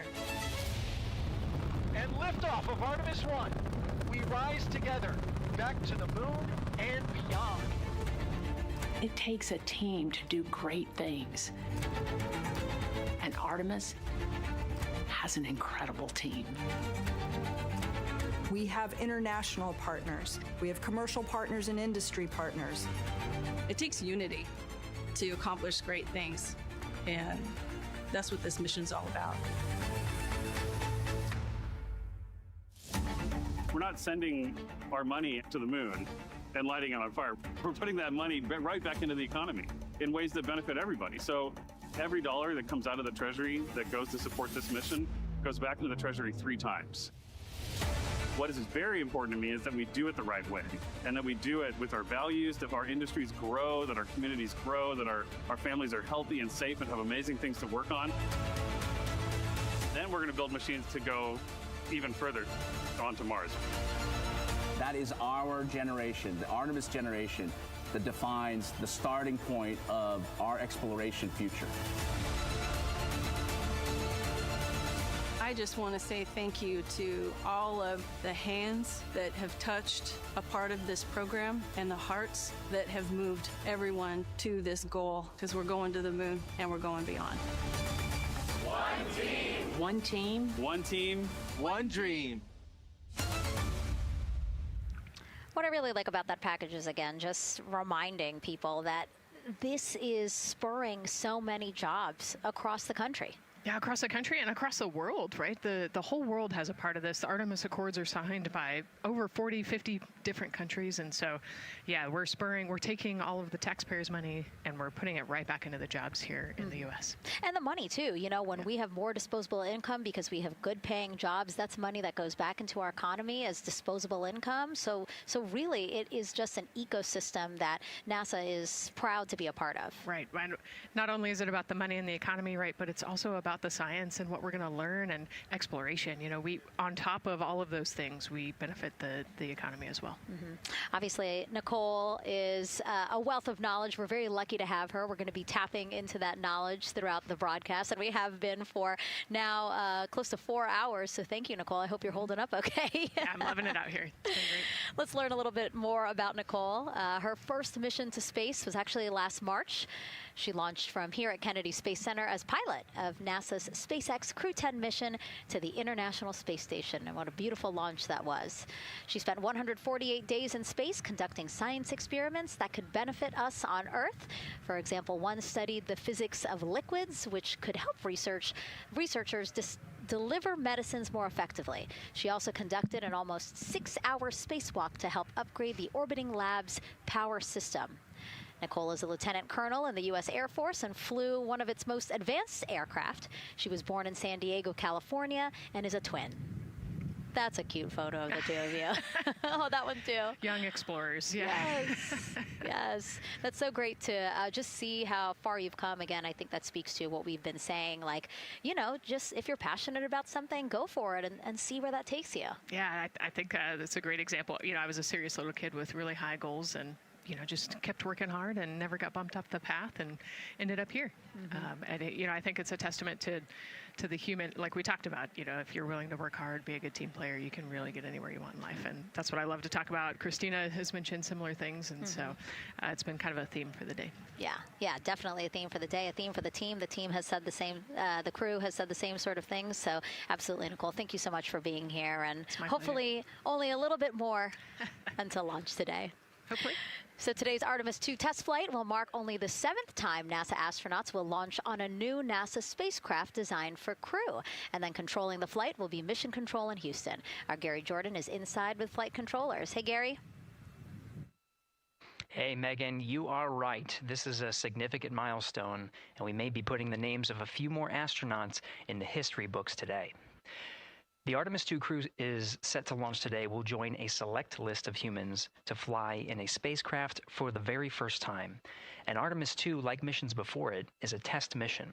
During ascent, the crew and the teams here in the room are prepared for a variety of scenarios. Some of these will be called out directly by Capcom Stan Love during ascent, and some are a little more subtle.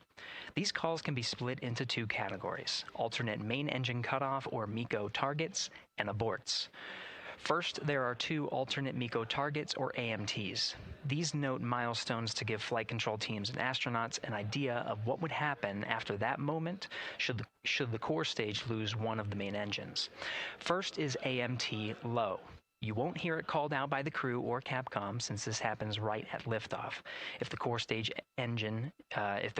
loses one engine at this moment, an abort once around option could be made at main engine cutoff, meaning the crew could target a splashdown in the Pacific. The second is AMT high, which would be called out by Capcom's Stan Love around 22 seconds. After this moment, if the core stage loses an engine, we can still pursue an alternate mission in low Earth orbit to accomplish some of the test objectives. And at about 5 minutes, 16 seconds into the flight, you'll hear the call 3-engine press. This is a good moment. After this point, if the core stage loses an engine, we can still make a nominal main engine cutoff and pursue a moon mission as expected. Again, these MECO targets give the flight control teams and crew an idea of what lies ahead should one main engine be lost, but assumes we are otherwise continuing to a main engine cutoff target. This differs from an abort, where the Orion capsule separates from the Space Launch System prior to the planned separation time. There are abort options at every moment that integrity is attached to the Space Launch System, from the pad to more than 3 hours into the mission. During the first 8 or so minutes of powered flight, there are 3 abort options. First is the use of the launch abort system, which you see at the very top of the rocket and here in the White Room where the hatch is open and teams are working to close it. This particular abort capability can be used from here at the pad through roughly 3 minutes and 22 seconds into the flight. Next is an untargeted abort splashdown, or UAS. This uses Orion's service module engines to escape the SLS and becomes available immediately after the launch abort system jettisons. Third is an abort once around, or AOA. You'll hear a Capcom Stan Love call AOA open around 7 minutes 30 seconds into the flight. This also uses the service module engines, but the burn profile is a bit different to aim for a splashdown in the Pacific after one trip around the Earth. NASA's expedited recovery teams are staged off the coast of San Diego to get to the crew and integrity quickly for this abort option. An AOA option continues to be available until solar arrays are deployed on the Orion service module a little more than 30 minutes into the mission. At this point, an abort to orbit, or ATO option, becomes available until separation from the upper stage around 3 hours and 23 minutes. Mission profiles can vary depending on when an ATO is executed in that window, but with power being drawn from solar arrays, it buys more time for astronauts and flight control teams to make decisions and stay in Earth orbit, return for a splashdown, or continue to the moon. The Artemis II crew and flight control teams are well trained on all of these scenarios, and the calls you'll hear to the crew on Orion to Earth may help them be in a ready state for whatever challenge may come their way. At this time, we're not tracking any significant issues here in mission control in Houston, Texas. That would be showstoppers for today's launch. We're continuing to, of course, monitor the countdown along the way MS1, and make sure all systems are go for when we reach T0. With that, I'll send it back to you, Megan, at the Kennedy Space Center. All right, we are ready for another reading if you are ready over there. Yes, sir. CBA is steady at 2,600 PSI. All right, copy that. And you know, the more times we ask you to do that, the closer we get to launch, so that's a good thing. Copy. You heard it there from NASA Test Director Jeff Spaulding. The more that they keep on asking her how the pressure is holding in the counterbalance assembly mechanism is a good thing, because it means we are getting closer to launch. So that's amazing news over the loops that we just heard on Orion to Earth 1. Again, that communication channel with the crew. But now I want to get back over to Daryl with the launch team. He has an update now on the flight termination system that the team was tracking.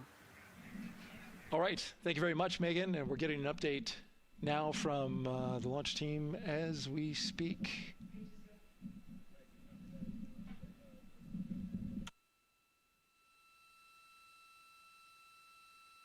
All right, stand by 1 second.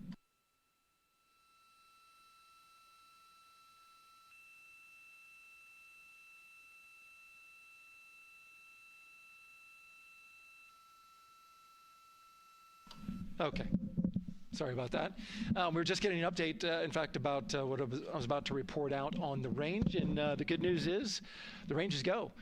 So we reported that they were working to verify their equipment regarding the FTS system. And they asked for a little of that verification work to be done by one of the FTS engineers here in the firing room. He went out to the VAB to get some legacy hardware to help out with it. But in the end, this is a fix that the range had come up with to get clearance, to clear the range rather, and to as well work the FTS system. And so now they are go. Again, the range is go. That is no longer a constraint. And so you combine that with the fact that the rocket and the ground systems here also working, no constraints, clear board here is great news. So again, the range is green, and we're continuing to work through the countdown. We got a weather update that came in to the launch director from Launch Weather Officer Mark Berger. He reported out that there's still a little bit of feisty weather activity that's happening up in the Titusville area. That's the city neighboring the Kennedy Space Center. Those showers had passed over Kennedy, and then now they're currently over in Titusville, currently still within that mile kind of constraint of flight through precipitation rule.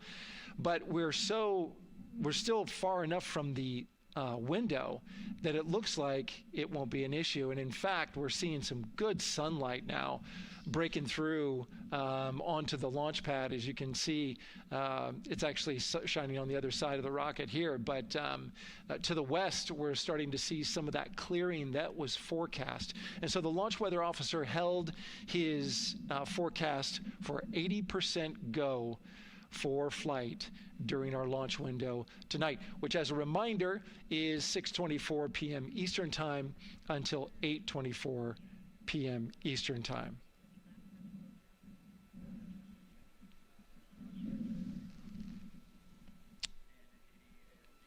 And we're also hearing that the last hatch closure, as you can see in the bottom corner of your screen, they're starting to work on that. That's the launch abort system hatch. There are two hatches, the crew hatch and the launch abort system hatch, and the closeout crew that you see right there, right on time with their work as they go to shut. And you can see it in motion right now, that launch abort system hatch. That's the latest from the firing room. We'll send it back to the host desk. Thank you so much, Daryl. Great news all around. And yes, we did just see them close the last hatch. And now we are looking at a live view of Banana Creek. Lots of people there, I'm sure, relieved to hear that that issue with the flight termination system has been resolved. And we are go for launch. Go for launch from the range, go for weather, and go from all of them, I would imagine. Yes, it's got to be exciting. The crowd is building. And as Daryl said, you can start to see the sun poking out here, and we can see all the clouds are moving north and moving away from us. So it's all good news. And so as we know, we have our Leah Martin down there at the Banana Creek viewing location, and she's standing by with some other guests. Hey, Megan, I don't know if you heard that huge cheer just now. If you heard a big rumble, as soon as Daryl said that the range was clear for launch, everybody clapped. It was super excited as we get to do some final countdowns. Standing next to me, I have Hudson and Maddox, the son of brothers here. And I asked you a little bit earlier, how excited are you to be here for launch? What did you say? I'm very excited. It's our mom's birthday, and, you know, not a better way to celebrate right now. I asked you on a scale of 1 to 10, how excited are you? Would you say? 11. Yeah, 11. I'm very excited. Super excited. Yeah. So, Megan, we've been watching the launch broadcast here and hearing some of the questions that you and Nicole have been asking and answering. And I actually wanted to ask these two kids, if you could take a 10-day trip around the moon and take 3 people with you, who'd you take with you? Well, I'd take my dad and my mom. And, I mean, I don't know, probably my best friend. I'd just say one of my friends, you know. Oh, one of your friends. So brother got left out. Who would you take? That was just what I was thinking. My dad and my mom and my best friend. That's a pretty good answer. Your brother can get his own trip to space, right? Yeah. So I'm actually joined here also by Dad. Now, you were sharing with me that a lot of the work that you've been doing over the last several months has been prepping the launch teams, our engineering teams, our ground systems teams, to get ready for launch, to be mindful and to be in this moment. How does it feel to be standing here knowing that the people you've worked so closely with are doing what they're passionate about, or doing what they were born to do, moments away from launching this rocket?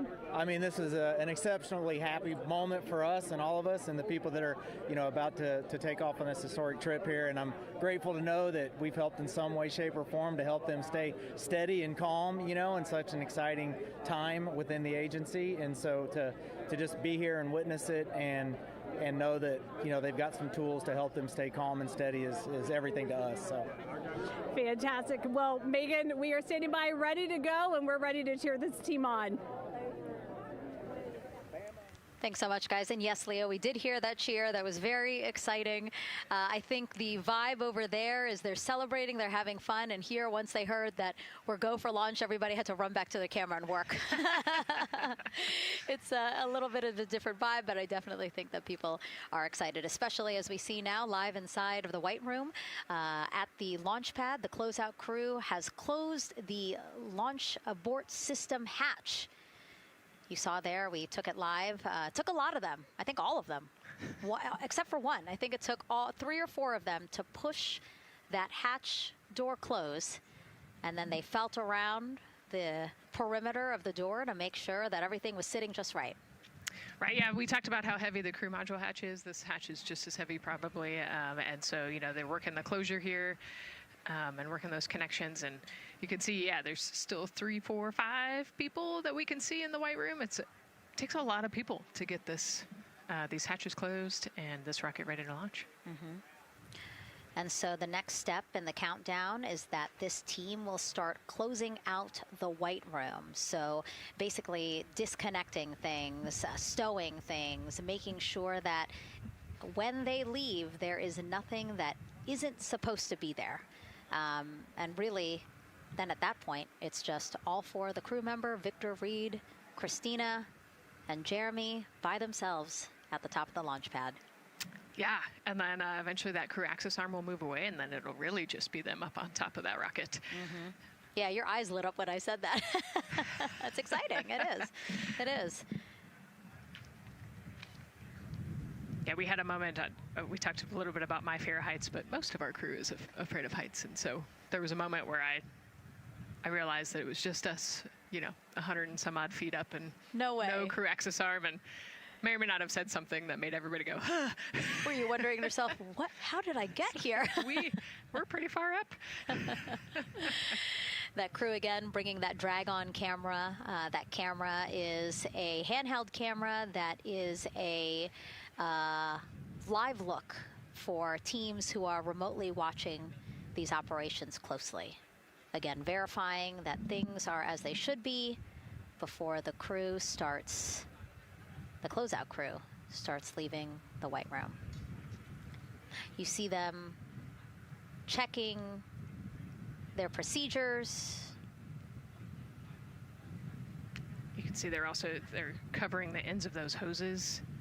That's to protect those hoses from FOD, so we don't want any dirt or anything to get into those while we transport them and stow them. So you can see Andre there working to close out the hoses as well while they're cleaning up the White Room. And so they'll tape that close. You just saw number 5 holding some tools. Again, we'll stow those away. You have to account for everything. Obviously, you know, they did have tools out. They did have procedures, paper, notes out. Like, all of that has to go. Yes, and you can even see on number 3's hat, he's got a string that's connected to his suit there. Mm-hmm. That's, again, just to make sure that we don't lose anything. If, you know, gust of wind or you get knocked or something, you don't want to lose a single thing in the White Room. So everything is tethered, everything is accounted for, and everything is protected. The crew now, another live view of them inside Orion. Jeremy, Christina, and Reed and Victor on the right side of your screen. What do you think they're thinking right now, Nicole? Oh man, just over an hour to launch. You know, there's probably a little bit of a lull right now, monitoring some systems, but you can see Reed's got his feet crossed. So I think just trying to relax and, you know, pass the time by maybe thinking through the items that they're going to monitor through the launch, you know, the different jobs that each of them have throughout the launch. And once they get to orbit, you know, this first day on orbit is actually really busy for them. Mm-hmm. They've got, you know, 2 burns that they have to monitor. They've got to get the system set up, and they've got to get the cabin set up. So there's a lot going on in the next 24 hours for this crew. I think they've got a couple sections where they get to take a nap, but I don't think they get a full night's rest for quite some time. So, yeah, you know, going through what's next. And so as we say that, I mean, imagine what it would be like to live in a spacecraft for 10 days. Let's take a look at what life will be like in Orion. Artemis II is our first crewed mission back to the moon since the Apollo program. A lot of the focus of Artemis II is really checking out systems to be sure that we're ready and well positioned for continued human exploration. My name is Susan Baggerman, and I'm the Chief Health and Performance Officer for the Orion program and the Artemis II mission. And this is 10 Days in Orion.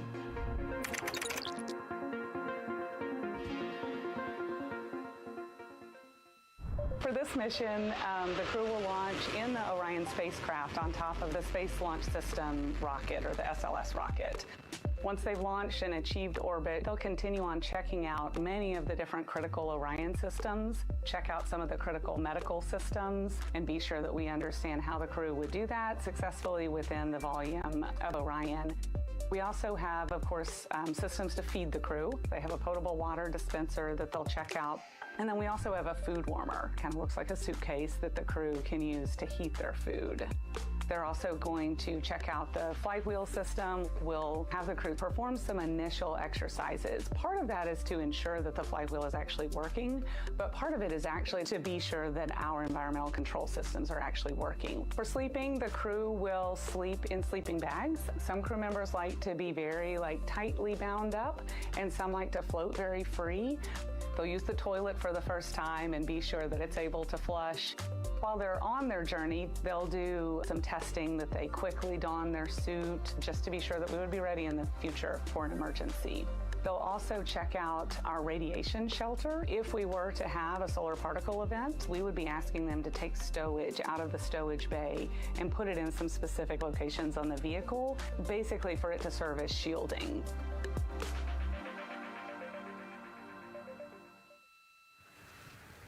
And so I want to talk a little bit more about what we just heard in that package. I am interested in the space food. So Reed, Victor, Christina, and Jeremy have a pretty big menu to choose from, so that's really cool. We're actually going to pull up a graphic now that kind of shows you some of the food that they're going to have with them on their 10-day journey around the moon. We know of more than 10 types of beverages. There's coffee, a mango peach smoothie, apple cider, lemonade. So those all sound delicious. And now I've just remembered I haven't eaten lunch. They're actually not too bad. I actually have a mango peach smoothie with me today. No way. Yeah. So you can see they come in these little packets here, but it's just kind of a dried powder that you add water to. So this would actually, you'd add 175 milliliters of water and let it sit for 2 to 5 minutes, and then you can stick a straw in it. You saw in that package they put a straw on the top septum portion there, and then you can drink it.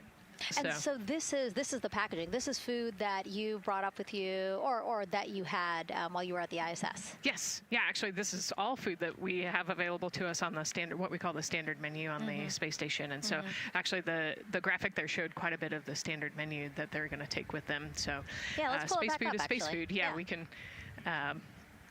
we can use the food that we have been using. You know, our food lab at Johnson Space Center actually creates that food, and then they stabilize it and they package it for us and everything. So they do a really wonderful job out there. We've got different types of food. You know, you can see I've got this is a soup, tomato basil soup, so thermal stabilized. It's already hydrated, so you just throw it in that food warmer that we talked about, and then you can eat it. But then we also I have some shrimp cocktail here that's, you know, irradiated, so it's in a package that protects it. I'll show you. I've got a brownie too. That's probably my favorite one. But are we eating it? We might, if you're. Yes. Look, see, they want us to eat. I don't know what happened, but it worked out. Yeah. With what we were saying here. So it's in an outer package to help protect it against, you know, radiation, and then it's in this inner package. And so this cosmic brownie, actually, the trick, Ann McLean, my crewmate, taught me. The trick is you got to put this in the food warmer and get it nice and warm, and then you can get it. But so what we do is we just take scissors and you open it up, and then it comes right out. So these brownies are nice because they don't have a ton of crumbs, and so you can actually just eat it pretty easily in space. You know, if you imagine, that would not happen in space. It would not fall. But yeah, so we've got all sorts of things that you can actually eat. The menu's pretty good and pretty diverse on the space station, and then as you saw, pretty diverse for Orion. Nice. Yeah, that's amazing. And again, here's a look at the crowd that's starting to continue to grow here as we get closer and closer to launch. We are now under an hour from the opening of our 2-hour launch window at 6:24 p.m. Eastern Time. And so let's take some questions from social media. We haven't taken some of those for a while. You put that brownie away, Nicole, or I'm going to steal it. Nicole, we have another celebrity who submitted a question. Let's take a look. Okay. A quick question for the Artemis crew. What food from Earth would you bring with you into space? And why would it be lasagna? Because that's the greatest food. Again, not really a question. Yeah. Because he was like, it's lasagna. It's got to be lasagna. You know, there is lasagna on Space Station, and it wasn't too bad. Probably not my favorite food of all, but yeah, lasagna's not a bad option. It's a high-calorie meal. If you're trying to, carb load for a spacewalk or something, it's a great option. Yeah, I remember Christina saying that her favorite food on the menu, and actually, she was saying that she was getting in trouble because people kept on saying, you can't eat mac and cheese every day, Christina. We mentioned the mac and cheese and brisket earlier. Man, I would put those two on a tortilla. That would be great. That sounds delicious, delicious. Well, thank you so much, everyone, for sending in those questions. For everyone from a 5-year-old that we got a question from to all the way to Roy Woods Jr. there, a comedian. So thank you so much. And if you're just joining us, welcome to the Space Coast of Florida, where we are counting down to liftoff of Artemis 2. You see a beautiful aerial shot there of our rocket on the pad. For the first time in more than 50 years, we are sending humans to fly around the moon and back, and we're taking you all of you with us on this next chapter of human spaceflight. I'm NASA's Megan Cruz, and this is NASA astronaut Nicole Ayers. Great to have you here, Nicole. Yes, this has been a beautiful day. Excited. We're continuing to march towards this launch. Yeah, and if all goes as planned, this crew could travel farther from Earth than any other humans before them and see parts of the moon no one has ever laid eyes on. How exciting. Yes. Exciting is an understatement, I think. That's true. We're going to see the far side of the moon for the first time by humans in a long time. It's important. And as the crowd again builds behind us, more activity that you're seeing here at the Kennedy Space Center press site. We also have a ton of people gathering around the world to watch this history-making moment. So let's take a look at those watch parties now. Oh. That crowd has grown. We checked them probably like 30 minutes ago, and it was half that. But again, as we get closer and closer to launch, we are seeing more and more people gather together, wanting to experience this together and not just in a vacuum at home, Yes, this is so exciting. Look at all of those people. Man. And now here we are back in Seattle, the Museum of Flight. Again, people gathered there to show their kid. We see someone walking in the second row there. His first crewed launch to the moon. How exciting. That is exciting. Hello, everyone. Woo. Oh, that's so great. And now let's get you up to speed on what's happened so far. Again, we are now within an hour of the opening of our launch window. So what has been happening so far today? Well, a lot. After waking up and grabbing a bite to eat, our Artemis 2 crew suited up inside the historic crew quarters, a tradition that dates back decades. Teams helped them into their custom Orion crew survival suits, and just like other crews before them, they gathered around a table for a card game to pass the time, but to also burn off any lingering bad luck before they walked in the footsteps of every NASA astronaut launching from Kennedy Space Center since Apollo 7 in 1968. They walked outside the Neil Armstrong Operations and Checkout Building to greet a crowd of family, friends, supporters before getting into their Astrovan for their security-escorted ride out to historic Launch Complex 39B. They got a close-up look at the SLS rocket, then walked across the crew access arm and climbed one by one inside their Orion spacecraft. After that, teams conducted final checks with the crew before closing both hatches, the crew module hatch, as well as what you're seeing there, the launch abort system hatch. And now we are back live at the pad where the closeout crew is getting ready to leave the White Room.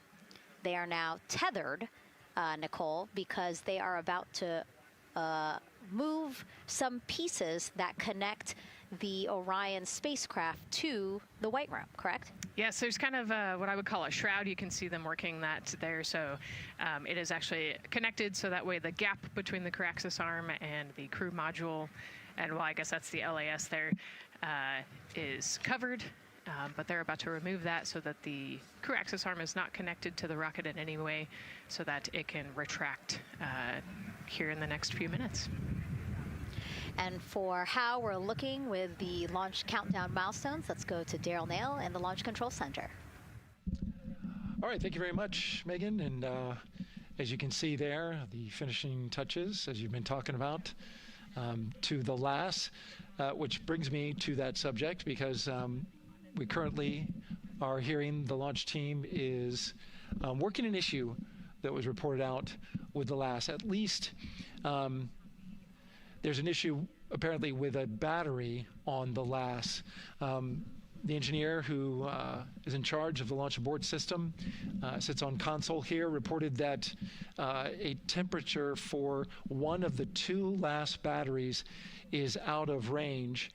And although it's not a constraint for launch right now, it would be when that temperature is checked inside of T-minus 6 minutes, which is inside of terminal count. So right now, the team is working some troubleshooting on this issue.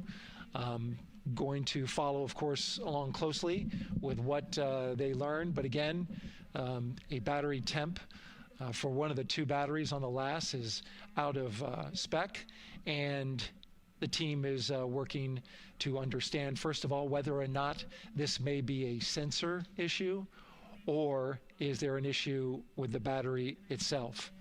So again, looking into it, troubleshooting and researching as we speak. With regards to the weather, we did get some good news there. Launch Weather Officer Mark Berger reporting to the launch director that the weather chances have now improved for the window. We are up to 90% go, which is great news. Again, 90% go. That is up from the 80% that we started when we had the first weather forecast come out officially 3 days ago. And so that is great. And for anybody who's here in the launch area knows that is certainly viewable. They can see that by just looking up. So we're getting some good clearing as forecast. And then just a reminder for those people who are watching the launch from the nearby area that if you're watching on an internet-enabled device, just remember that there may be a little bit of a delay. Can't tell you how much of a delay, but since it's on an internet device, sometimes this broadcast might be a little behind what you're actually seeing. So just keep that in mind as you are watching. Don't wait till the last second to run outside if you're inside your RV or your camper or your house. That's the latest here from the firing room. Of course, we'll keep track of that last battery issue. We'll send it back now to Megan and Nicole at the host desk. Two of them there had to be tethered to the inside of the white room, because obviously now we have detached the white room from the Orion spacecraft. Yes, that view is quite something. Yeah, spectacular. Yep. Oh, no, I'm sorry. I forgot. Nicole's scared of heights. An astronaut afraid of heights is actually not uncommon, as we've learned today. But yes, so obviously, again, things proceeding as we march closer to the opening of our 2-hour launch window at 6:24 p.m. Eastern Time. Again, the closeout crew just finishing up those last couple of things they have to do before leaving the white room and then leaving the pad, leaving only the 4 Artemis 2 crew members inside the spacecraft by themselves at the pad. Yeah, and then we'll be curious to follow the battery issue on the LAS as well. I think sometimes it's just a sensor issue, sometimes it's a battery issue. So hopefully they figure that out quickly. Mm-hmm. And so if we can take a shot of the crew inside the capsule, if one's available, why don't we talk a little bit more about each of them? So we have Artemis 2 Commander Reed Wiseman, Baltimore native, and he's actually, you see his feet in that shot there from inside Orion. He's been in space once before as flight engineer for Expedition 41 aboard the International Space Station from May through November 2014. During the 165-day mission, Reed and his crewmates completed more than 300 science experiments in areas like human physiology, medicine, physical science, earth science, as well as astrophysics. They actually set a milestone for station science by completing a record 82 research hours in a single week. He also served as chief of NASA's astronaut office from December 2020 to December 2022. His two daughters were out to wave goodbye to him as he made his way to the launch pad. And again, there's Reed's feet. Reed is the one sitting in the seat to the right, closest to our camera there. So looks like he's relaxed by the body language of his feet. Yeah, you know, I think they're kind of in a holding pattern, if you will, or a waiting period. So it makes sense that he's a little bit relaxed. He's also kind of just a relaxed person in general. He's wicked smart, but has a demeanor that keeps everybody calm. And so I think we're seeing that here today. And so in this shot, Reed is the one sitting on the left, and to his right, Artemis II pilot Victor Glover. NASA selected the California native as an astronaut in 2013, and at the time he was actually serving as a legislative fellow in the United States Senate. His first trip to space, November 2020, pilot of NASA's SpaceX Crew 1 mission. That was the first operational mission of NASA's Commercial Crew program, which resumed launching American rockets from American soil to the International Space Station since the end of the shuttle program. Victor is a U.S. Navy captain and naval aviator who served as a test pilot, racking up more than 3,500 flight hours in more than 40 different aircraft. So again, he probably feels pretty at home in the pilot seat of Artemis II. Yeah, I think he does. He got to say goodbye to his wife and 4 kids.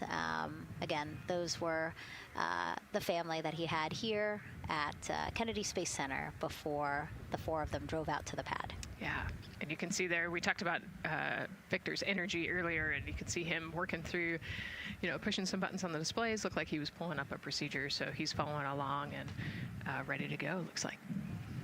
And then mission specialist Christina Cook, sitting on the upper left-hand corner of the screen there, native of Grand Rapids, Michigan, was selected to the Astronaut Corps in 2013, same class as Victor, served as flight engineer on the International Space Station from March 2019 to February 2020.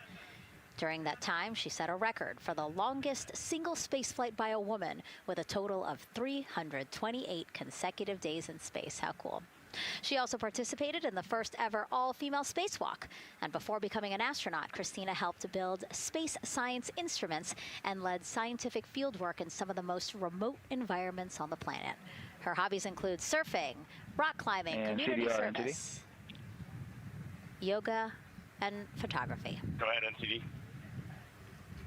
There's a couple of suppressed overvolt messages. We're going to go ahead and clear those off your screen. We see them and we copy. All right.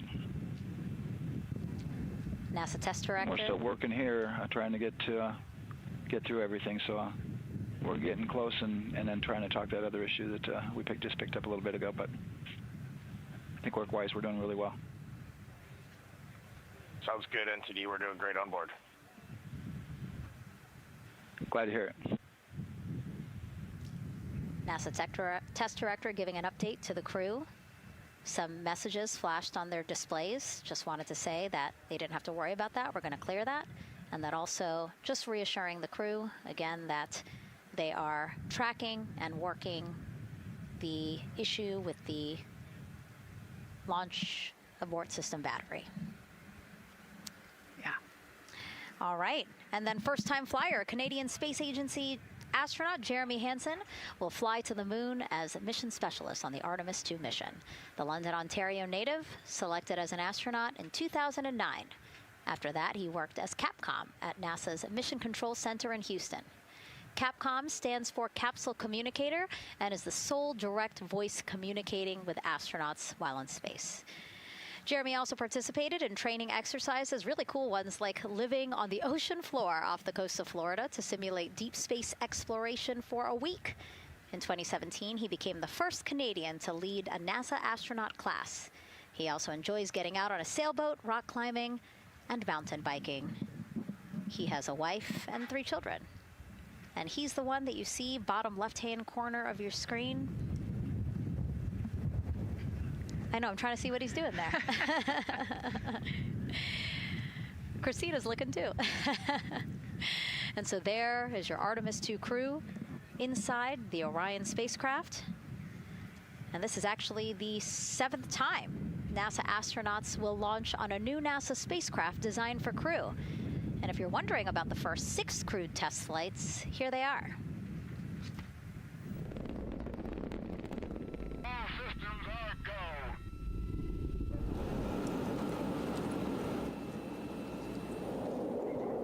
go. Gemini 3, Gus Grissom, John Young, March 23, 1965. Apollo 7, Wally Schirra, Don Isley, Walt Cunningham, October 11, 1968. Space Transportation System, or STS-1, John Young, Robert Crippen, April 12, 1981.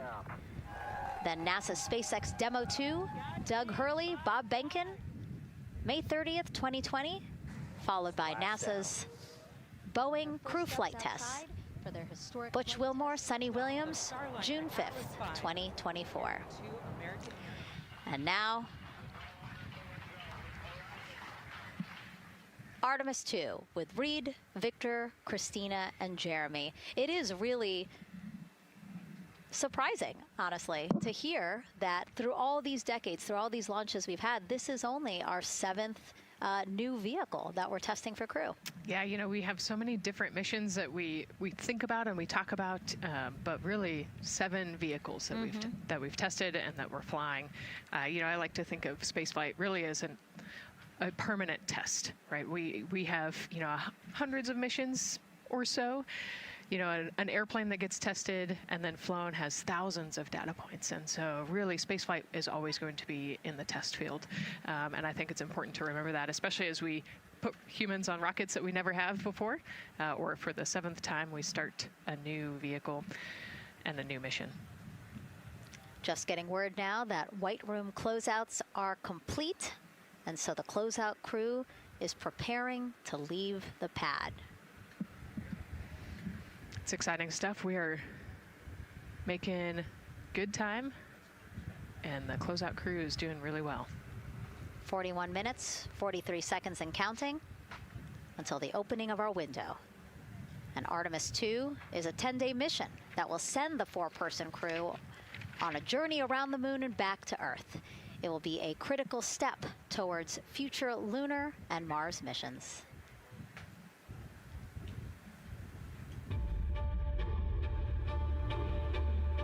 We're going back to the moon because it's the next step in our journey to Mars. We need to go explore the moon. There's vast regions of unexplored areas with the coldest, darkest places in our solar system. This is a test mission, and when we get off the planet, we might come right back home. We might spend 3 or 4 days around Earth. We might go to the moon. That's where we want to go, but it is a test mission, and we are ready for every scenario as we ride this amazing space launch system in the Orion spacecraft. But another reason we're going back to the moon is to fulfill NASA's mission, which is to explore the unknown in air and space, to innovate for the benefit of humanity, and to inspire the world through discovery. And when we succeed and when we accomplish the things that we set out to accomplish, that inspiration not only can set up new things to happen, but it also is a reminder in tough times that we're capable of doing great things when we work together. The thing I love about the moon is that it's not just a beacon for exploration and this platform of possibilities for incredible missions like this, but it has benefits. That's actually why we're racing towards it. Those benefits are really wide in nature. You have everything from innovation, technology development, not only for future missions going deeper into the solar system, but technologies that come back to Earth. You have inspiration, a whole generation of people starting this pipeline of STEM workers and manufacturers and operators that are excited to see what you can do when you work hard and you come together as a team. When I think about the 4 of us flying around the far side of the moon, seeing that Earth rise, taking taking images and video and sending them back to you. The feeling that I have inside is hope. We know that Artemis 2 is not the solution for humanity on planet Earth, but it is a contribution in the positive column. We hope that just for a moment that people will pause and say, wow, it's extraordinary when you look back upon the Earth with over 8 billion people, and you see this concrete example of what humanity can do, this extraordinary thing when we set big goals and CDR NTD to achieve them.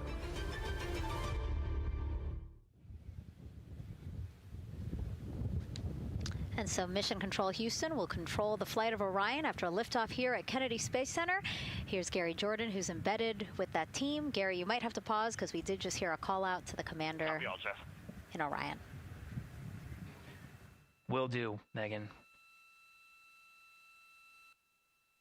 I think that was Commander Reed Wiseman responding to prepare for some of the next steps. We are now holding at the T-minus 10-minute hold. Expected a 30-minute hold. So we are well on the countdown. We are well on the timeline to meet this L-minus time and launch towards the beginning of the window, but continuing to track progress along the way. Again, I'm here with the Artemis 2 flight control teams in Mission Control Houston. The team in the room behind me has been monitoring the countdown and verifying their own mission-specific launch criteria of the Space Launch System, the Orion spacecraft integrity, and its crew. During the final poll before launch, if all looks good from each of the flight controllers in this room, Flight Director Judd Freeling will report a go for launch from Houston Flight. Upon liftoff, teams here take control of the mission and communicate with the crew while they fly on the Space Launch System. This phase of flight is highly dynamic, and each console position has a dedicated and important role of looking after critical systems. You'll hear calls from Capcom and NASA astronaut Stan Love in this room to the Artemis 2 crew as milestones are reached during the more than 8 minutes of powered flight on the core stage.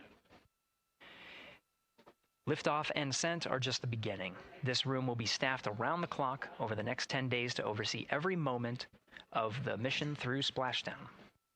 Here from the Johnson Space Center, we'll be streaming the mission live 24/7 so anyone can follow the crew's journey, take peeks inside the spacecraft, and share the experience of a lunar flyby with astronauts looking down at the moon's surface. Teams here have been rehearsing tirelessly in simulations to throw every conceivable and inconceivable scenario their way. We are ready and eager to begin the Artemis 2 mission. Still milestones to come as we continue the countdown, but we'll be right back with you during the ascent phase of today's flight. With that, Megan, I will send it back over to you at the Space Coast. Thanks so much, Gary. Under 37 minutes until the opening of our 2-hour launch window, 6:24 p.m. Eastern. I've never been more excited for a time. But why don't we send it back over to Megan Carter with the Moon Board to learn more about what happens after ascent. Absolutely. I am definitely also getting excited. Things feel like they're starting to pick up a little pace here. A lot is about to happen within the first 10 minutes of launch, but what happens after those first 10 minutes? Let me take you over here to my mission map so we can kind of jump ahead and let me explain a few things. So, our main engine cutoff is going to stand for MECO, and that is essentially where the rocket's job is done, and it is then going to turn the propulsion duties over to our ICPS. That stands for Interim Cryogenic Propulsion Stage. Don't try and say that too many times fast, but the ICPS is going to be right here, and that's our in-space propulsion.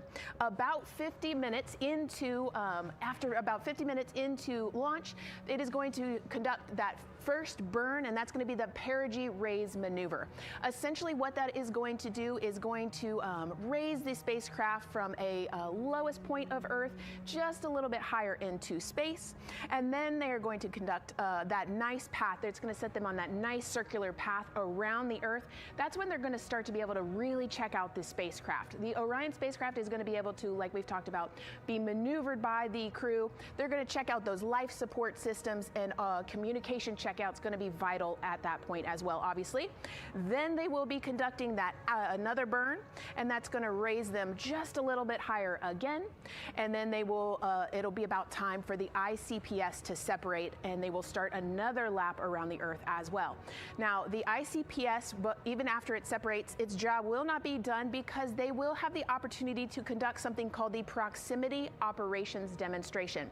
And this is going to be really important for our future lunar missions because the ICPS actually has a target on it, and the crew is going to have the opportunity to manually maneuver these spacecraft like we've mentioned and practice those docking maneuvers.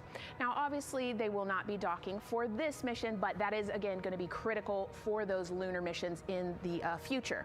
Now, all right, after that ICPS has separated and they've done that second lap, they're going to conduct 2 more burns. And what these burns are going to do is set them up to the high enough orbit and a fast enough speed in order to conduct the translunar injection. This is going to be that critical moment and that critical milestone where they are going to produce about 6,000 pounds of thrust. And this is that point that is going to take them out of low Earth orbit into deep space, and it's going to set them on that nice path towards that lunar flyby. And I know we have talked a little bit about why this could be a record-breaking flyby and journey to the moon. And with that, I'm going to turn it back over to Megan so she can tell us just why.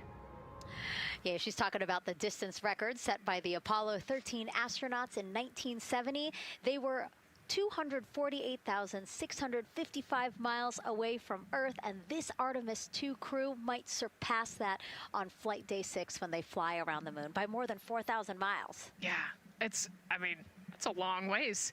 It's tough to fathom 250,000 miles from Earth, right? I mean, space, the space station is only 250 miles, and so we're going, I don't want to do the public math, but we're going much further than that. But it's important, right? Because we want to get back to the moon. We want to see the surface. We want to see the far side of the moon. And the way we do that is by breaking distance records. Yeah, and the exact distance record depends on exactly when they launched, like the time, the day. So we'll learn more as we go into this 10-day mission with the Artemis 2 crew. But here we are, 32 minutes, 50 seconds and counting from the opening of our launch window. Feels really, really surreal here as more and more people come to gather on the press site lawn here at Kennedy Space Center. Why don't we take a look at this video that we have here? Some familiar faces who wanted to wish our Artemis 2 crew a safe journey. Reed, Victor, Christina, and Jeremy, you are the real deal. You're flying to the moon for all of us, and we are in awe. You're the true heroes. You are not just astronauts. You are pioneers, venturing deeper into the unknown. But you are not alone. We will be all cheering you on from planet Earth. Hey, I'm Victor Wembanyama, and I play basketball in the NBA. But I'm not only interested in shooting hoops. I'm also interested in shooting stars, dark matter, and all other types of astronomical phenomenon. And to the Artemis 2 astronauts who are shooting for the moon, I wish them good luck and Godspeed.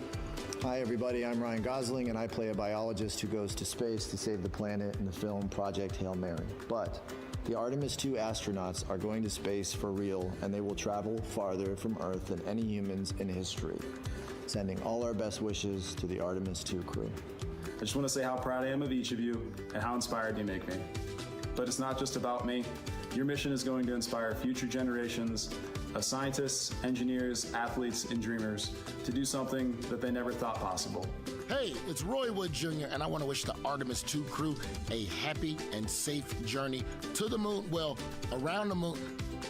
To go around, I know what you're doing. You got to look for a parking space. This is to go around the moon, make sure it's somewhere to park, and then you park journey. Good luck. It's actually a really good way to explain what how this mission builds. Again, we are hoping to land astronauts on the surface of the moon in maybe 2 years. So yes, we are looking around the moon on this lunar flyby mission to see where we might park. Thank you, Roy Wood Jr. Okay, and as we look at this live view of the rocket on the pad, there is a spectacular place here at Kennedy Space Center to watch launch from, and that's the Banana Creek viewing area. Why don't we go back there where the crowd is excited, and Leah has the best assignment ever talking to people who are super excited about being here for Artemis 2. Oh my gosh, Megan, you talk about the excitement being palpable. I'm telling you, everybody here on pins and needles as we get just about half an hour away from launch. I've been walking around talking to people, and I'm just struck again and again by how many people are here from across the agency. I want to introduce you to just a small portion of the people across NASA who have been supporting this mission. Patty Ortiz, NASA Armstrong Flight Research Center, Orion Program. Orion. Kathy Graves, Glenn Research Center, Office of STEM Engagement. David Alexander, NASA Glenn Research Center, Office of STEM Engagement. Jennifer Becerra, Johnson Space Center, the Office of STEM Engagement. Here we go, right back here. Where are you from? I'm from NASA Glenn Research Center, Joseph Pinakitis. Joseph, here we go. Wes Furman from APL. Maria Arredondo from Headquarters, Next Gen STEM. Mark Robinson, Stennis Space Center, Commercial Space. Amira Flores, Armstrong, Office of the STEM Engagement. Molly Kearns, NASA Glenn, Space Communications and Navigation. Matthew Pierce, Goddard Institute for Space Studies in New York City. Here we go, and right over here. Lauren Ring, Ames Research Center, Data Integration. So we're coming together. We're one big NASA team, one big NASA family, and we have one major message before we launch tonight. Okay, guys, what are we going to say? 1, 2, 3, go!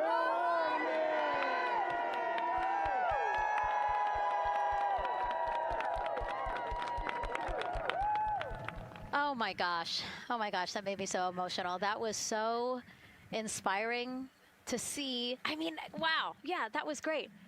I mean, just to hear everybody say their position, what they're doing to support this mission is amazing. And I'm sure this was something that really rang true and resonated with NASA's Administrator Jared Isaacman, again, to see the workforce come together to do the work and then to be here for launch. So why don't we actually go over to him now with our Jasmine Hopkins at one of our other viewing locations. All right, Megan, thank you so much. The energy here on the balcony is honestly becoming electric as we get so close to launch. And now we are thrilled to welcome NASA Administrator Jared Isaacman.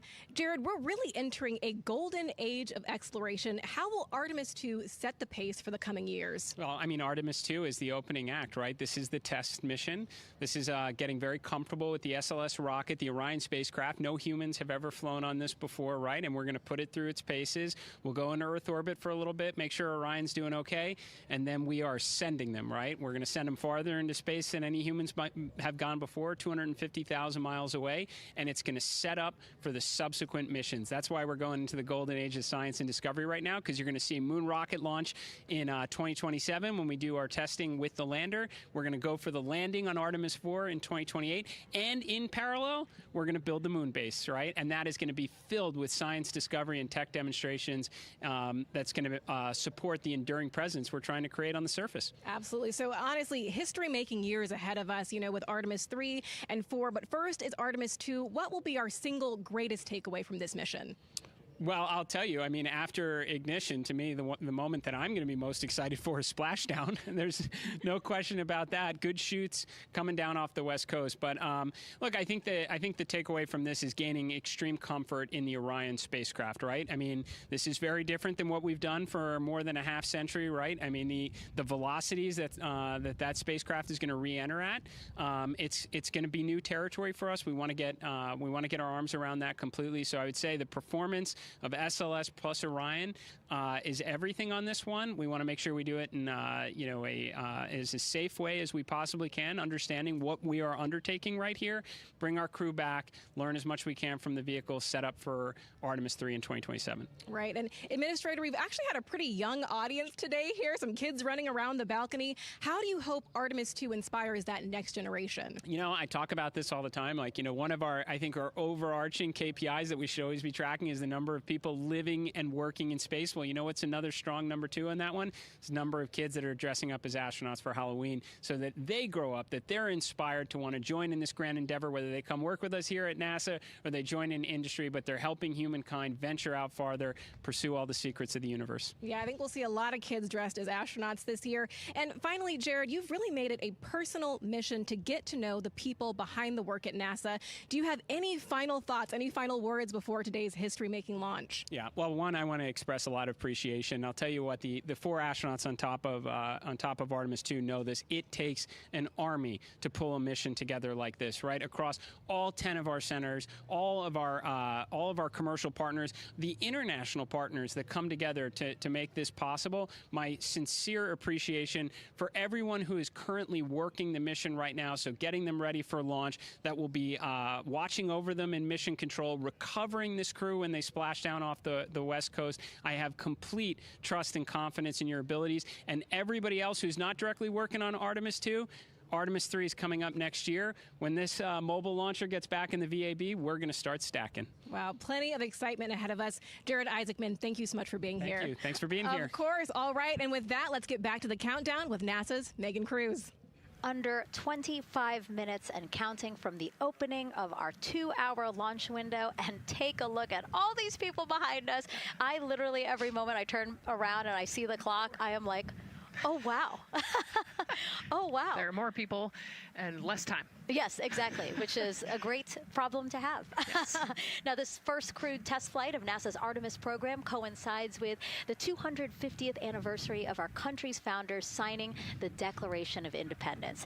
Exploration is a part of America's DNA, and it continues now with our return to the moon. 250 years ago, 13 colonies laid the foundation for the greatest and most enduring democracy in the history of the world. One driven by courage, faith, and freedom. From that moment, we became a nation defined not by where we stood, but by how far we were willing to go. We conquered vast frontiers, invented tools that shaped a modern world. We found light in the dark, and we rose from the earth. Faster, higher, farther. We pushed beyond the sky and into the unknown. We carried our courage into the cosmos, and we planted the American flag on the moon, the defining achievement of American superiority in space. Today, our curiosity stretches farther than ever. American robots search ancient rivers on Mars. New telescopes unfold to glimpse the first stars. And a new generation prepares to return to the moon, this time to stay. For 250 years, America has carried the light of humanity forward. But American exceptionalism isn't inherited, it's earned. Our greatness comes not only from what we've done, but what we're still determined to discover. Because in every era, across every horizon, America is at its best when it's reaching for something greater. America celebrates 250 years, and we are leading the world into the future.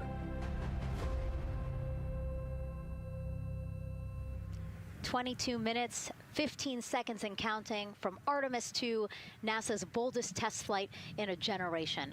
The crew has said this often, that they hope it inspires children around the world.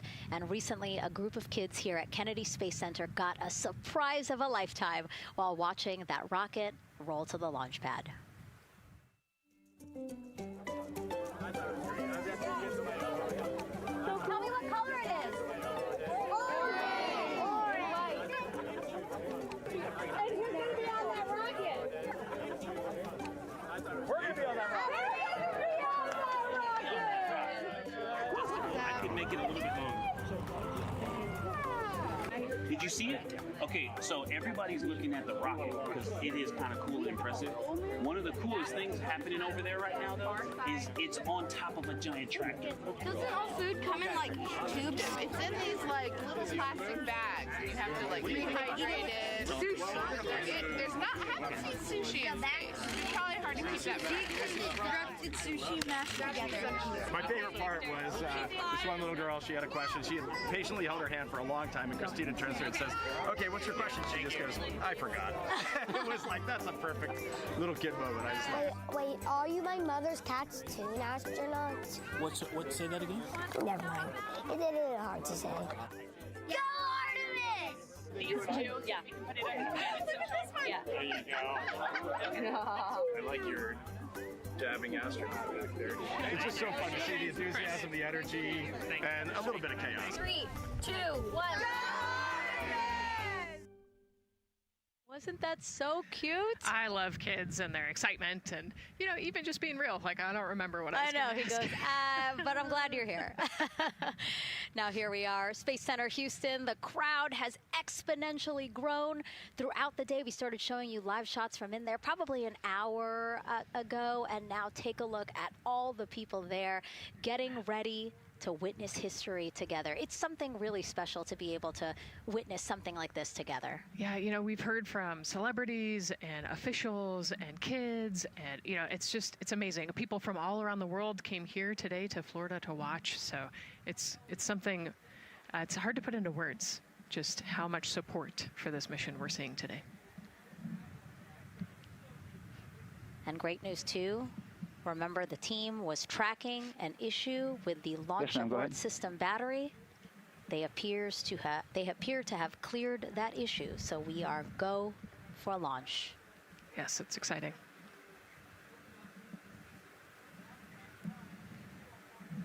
U.S. Space and Rocket Center here, Huntsville, Alabama, waving to the Artemis II crew sitting right there inside Orion. Inside of 20 minutes from the opening of our launch window, and right now we are targeting the top of that launch window, so we could be launching here in about 19 minutes, Nicole. Wow, I don't know if I expected this today. I'm excited, and I'm glad they were able to clear the problem with the battery on the LAS, and everything has gone really smoothly today. It's been great. The weather cleared up. It's a beautiful day for a launch. And so now, as we are so close to possibly launch now, just what are your final thoughts as we are about to embark on a mission back to the moon, the first time in more than 50 years? Yeah, just so proud of the crew and all of the teams here on the ground that made this happen. They are carrying the torch from the Apollo era into the Artemis era. And, as the crew likes to say, they want to be the shoulders that the next generation. And let's see, GLS, can you help us with that, please?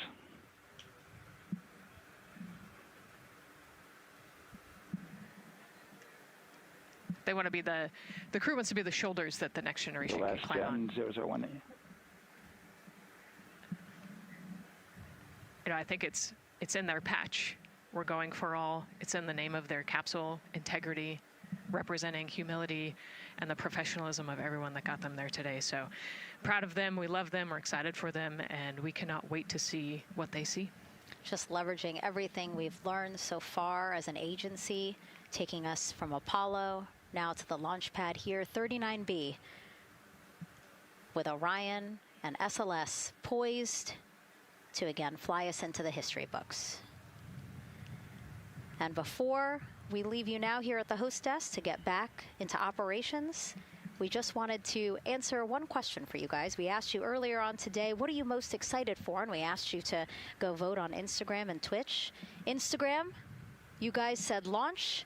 Twitch, you guys said lunar flyby. So I think you guys will all be very excited since we are now about 17 minutes from the opening of our launch window today. And so with that, as we approach terminal count, let's send it back to Daryl Nail in Firing Room 1. Daryl. All right, thank you, Megan and Nicole, and just want to give you an update on the launch abort system that you just reported that they cleared. They believe, they're convinced, this is an instrumentation failure. So there are 2 batteries on the LAS. The LAS, of course, and with the help of my 2-year-old son's model rocket, Daniel said I could use this, so it's okay. The LAS is right here. It's the tower above Orion. Orion capsule is inside of here. It's used to pull Orion off the rocket in case something's going on with the rocket, either on the pad or in flight. 2 batteries are bad. Well, I'm sorry, one of the 2 batteries reported an out-of-family temperature, and it was very much out of family. And so they checked their data going back into the vehicle assembly building where they recharged the batteries and worked on them. And they have good, solid data, they reported, that tells them that this is an instrumentation failure, that there's something wrong with the sensor. And so they took it before the mission management team, which has to accept the risk, any changes to launch commit criteria. criteria, which this would be one, and they all fully accepted it. So now we are clear as far as that constraint is concerned.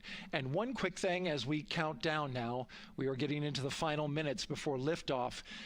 There's a 2-hour window. We haven't quite set the T0 yet, but this is a list of the cutouts. There are 150 cutouts that are included for this 2-hour launch window. And that's important. They're in very small print.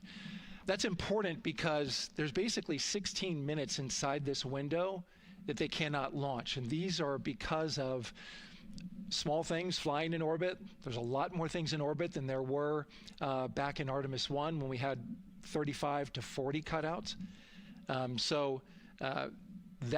For that reason, because of these 156 cutouts, they're going to be managing the launch window as we go forward. So they may have to wait out one of these cutouts. They range in time between 2 seconds to 23 seconds, but you'll hear the NASA test director talk through that. We're getting ready to merge that loop from NASA test director Jeff Spaulding.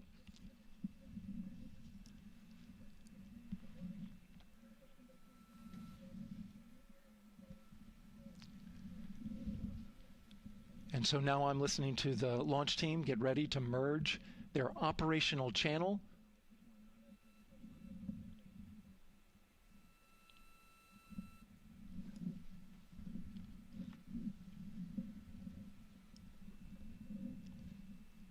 We're now entering one of the most consequential phases of launch day, and that's terminal count, the final 10 minutes. And OTC, NTD on 212 for comm check. Good, comm. How me? I hear the same. STC? 2. GTC? GTC is on 212. All right, copy that. NASA Test Director Jeff Spaulding confirming communications with his team.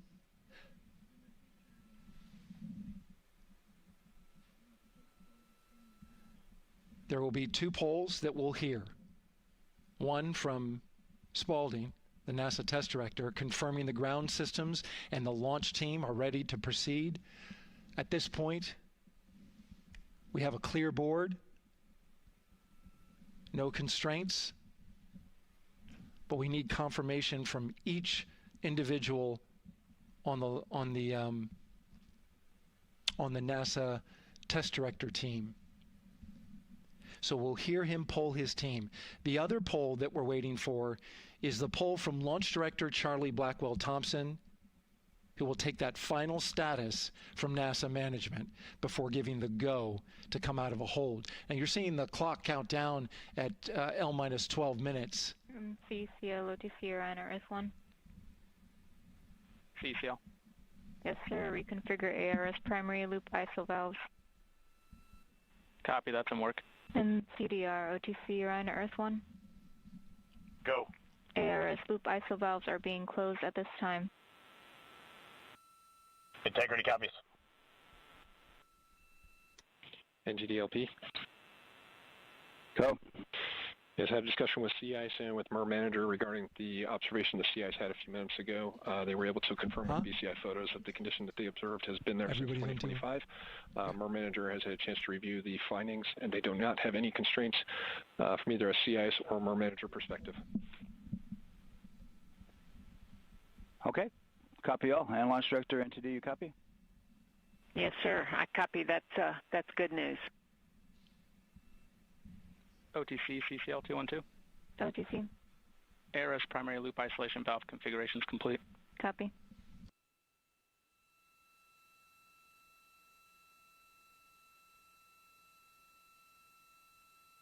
And CGLS NTD, cancel pending, please. GLS copies, and that's complete. All right, and for all personnel, we got a little bit more work to do before we pick up the clock, and we're about a little over a minute from getting to T-minus 10 minutes, but we've canceled the resume time there, and then we'll pick it up after we get through all of our work and anything else that we need to do to get through the remainder of counts. So we'll continue working that to get to our T0 today. So when we get to about 50 seconds from now, we'll extend that hold. CVSC OTC. CVSC. 400-290, looking to verify that we are configured for ascent. Yep, give me about 2 more minutes. I'm going to start CMA2 streaming. Copy. NTD COSE hold requested. Copy that. I have an LCC violation of O-CT-004, S-band transponder anomaly. This was a transient LCC violation, so transponder 1 had a demodulated SNR estimate that went down to 2 dBm when it should have been between 10 and 13. It is now back up to 12, but we did lose that for just a moment. It does not appear that we lost our bit sync or carrier lock, which would be indicative that we lost our lock with the vehicle.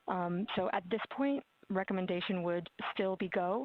However, we do have a pre-planned contingency procedure if we want to look at that. But again, this was transient, so we're back in a nominal range. All right, let's see, LPE NTD. Yeah, we're not seeing that hit. So I guess the question for COSE, was that less than 3 samples? Is that below our persistence? Stand by, let me look. It did look like it did persist for several seconds on mine, but let me take a look at the number of samples. Could I get a repeat on the affected LCC, please? Yes, ma'am. That's going to be O-CT-004. Thank you.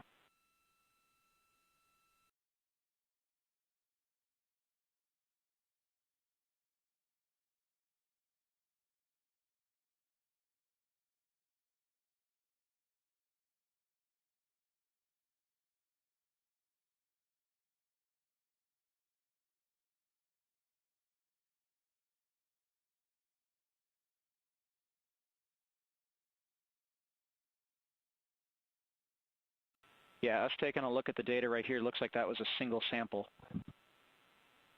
Yeah, copy that. RFTS does report that they also lost lock for about 5 seconds. So I would love to ask KUS and see if they also lost lock with the vehicle for any extended amount of period.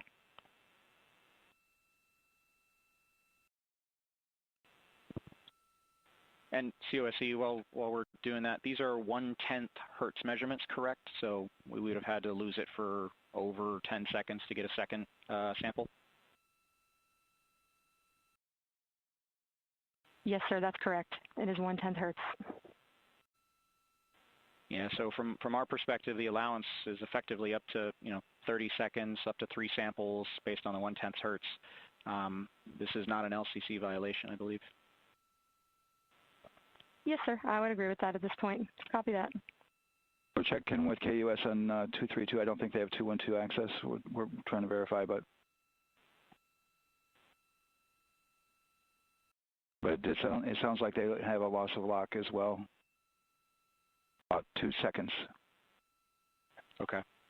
And I guess for both KUS and COSE, do we have lock now?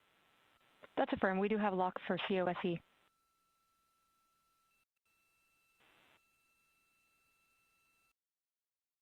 Yeah, so from the integration console perspective, we did have a temporary loss there within the allowable, and per the requirement, let's go. And this is Houston Flight. We have lock and we have good telemetry here in GSE. And KUS is reported to they have good lock now. So with all of that, OSC, then are we in a go configuration per your LCC? Yes, sir. Recommendation would be go. Okay. LPE, you concur with that? Yes, sir. LPE concurs go. And Launch Director? Yes, sir. Launch Director concurs go. All right, and I'm going to go ahead and just verify everybody has everything else complete, Launch Director, and if we do, we'll be ready to pick up the poll at that time, unless there's something else that you're aware of. No, sir. Let's verify all our work is complete, and I would like one last check of our constraints list. All right, let's see. OTC, are you still waiting for ComConfig, or are you? That is affirmed, sir. Okay, is that your only open item? Yeah, OTC, this is CVSC. That 400 step 290 is complete. Copy. Okay, so OTC, you're complete with all of your work? That's affirmed. All right, copy that. STC? STC is complete. And GTC? GTC is complete. Okay, excellent. All right, and LPE, just want to verify we have no open constraints at this time. No open constraints. We have a clear board, sir. Okay, tracking the same here. And Launch Director, with that, we are clear and ready to pick up the launch readiness poll with your go. right, sir. I am go for the poll. All right. And for all personnel, this is the NTD conducting the Artemis II launch readiness check. Verify ready to resume count and go for launch. OTC. OTC is go. STC. STC is go. GTC. C's go. MCO. CO's go. Safety Console. The Safety Console is go. LPE. LPE's go. RTD. RTD's go. Houston Flight. Houston Flight is go. ROC. ROC is go. And CDR. Crew is go. Copy that. Thank you, Reed. And Launch Director NTD, our launch team is ready to proceed at this time. All right, NTD, I copy all. At this time, I'll perform my poll. Attention on the net. This is the Launch Director performing the final poll for launch. Verify no constraints and go for launch. EGS, Program Chief Engineer. Artemis Chief Engineers are go. Copy, thank you. EGS, Chief Safety Officer. The Artemis CSOs are go. Copy, thank you. Range Weather. Launch weather is go. Thank you, LWO. And Artemis MMT Chair. MMT's go. Thank you, John. And Integrity Launch Director. Good to hear your voice, Charlie. PLT. Thank you, Charlie. This is Victor. We are going for our families. MS1. This is Christina. We are going for our teammates. MS2. This is Jeremy. We are going for all humanity. All right, Charlie, your Artemis II crew is go for launch. Full send. I copy that. Reed, Victor, Christina, and Jeremy. On this historic mission, you take with you the heart of this Artemis team, the daring spirit of the American people and our partners across the globe, and the hopes and dreams of a new generation. Good luck. Godspeed, Artemis II. Let's go.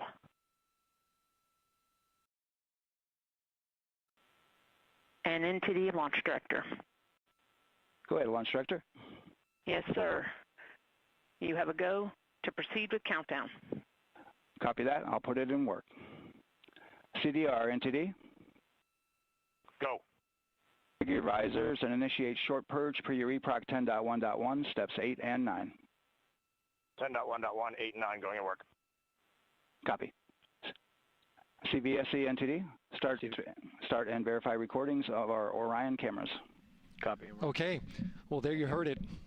RSR NTD. RSR. They're getting ready to start terminal count. arm rotation enable at this time, please. It's currently at T-minus 10 minutes. Once we wrap up this last bit of work, SNA arm rotation enable complete. we're going to start that clock. Copy that. Thank you. Integrity crew, close and lock visors.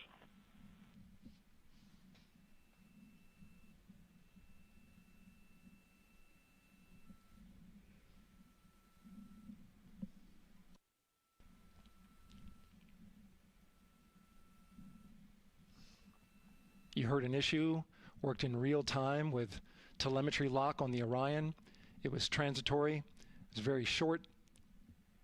They checked the data, confirmed that they had a good lock. This was with the S-band transmitter on the Orion. Worked through that issue, looked at the data, and cleared it.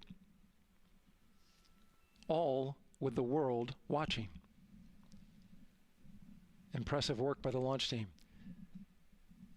So we have a 2-hour window, which starts in just a few minutes at 6:24 p.m. Eastern Time and goes until 8:24 p.m. Eastern Time. And ECL NTD will be waiting for your verification on the short purge. ECL copies. And for all personnel, once we get that short purge verification, we'll verify that we are clear to go, and then we'll proceed with the terminal count.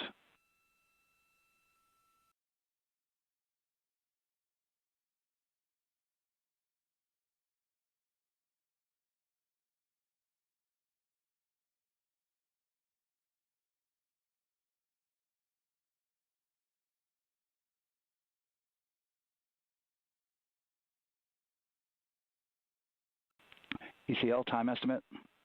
About a minute. Copy.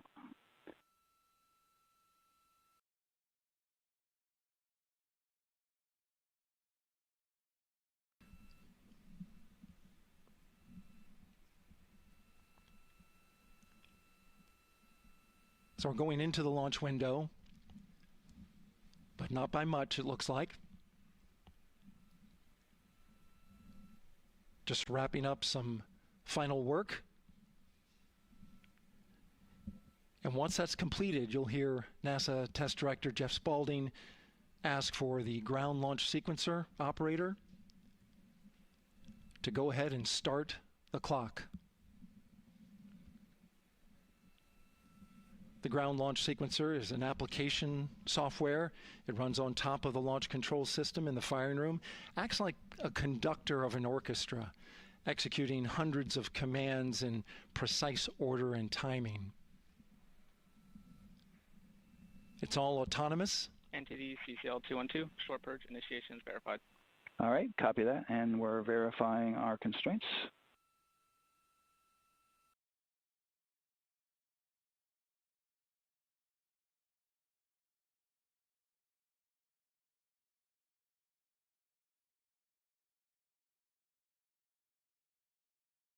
All right, and we're clear from cutouts.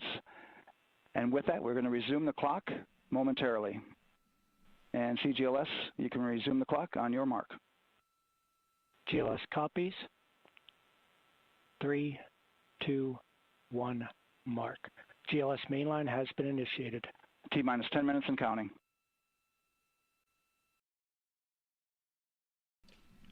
And that begins terminal count. Our new T0 is 6:35 p.m. Eastern Time. 6:35 p.m. Eastern Time. We are now counting down to liftoff of Artemis II.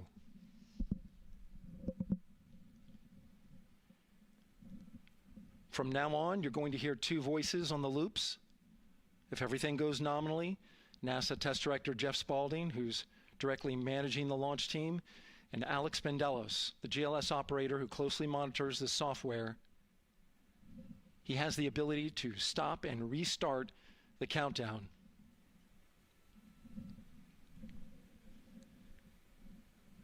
A lot of people ask about whether there's a launch button. There certainly is not. Flight and Rock, our new T0 is 22:35:12.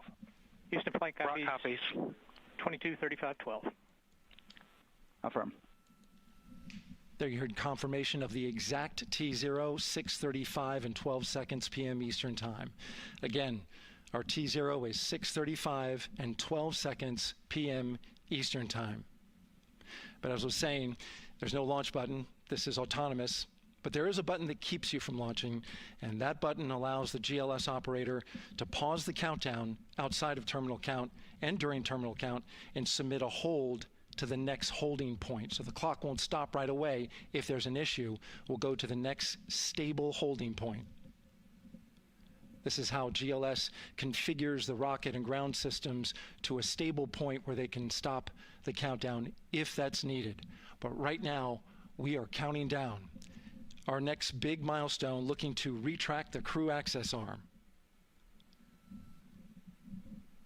GLS is go for crew access arm retract. And there you see the crew access arm moving away.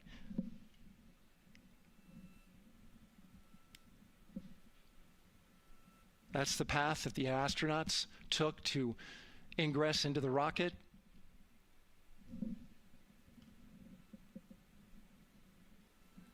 Until this point, that was their way off the pad if they needed to evacuate. But now with that arm retracting, the backup transitions to a launch abort system, and they'll begin arming that shortly.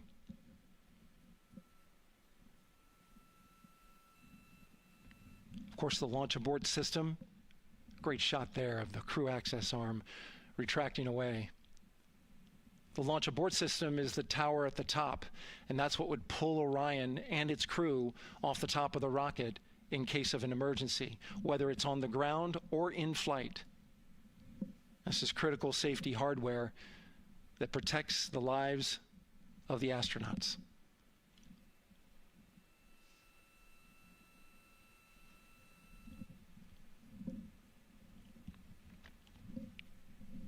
Starting at T-minus 6 minutes, the GLS will start bringing that and other high-energy systems online, starting with core stage pressurization.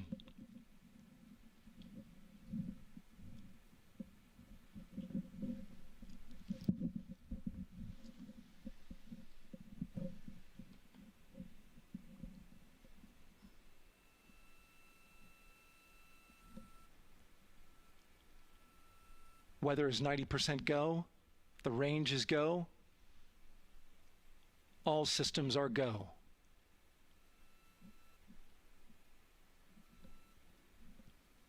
GLS is go for core stage tank pressurization.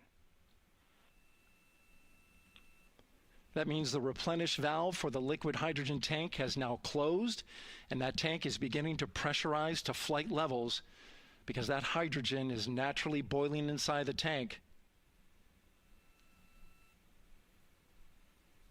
We'll get the liquid oxygen tank a little later in the count.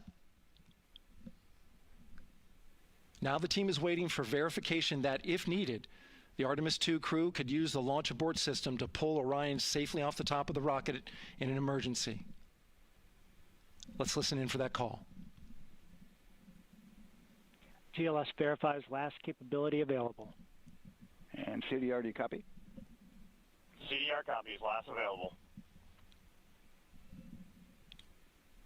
That's great news, and you heard the NTD verify that with the commander of the mission. GLS is go for FTS arm. Now work is being done to arm the flight termination system.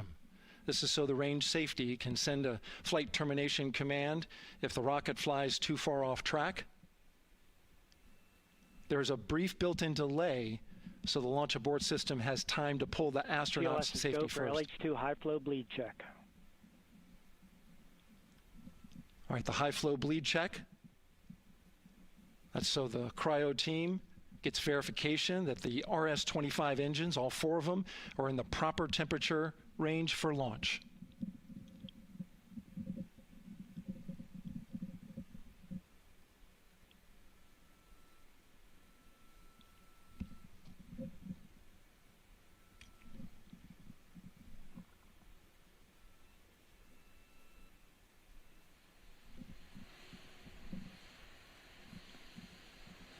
GLS is go for core stage APU start.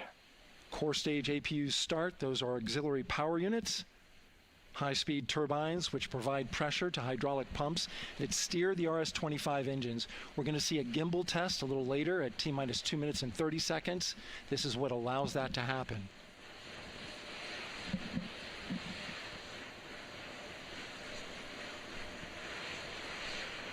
Coming up in about 20 seconds, we're listening for go for purge sequence 4. That's a helium purge of the 4 core stage engines downstream of the propellant valve. This gets all the air and moisture out of there.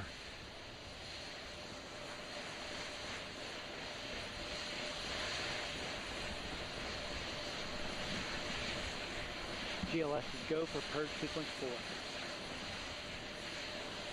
4. Moving through the milestones. All is looking good.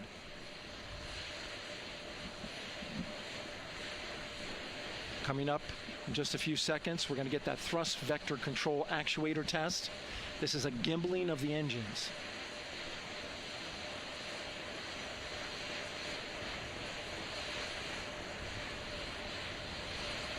There are the 4 RS-25s, 3 of them shuttle heritage, 1 of them built from shuttle parts. And there you see them moving.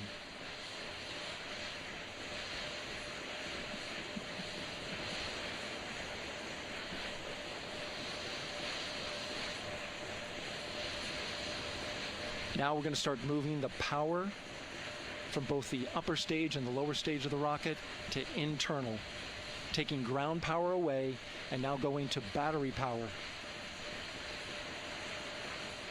GLS is go for upper stage to internal power. All right, power is removed from the rocket's upper stage, the ICPS, and it's been switched to battery. Same milestone for the lower core stage coming up at T-minus 1 minute and 30 seconds. Right now, The 4-person Artemis II crew is 248,000 miles away from the moon. And if all goes well, they will fly by it in 6 days. GLS is go for core stage to internal power. All right, there's the rocket's core stage, which houses 3 flight computers, is now on its own power. There's no more hold time because there's no more margin on these batteries. So we would have to recycle back to T-minus 10 to recharge if we had a hold.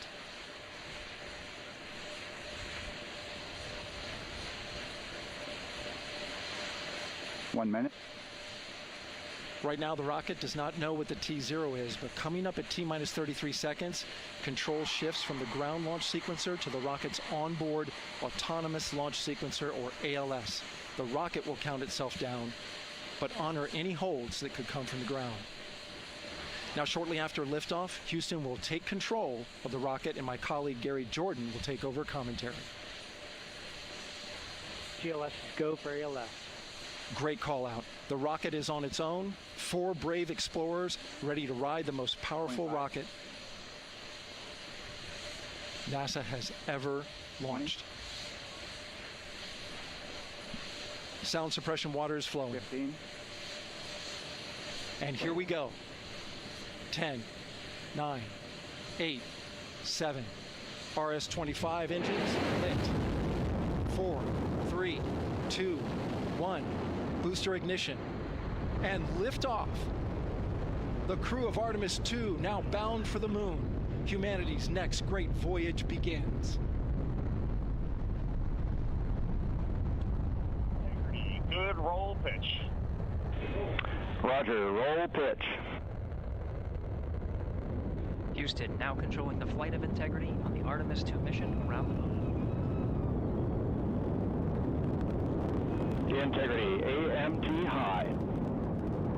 AMT high. On time passing 30 seconds into the flights. Integrity passes the alternate beacon. Target milestone. Mission Control Houston seeing good performance on the 4 main engines. Space Launch System core stage. Integrity, 3 miles in altitude. Traveling more than 1,200 miles per hour.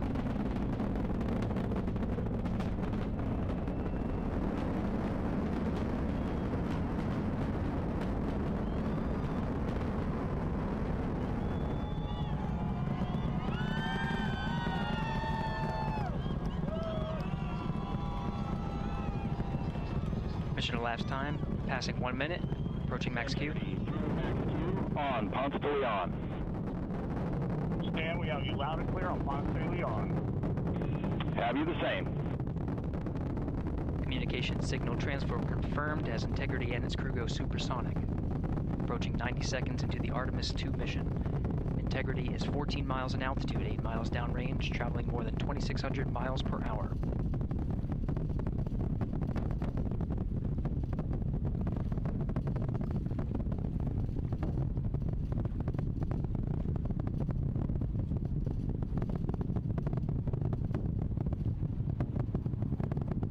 Minute 50 seconds of mission elapsed time, standing by for main engine throttle down to 85%, ahead of solid rocket booster separation, expected at the 2-minute 9-second mark. We see throttle down.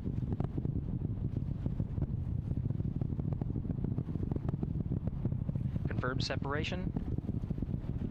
Main engines throttling up, guidance converged.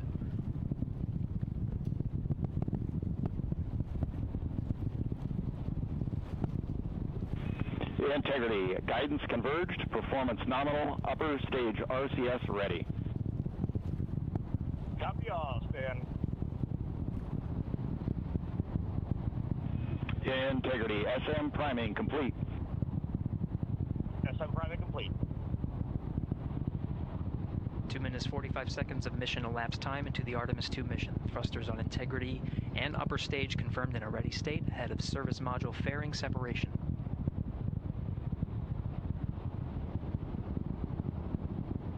3 minutes into the flight. Integrity, 49 miles in altitude, 78 miles downrange, now passing 5,000 miles per hour.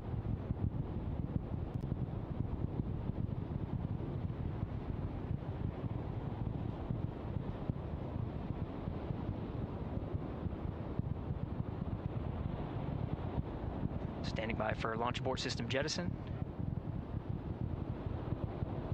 Houston integrity, good last jettison, great view. Copy jettison, Team Eco 8+02. We see the same on board, Stan. And Houston has you loud and clear on Tidris at the Carmen line. Outstanding, Stan, we have you the same. 3 minutes 50 seconds into the flight of Artemis II, Wiseman, Glover, Cook, and Hansen cross the boundary to space with good comm checks. GPS signals acquired after last jettison now working on internal checks to verify accuracy. Flight Dynamics Officer analyzed the time of main engine cutoff, confirmed at 8 minutes 2 seconds, time of MECO.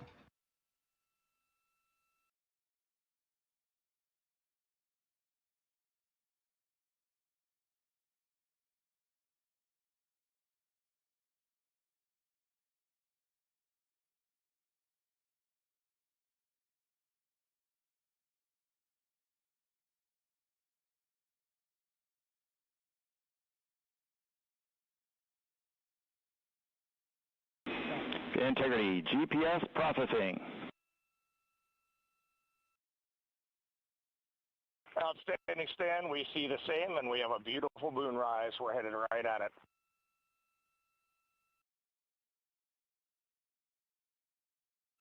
Approaching 5 minutes into the flight, Commander Reed Wiseman confirms he has visuals of his destination. GPS guidance, navigation, and control software finishes internal checks and sends to navigation channels. Integrity, 3 engine press. 3 engine press. On time, now passing 5 minutes 20 seconds of mission elapsed time into the Artemis II mission. At this point, 3 good main engines are all that's needed to carry Integrity to a nominal main engine cutoff target. Though at this time, we're seeing 4 good engines here in Mission Control Houston. Integrity, 75 miles in altitude, 330 miles downrange, approaching 10,000 miles per hour.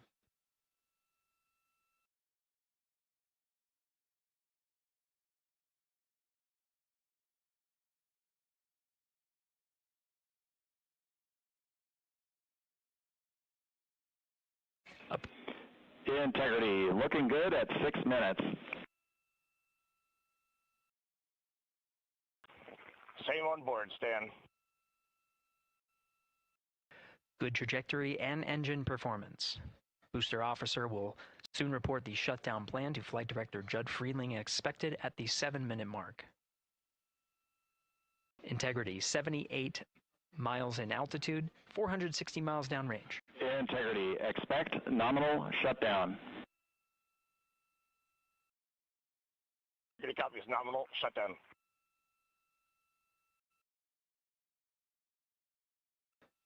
Six minutes 40 seconds of mission elapsed time. Shutdown plan is as expected. Again, the time of MECO was confirmed at 8 minutes 2 seconds into the flight.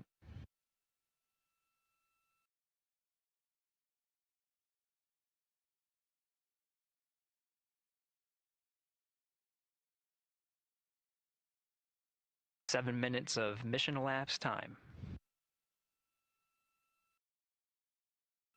Throttling down as we approach the abort once around option. Milestone at the 7-minute 30-second mark. Now 84 miles in altitude, 650 miles downrange, traveling more than 15,000 miles per hour. Integrity, AOA open. AOA open. The window is now open for an abort once around option that would target splashdown in the Pacific Ocean. Still following nominal ascent at this time.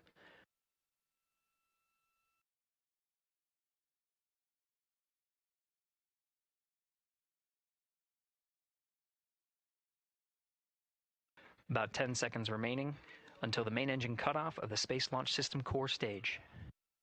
Standing by for confirmation of MECO and core stage separation.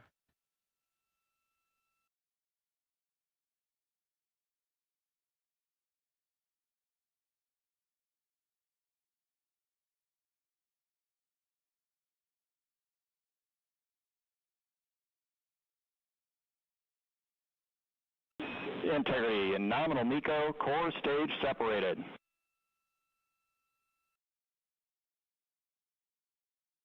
We see the same on board, Stan.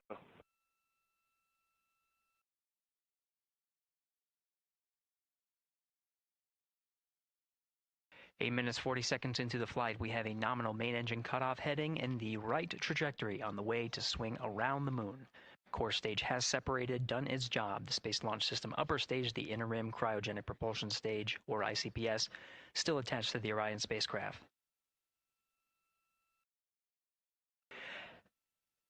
Nine minutes of mission elapsed time. Integrity crew of Reed Wiseman, Victor Glover, Christina Cook, and Jeremy Hansen now in orbit around the Earth at the beginning of their journey to the moon.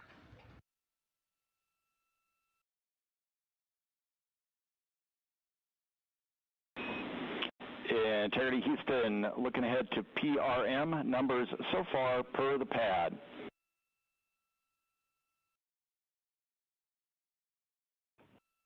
Copy that, Stan. Numbers for the pad.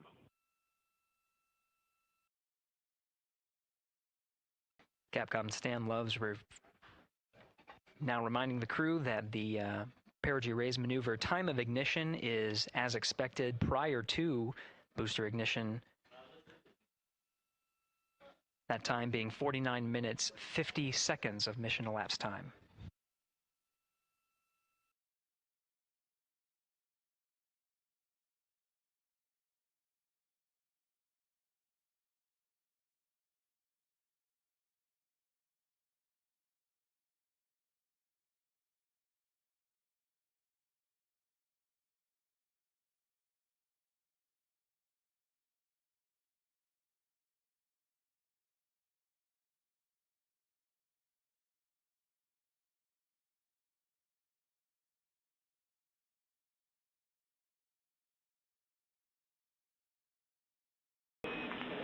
Integrity, good. NEDS deploy.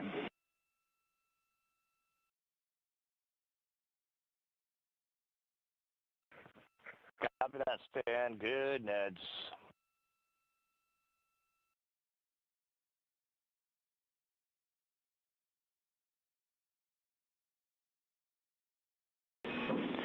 And Integrity Houston for PWD setup. Just a reminder, halfway open on the secondary. We copy that, Stan. Halfway open.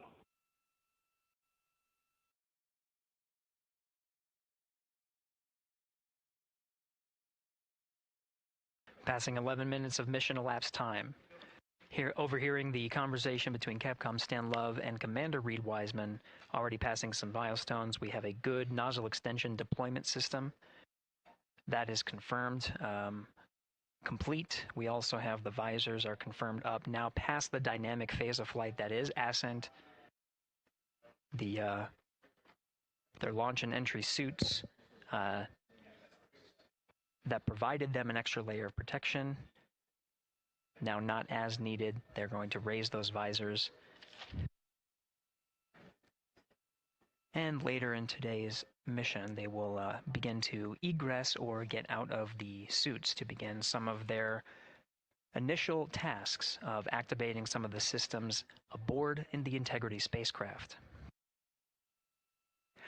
It's passing 12 minutes of mission elapsed time. Again, the perigee raise maneuver that's targeted near 50 minutes of mission elapsed time, 49 minutes, 50 seconds. That's what the crew is going to be working towards. The Commander Reed Wiseman, pilot Victor Glover will focus on preparing for that milestone.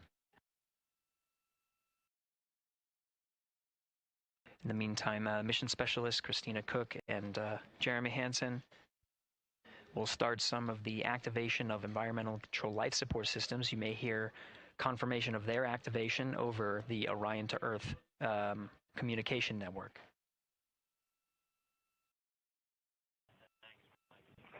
Houston, C3 aux power back in auto. Copy C3 aux, and we're 2 minutes to maneuver.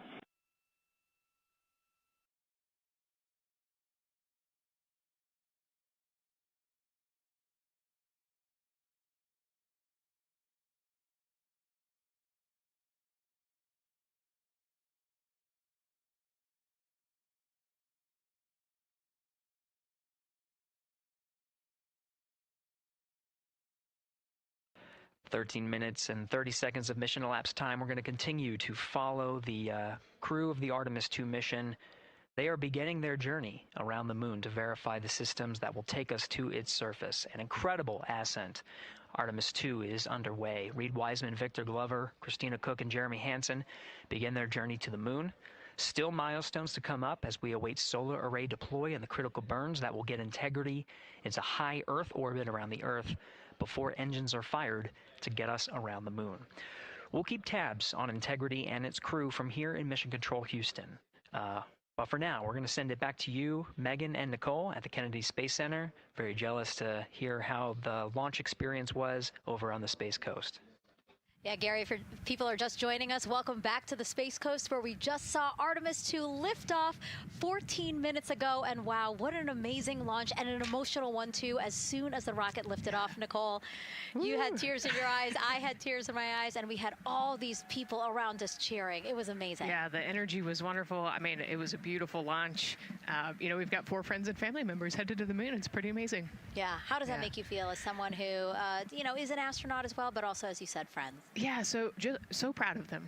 You know, man, we don't have the words in the English language to describe this kind of an event, and pride, love, so many emotions. You know, they are truly breaking some barriers, and hopefully, you know, as Gary just said, they've got a long day ahead of them, so wishing them well on everything. But so far, what a beautiful launch to watch. Yeah, to be returning to the lunar orbit in more than 50 years. Maybe they go farther from Earth than any other humans before them. Maybe they see parts of the moon that we've never seen before. I mean, what a great start to what could be all of these milestones that we break in just a 10-day mission. Yes, what a way to welcome in the Artemis generation.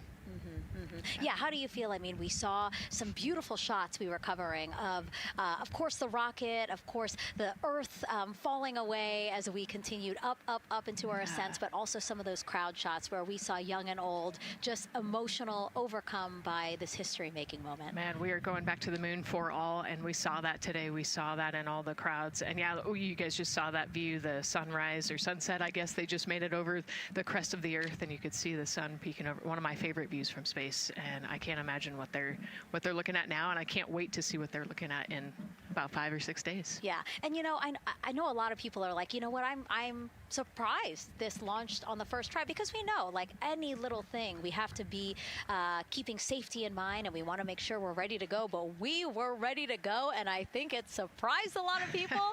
What a wonderful surprise on this Wednesday evening. It did, you know, and it kind of surprised me as well. But you know, it's just a testament to the team here that has been working so hard on Artemis. You know, Artemis 1, we learned a ton of lessons. We learned a ton from the wet dress for Artemis 2.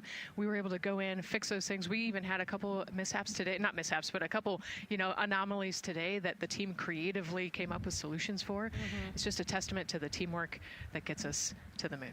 And so we can continue to watch Christina, Reed, Victor, and Jeremy on their way now to the moon in Earth's orbit and awaiting the next in-flight milestones, deploying Orion's solar arrays. So why don't we get back in with Mission Control and Gary. Hey, thank you, Megan. Again, we're following along in the action.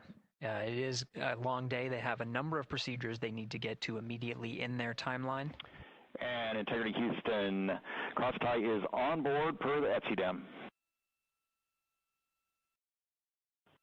We copy Houston. Thank you.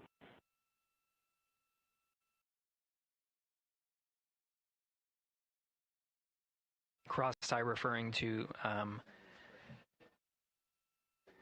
flight controllers here initiating a connection between some of the batteries aboard the Orion spacecraft, allowing for an even distribution of power. This is the flight control teams that took us through ascent of the Artemis 2 mission today. Right now we're, as you see, passing 18 minutes of mission elapsed time. The Orion spacecraft Integrity and the Interim Cryogenic Propulsion System are maneuvering tail to sun. It is in this orientation, this attitude. Integrity anywhere until that momentary prop caution.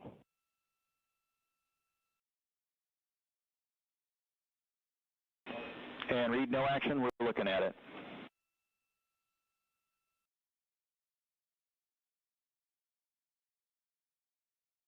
Commander Reed Wiseman verifying what is being routed to his displays aboard Integrity.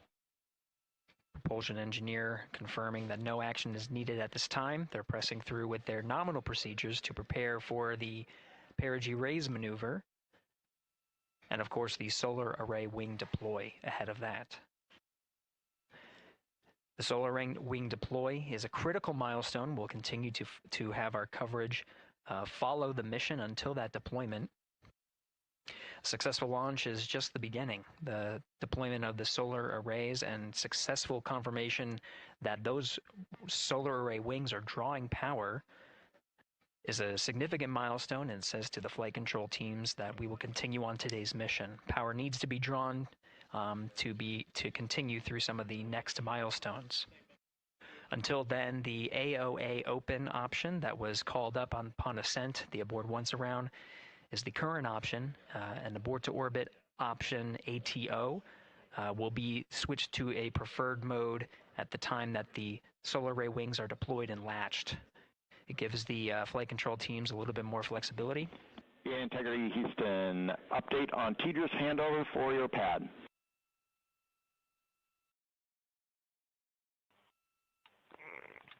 Give us just 1 minute. And Stan, you can read it. Ike is ready to copy. Roger. TDRS handover east to west expected 1 second earlier at 5:1 minutes 26 seconds.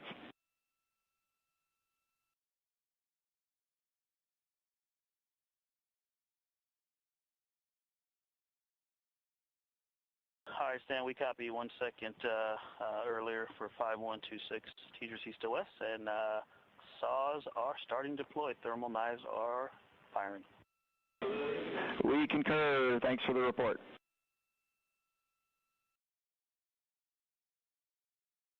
Read back of the reports that you just heard on the Orion to Earth network. Integrity has maneuvered tail to sun. The RL-10 nozzle on the end of the ICPS is pointed towards the sun, and the solar array deployment sequence has begun. With the deployment confirmed, it'll be several minutes until they are what is called in a latched position. Once they are latched and confirmed to be drawing power, they can switch the mode to ATO and continue along the mission. The teacher's handover at the pad, that message meant the crew was provided some preliminary numbers of when to expect handovers between the tracking and data relay satellites. Currently orbiting Earth at an altitude of 545 statute miles above the Earth, they are in a near-Earth network communication system. The tracking and data relay satellites, geosynchronous satellites that are stationed about 23,000 miles above the Earth. After the apogee raise burn that occurs later today, the burn itself will put them in an altitude that surpasses the range of the tracking and data relay satellites, and they will transition to the deep space network today. And Integrity, for prop messages, we see 2 temperature measurements right near the line. It's that momentary message you saw earlier. We're going to suppress those. It's CM helium heater 2 T1 and heater 1 T1. They're going suppressed. Integrity, thank you. We see the same.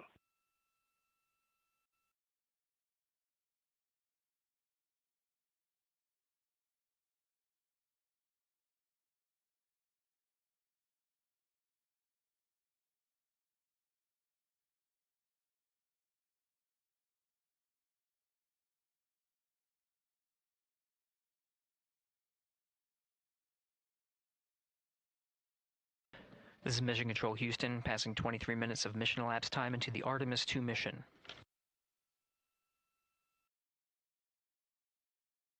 This is after a launch that began at 5:35 and 12 seconds Central Time, 6:35 and 12 seconds p.m. Eastern Time. Right now, the orientation you're seeing from our arrow visualization that translates some of the telemetry that we're getting from the spacecraft and puts it into a model so you can follow along on some of the milestones that we are following here. The RL-10 nozzle that you see at the left end of your screen, though it is currently not firing, that nozzle is pointed towards the sun, and the solar arrays are currently deploying. From this visualization, they look fully stowed in a position. Integrity, we are happy to report that Jeremy has the O2 sensors on. Copy O2 sensors.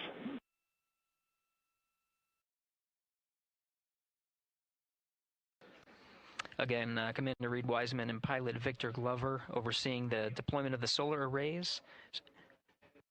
And we'll follow the attitude maneuver changes ahead of the first burn of the ICPS engine, the perigee raise maneuver. Integrity Houston, we see 4 saws deployed and latched, ready for ATO preferred. Yeah, we're almost there in the procedure stand, and we see the same thing.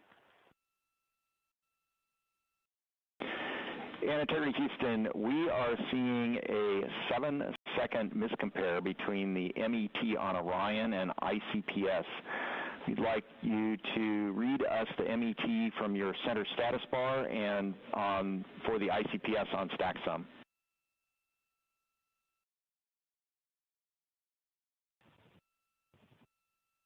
And Stan, we see a absolutely precise alignment. MET 25, 14, 15, 16, precisely aligned with ICPS MET. Copy. Thank you for that. We'll investigate a ground issue. And Houston Integrity, ATO preferred set. Copy. ATO preferred.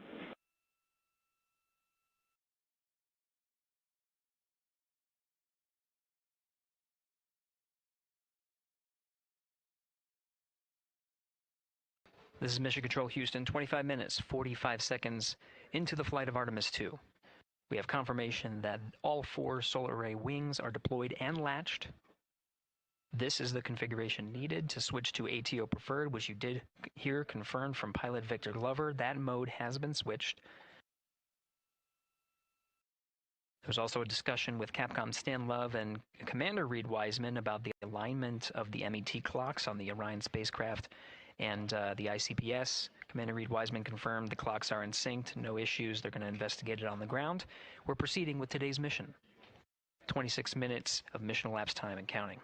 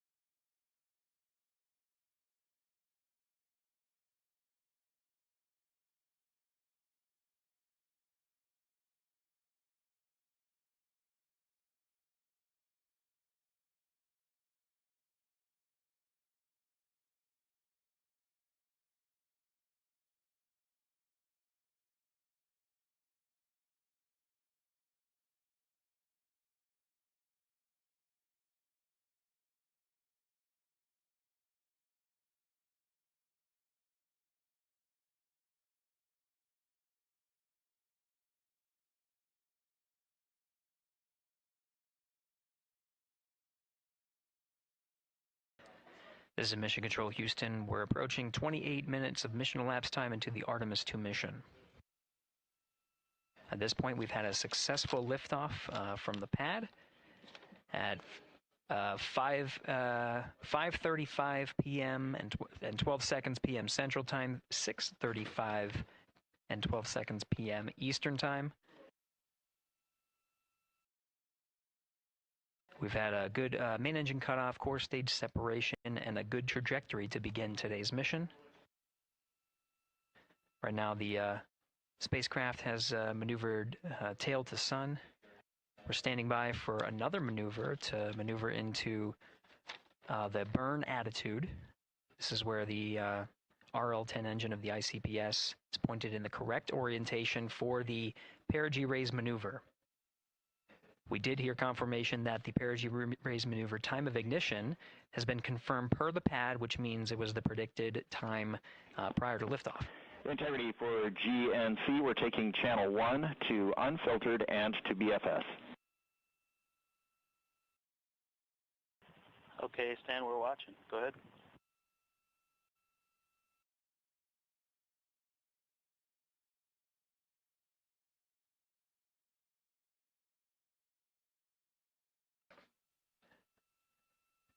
Capcom Stan Love reading up to the crew of Integrity. They will switch the navigation source from channel 1, standing by for confirmation that that switch has occurred. Pilot Victor Glover will receive confirmation when, and as at least watching to confirm that that switch has occurred. Again, the perigee raise maneuver that we're heading towards, not too long from now, we're actually inside 20 minutes at this time from the time of ignition of the perigee raise maneuver. We did have a successful deployment and launched of all 4 solar array wings. This is the We did have a successful deployment and launched of all 4 solar array wings. This is the configuration needed to commit to the perigee raise maneuver. Of course, flight controllers here in Mission Control Houston will continue to evaluate that everything is good before committing to that burn. The perigee raise maneuver does raise the perigee, the lowest point in the orbit, from 15 to 100 nautical miles. The 100 nautical mile mark is needed to continue in low Earth orbit and hit the target for the apogee raise burn. That will put them in a high Earth orbit for the remainder of the day and set them up for the right position to execute the translunar injection and head to the moon tomorrow. The burn duration of the perigee raise maneuver is 26 seconds. A relatively short burn, but it does raise the perigee and do the job to get into the correct position before firing that main engine on the ICPS. The pad had a TAIPEI handover. This is the tracking and data relay satellites. East to west, they are geosynchronous satellites that are positioned around the globe. And as Orion makes its way around the Earth right now, above the west coast of Africa, at an altitude of about 923 statute miles, and counting.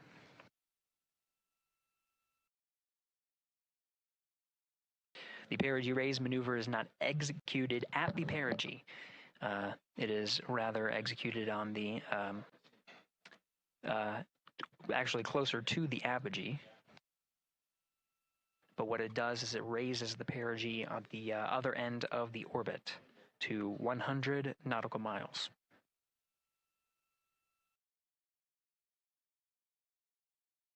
The 26-second duration burn does not conflict with the time that they've reported of the tracking and data relay satellite handover from TAIPEI east to west. Again, geosynchronous satellites that are used not only by Integrity today, but the International Space Station as well.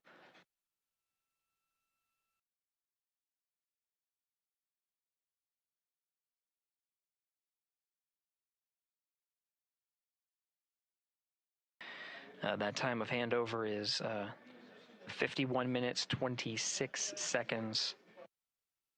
Plenty of margin before the perigee raise maneuver cutoff happens, and the trajectory is analyzed to see whether it was a good burn. A good burn means that the burn was performed as expected and sets the trajectory on course for that 100 nautical mile perigee target mark.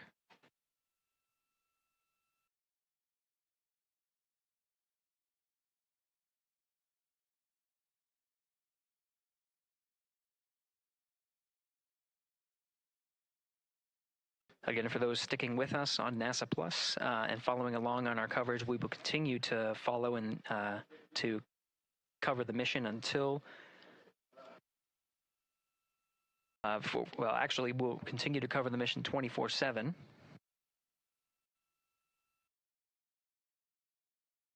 But we'll wrap up our coverage here shortly. And now that solar array wing deployment has occurred on NASA Plus and Amazon Prime.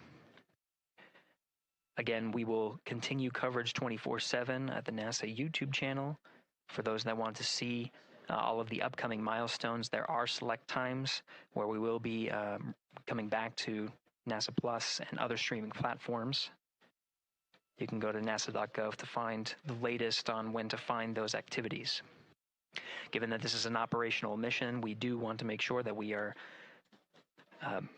maintaining transparency in the mission and providing you all the information on what's happening in space as Reed Wiseman, Victor Glover, Christina Cook, and Jeremy Hansen head on their mission around the moon.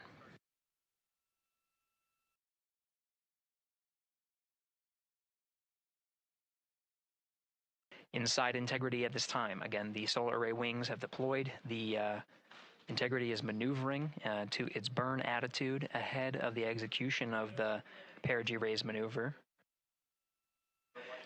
Overseeing these steps is primarily done by Commander Reed Wiseman and pilot Victor Glover. Mission specialists Christina Cook and Jeremy Hansen focusing on some of the system activation inside of Orion, namely the environmental and control and life support systems. The activation and checkout of some of these critical systems are very important to continuing on the mission, making sure that those systems are in a good condition and in a reliable condition to provide the necessary environmental and control needs of the crew, with humans on board through the duration of the mission that extends 10 flight days.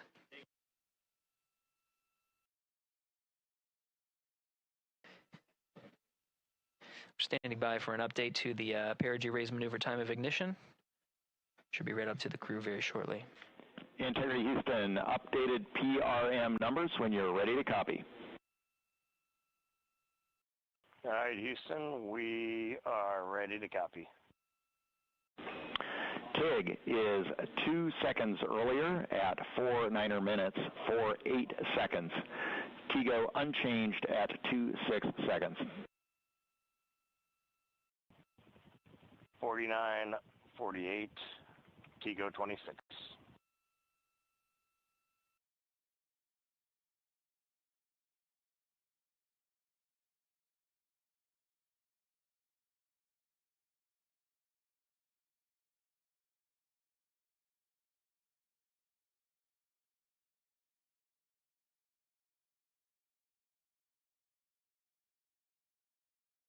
This is Mission Control Houston. With that update, we are approaching a little more than 13 minutes from the time of ignition of the perigee raise maneuver. That time updated to be 2 seconds earlier was 49 minutes 50 seconds of mission elapsed time. We'll now move to 49 minutes 48 seconds. The duration of the burn, that's what was referred to as the TGO, will still remain at 26 seconds. Relatively short duration burn, again, just raises the perigee of the orbit today.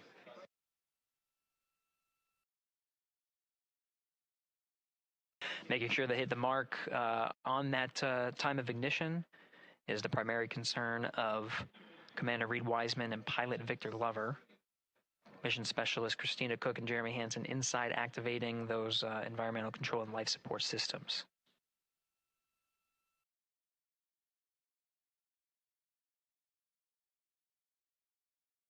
At this time, all 4 crew members are wearing the launch and entry suits.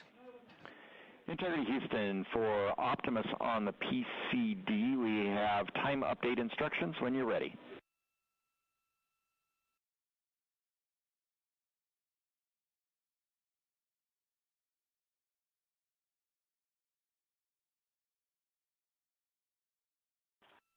And Houston, Integrity, we copy. Hands are pretty busy at this time. I think we will call you back when we're ready for that. All right, that one is not urgent. 2 minutes to maneuver to PRM attitude. We are watching and concurred. 90 seconds, maybe. Pilot Victor Glover confirming that that maneuver less than 2 minutes. Again, that the point of that maneuver is to point the main engine of the ICPS, the RL-10 engine, in the proper orientation to execute that 26-second burn. It needs to point in the correct position to achieve the goal of raising the perigee to 100 nautical miles.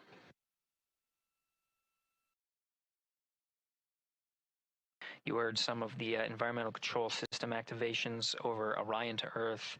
Jeremy Hansen activated the O2 sensors. They'll be measuring the cabin of Orion.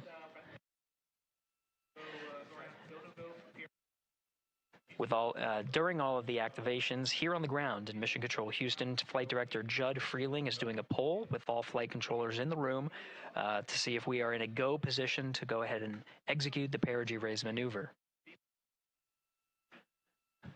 Once concluded, Stan Love will report it back up to the crew, and we'll stand by for that.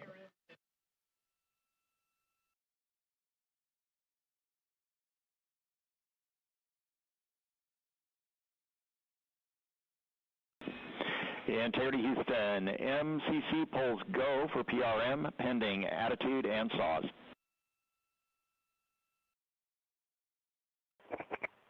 Hey, we copy. MCC is go. Maneuver starting.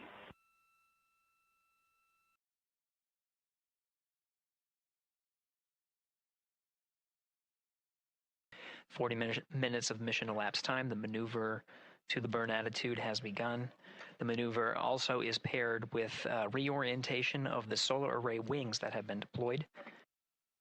They will have various positions throughout the duration of the flight. Of course, solar array is meant to maximize the draw of power from the sun. So when deployed, we're in a biased solar array wing configuration that was called solar normal. This allows for the greatest surface area of the solar array wings to be drawing power and powering up those batteries of Integrity, of which a cross-tie was enabled between the four batteries, the four battery buses that are inside of Orion. However, for the perigee raise maneuver, the solar array wings will be put into a position to take on the loads imparted by the ICPS main engine when they execute the 26-second burn. You can see in the animation here, the solar array wings are in motion, and the attitude is being reconfigured to point the engine in the correct direction, those solar array wings being pointed forward.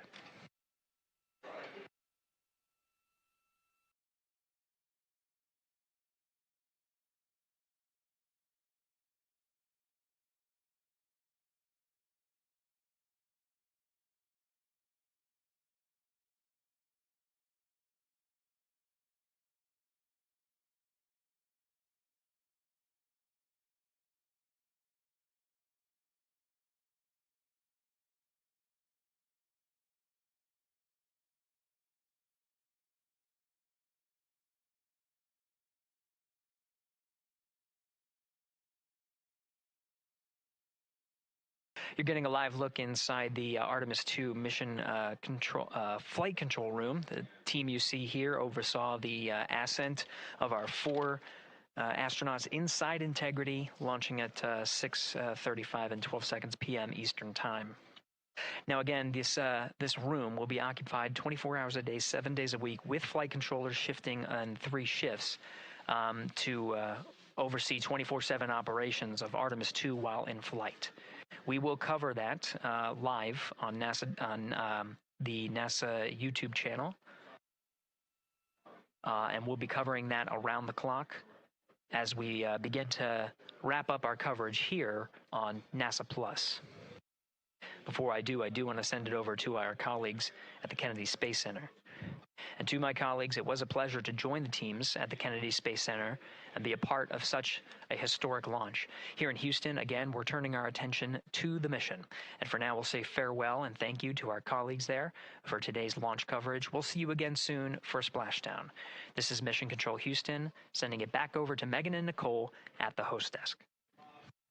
Thank you, Gary. And yes, it was such a pleasure to be a part of this historic mission that started right here at Kennedy Space Center. It was such an amazing sight to be a part of. And now, as Reed Wiseman, Victor Glover, Christina Cook, and Jeremy Hansen begin their journey, we here at the Kennedy Space Center are about to wrap our broadcast. We'll, of course, though, have 24/7 coverage with our colleagues at Johnson Space Center starting as soon as we sign off, so don't worry. You can follow along our 4 astronauts every minute of their nearly 10-day journey to the moon and back. Nicole, I'll definitely be watching it, and I'm sure you will, too. Yes, of course. You know, they just started, right? The launch was beautiful. This was a historic day. They're on their way back to the moon for the first time in over half a century, but they've got a lot of work ahead of them, and so we're excited to see what they have to do and excited to test out the Orion spacecraft. This is a test flight after all, and we're excited to see what we can learn from this mission. Very humbling, inspiring. It was really amazing to be a part of this, and I'm so glad that so many people joined along by either watching here in person or watching online. And of course, Nicole, thank you so much for sitting through this, answering questions, adding so much context and information that really brought a lot out of what we saw today. Oh man, I had a blast. You're a rock star. You're a professional. Gosh, this was great. You're great. So this was a wonderful day. Well, again, thank you so much, and thank you to you for watching at home. You know, tonight we didn't just launch a rocket, we launched the next chapter of human exploration. Our Artemis II crew now on their way back to the moon, and we're taking you with us. So thank you again for watching, and go Artemis II.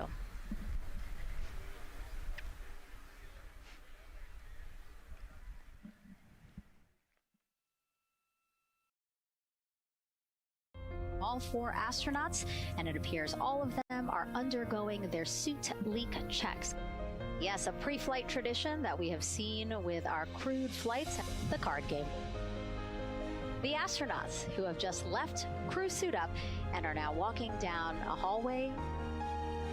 And here they are, NASA's Artemis II crew, taking their first steps outside for their historic test flight. And the 4 of them step into their astrovan. And off they go.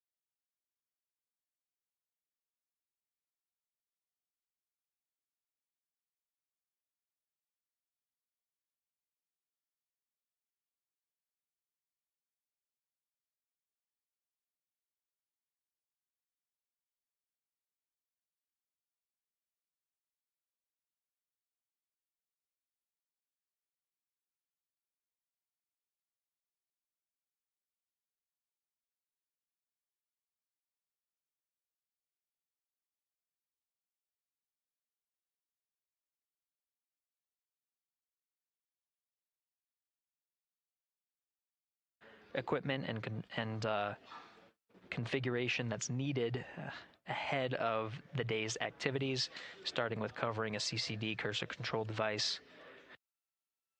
And they're well on their way to a nominal timeline, of course, addressing the communication link by resetting some ground equipment and changing the string of communications, which addressed the issue, and now we're getting full data from the ICPS as well as the Orion spacecraft.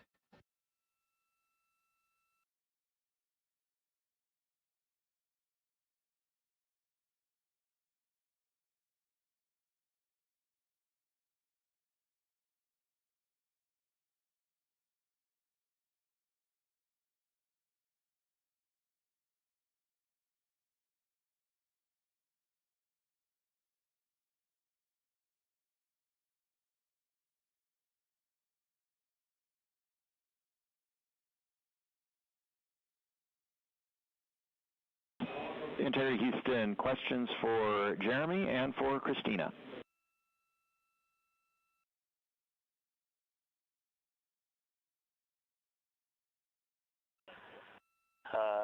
Stan, can you power on the toilet, and then we'll stand by for your words for Jeremy and Christina. Toilet power up is in work. The questions are, can you confirm the HHP cam has been powered down? And then the question for Christina is whether the urine filter, that's the rubber part, was installed, but just no beads connected.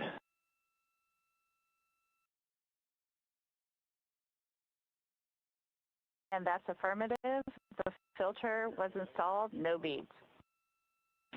Thank you.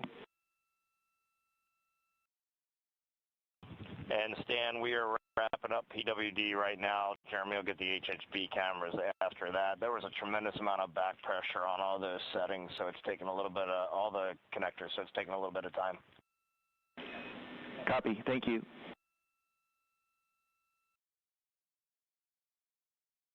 Commander Reed Wiseman aware of the steps, the initial steps for mission specialists Christina Cook and Jeremy Hansen, working on some of the systems inside, while the commander and pilot monitor the flight of Integrity. Integrity Houston, toilet is powered, waste tank purged.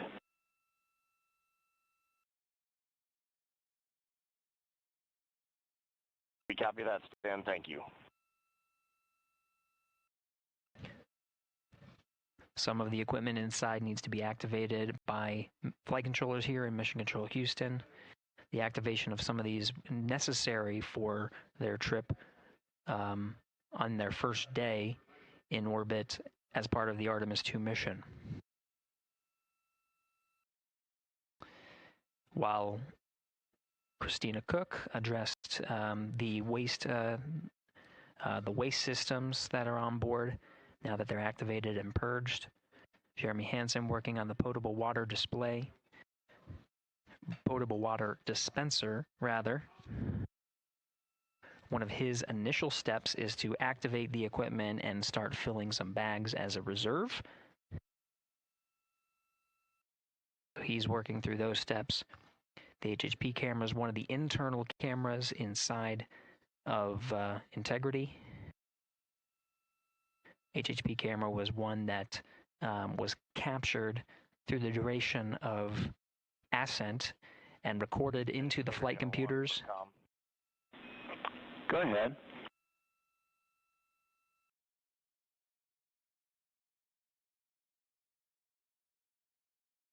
Yeah, I doubt it helps you at all, Stan, but that whole time that you all had, it seemed like you had a good forward link. We just had no return.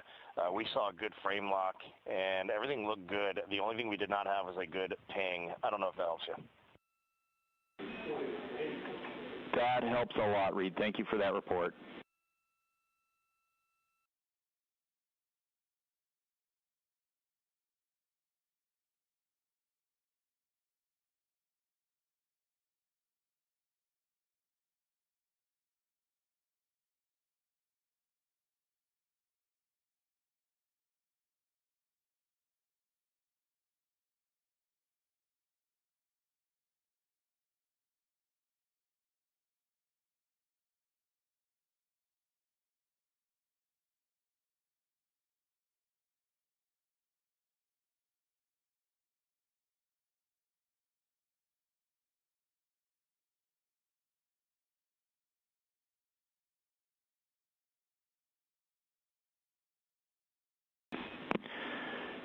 Terry Houston for SAW. We saw the SAW 3 brake go into error position. We're confident it engaged, but we saw more motion than we expected during the burn. We are cycling the brake on that SAW.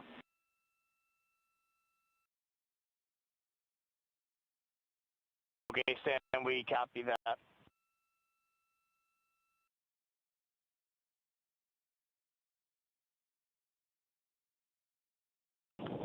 HHP cameras are off, PUP 1 switches are off, Stan.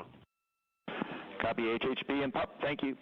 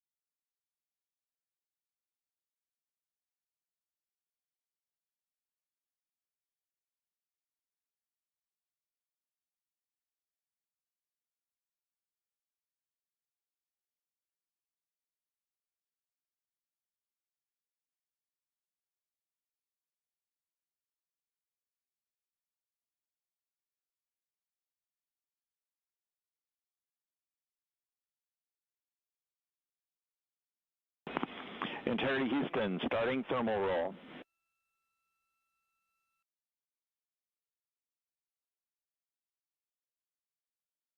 Houston Integrity on toilet, step 6.7. Go ahead for step 6.7. Yes, during 6.7, about 20 seconds after starting the water into the funnel, after a nominal startup, the toilet shut down on its own, and I have a blinking amber fault light. Copy, talking about it.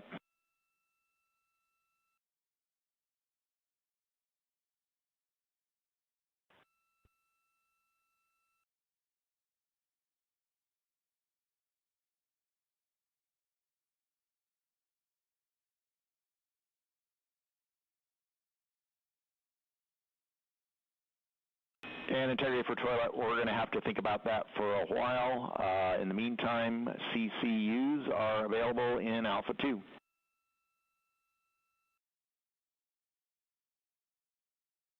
We copy, and I'll be returning the funnel to the cradle. Good config.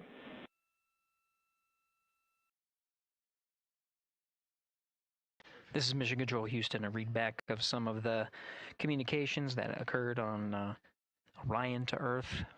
We're now at 1 hour, 17 minutes of mission elapsed time. We got confirmation that the upper stage and Integrity began a thermal roll.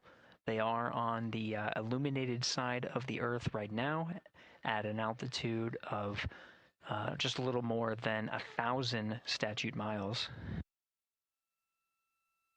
The thermal roll allows for even distribution of heating from the sun at that altitude. Distributes it a little more evenly ahead of the apogee rays burn. In the meantime, Mission Specialist Christina Cook working on the activation of some environmental control life support systems and waste management systems. Currently, as teams on the ground analyze some troubleshooting of the activation steps that she was going through, she'll gather some of the backup waste management capabilities that they have aboard Integrity, just as a precaution while the teams assess how to address what was reported down from Mission Specialist Christina Cook on the fault light.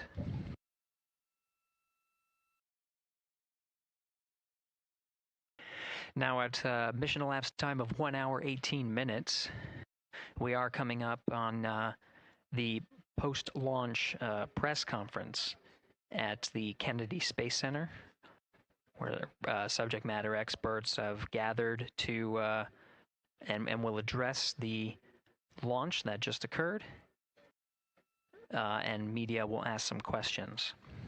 As part of our continuous coverage plan, where we are streaming this mission 24 hours a day, 7 days a week, throughout the duration of the Artemis II mission, the briefings themselves will also be streamed on this platform. The time of the beginning of the press briefing is scheduled to be 7 p.m. Central Time, 8 p.m. Eastern Time today. So coming up in just about 6 minutes. While the post-launch press conference is Integrity thermal roll complete, and a question for Christina for toilet. All right, Stan, just give us a minute, and the view of Australia was epic just now. It's amazing to be at this altitude, and Christina's working hard. Roger. And Integrity, we also have a story about a water tank valve problem during powered flight. We saw an anomalous indication on the water ISO valve between water tanks Bravo and Charlie. Based on the signature we saw with the tanks during the PWD checkout, we think that valve is closed. We are going to troubleshoot that going forward.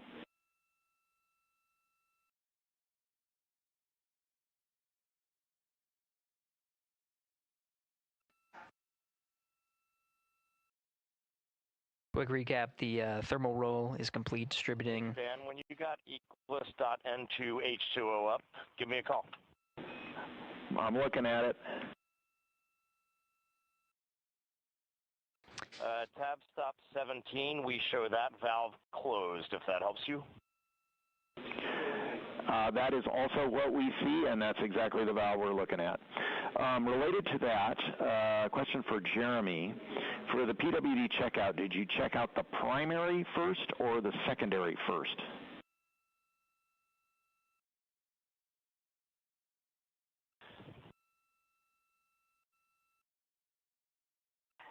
And Stan, Jeremy says primary first because he had trouble getting the secondary on, and I'm also ready to take your call. Copy primary first. We appreciate that. Christina, for the toilet, can you please tell us what the status LED is doing? Or was doing when you saw the fault?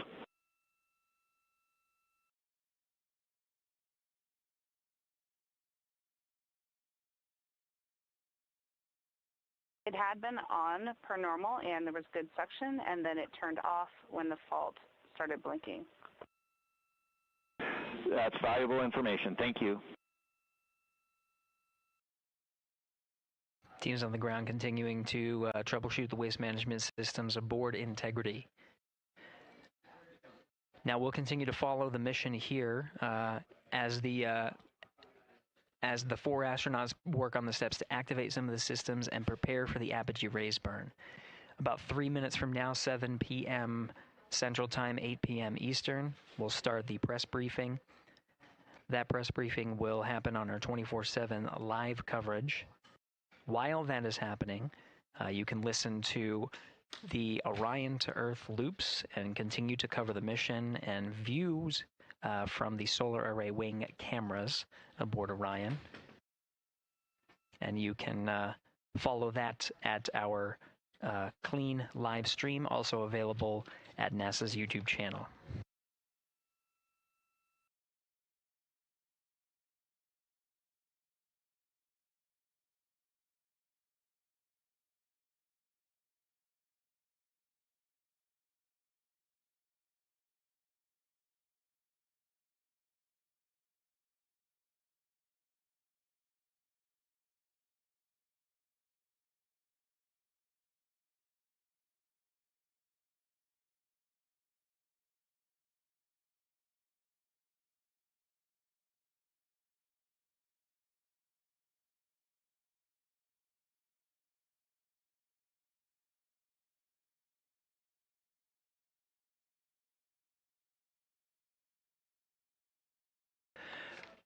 This is Mission Control Houston, passing 1 hour and 23 minutes of mission elapsed time into the Artemis II mission.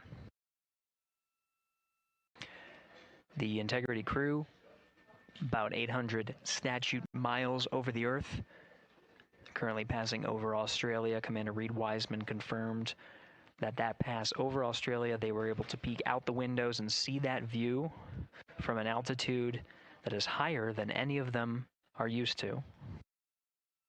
Jeremy. Integrity Houston for GNC, we are taking channel 1 to unfiltered and BFS. Also for the solar array indication we saw earlier, we think that when the brake originally set, it was like on a tooth, and that when the engine lit for PRM, it slipped one tooth. That brake is now showing nominally.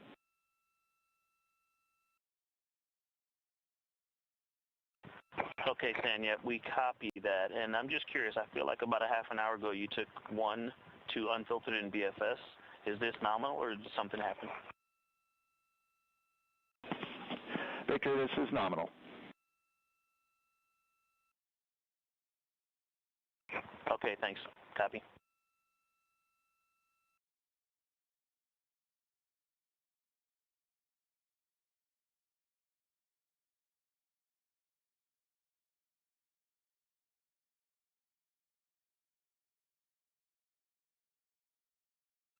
Now 7 p.m. Central Time at a mission elapsed time of 1 hour 25 minutes. An update for viewers. We are continuing to cover the Artemis II mission and see live views from the solar array wings.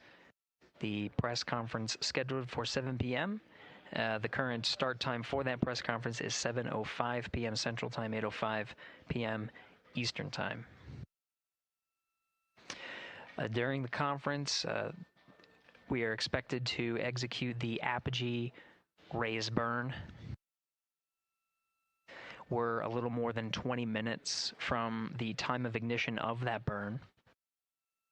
We do know that the time of ignition has been updated from the pad. This is the predicted time of ignition and trajectory that was uploaded to the crew prior to liftoff.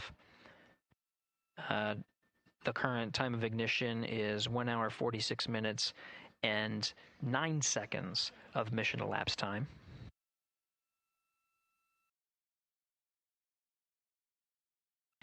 The duration of the burn at the pad was 17 minutes 52 seconds. Ahead of the execution of the burn, any changes in that duration will be reported to the crew and uploaded to ensure that the apogee raise burn goes as expected and puts them on the predicted trajectory. That trajectory being 43,730 miles by 0 statute mile orbit. This high Earth orbit will take the crew of Integrity past the tracking and data relay satellites that are positioned about 23,000 miles away from the Earth. Again, they're currently on TDRS West.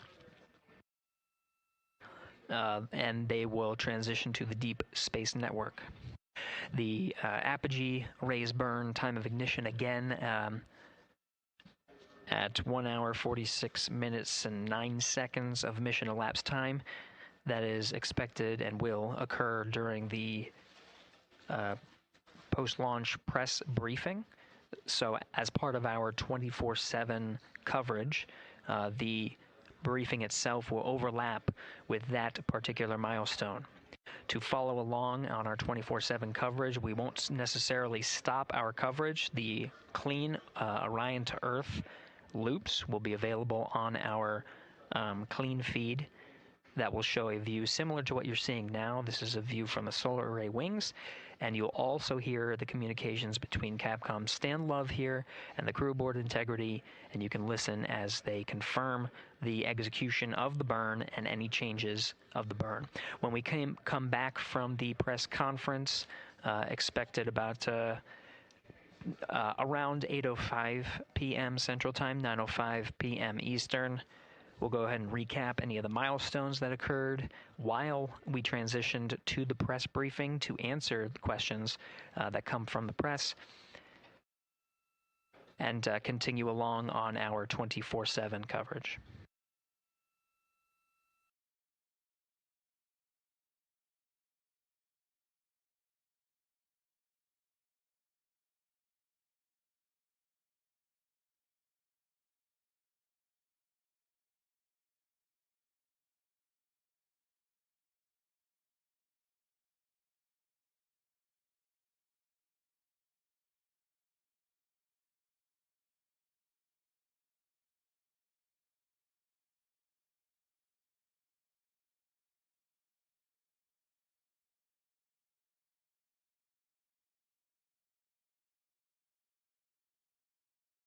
Integrity for CFC install. That is complete. Copy CFC, thank you.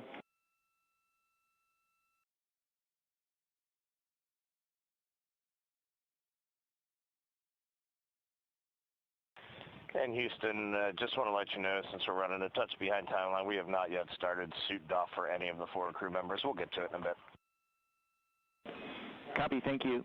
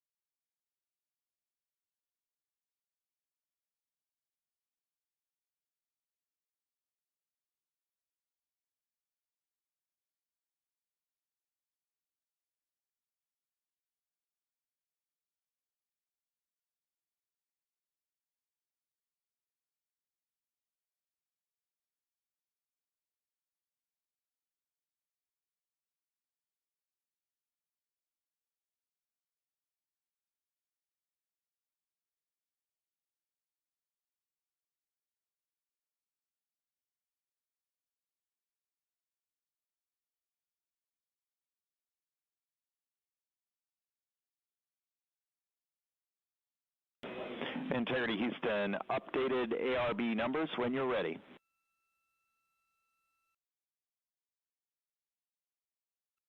Stan, we are ready. And sorry, false alarm. Still integrating on the ground. We'll be back with you shortly.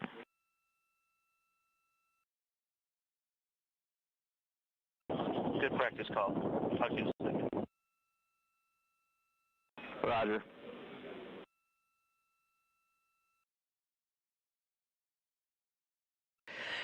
This is Mission Control Houston. For those still with us, the press briefing that was scheduled to begin at 7:05 will begin shortly. They're just getting set up, and just stay tuned until we are able to transition to beginning. Activity on Jeremy's timeline is complete. To the beginning of the press briefing. Copy, docking camera. Thank you. Teams on the ground are analyzing the time of ignition and what's called T-GO, the duration of the burn. At the time ahead of liftoff, the duration of the burn was 17 minutes 52 seconds. There might be some changes. The flight dynamics officer and his support in the back rooms are analyzing to make sure that what they are about to report to the crew is rock solid.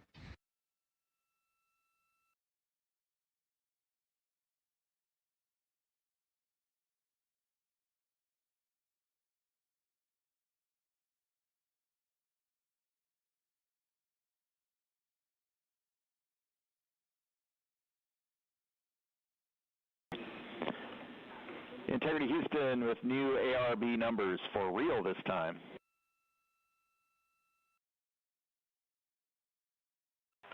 Okay, Stan, we're listening. Go ahead.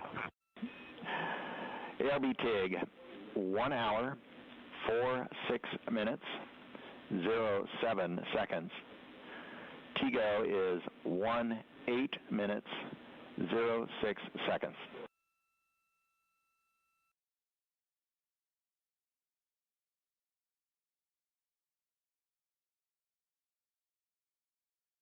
Okay, Stan, we copy and have entered 1 hour, 46 minutes, 7 seconds for TIG, and TGO, 18 minutes, 6 seconds.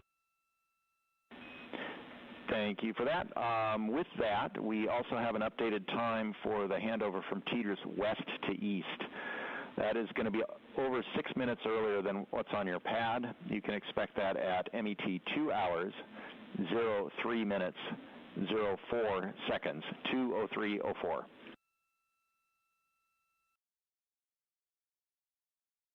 Two, 3, 4. For a handover west to east. Thanks, Dan. You're welcome.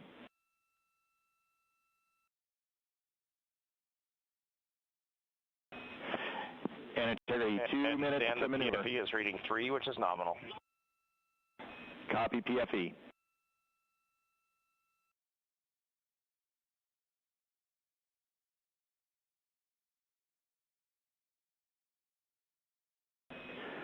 And integrity, we are ready for the Eclipse power down per your execute note.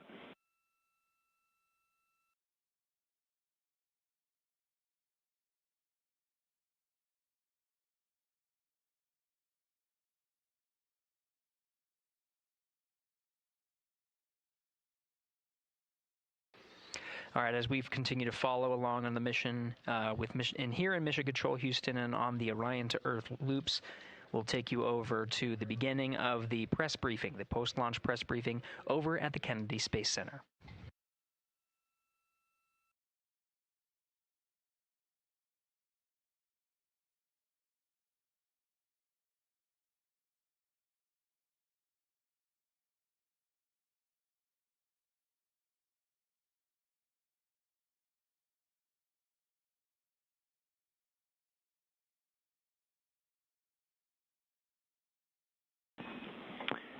Integrity, MCC pulls go for ARB pending attitude and saws. Integrity.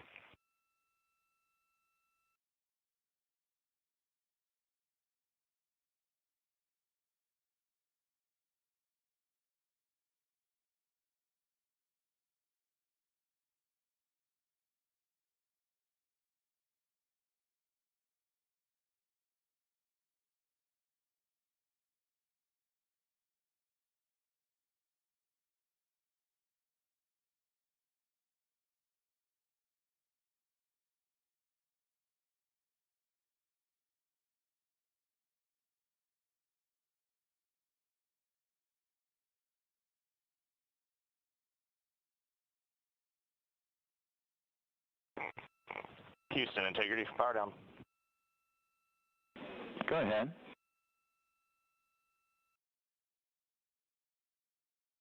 All right, we see the roll, Stan. And for power down, we believe our steps are complete. If we could get just some situational awareness on the DU brightness, we feel like we have them 50% down, but let us know. Checking.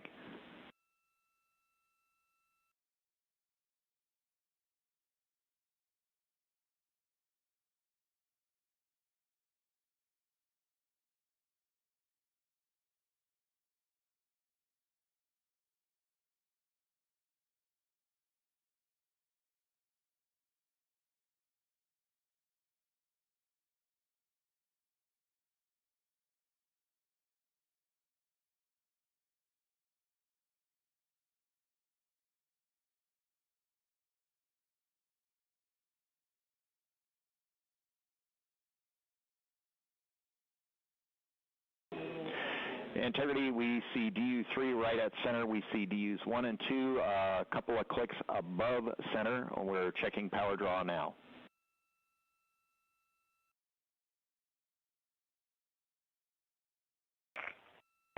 Copy that, Stan. And obviously, when we go into eclipse, we can bring them down a bit further. Roger.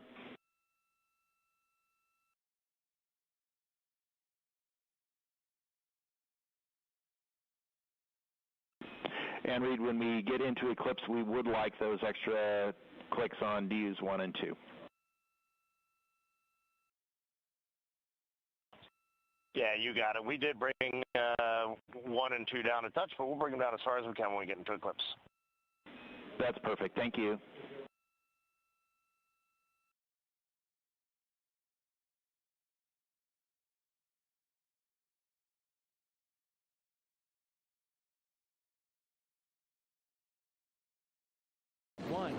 Booster ignition and liftoff.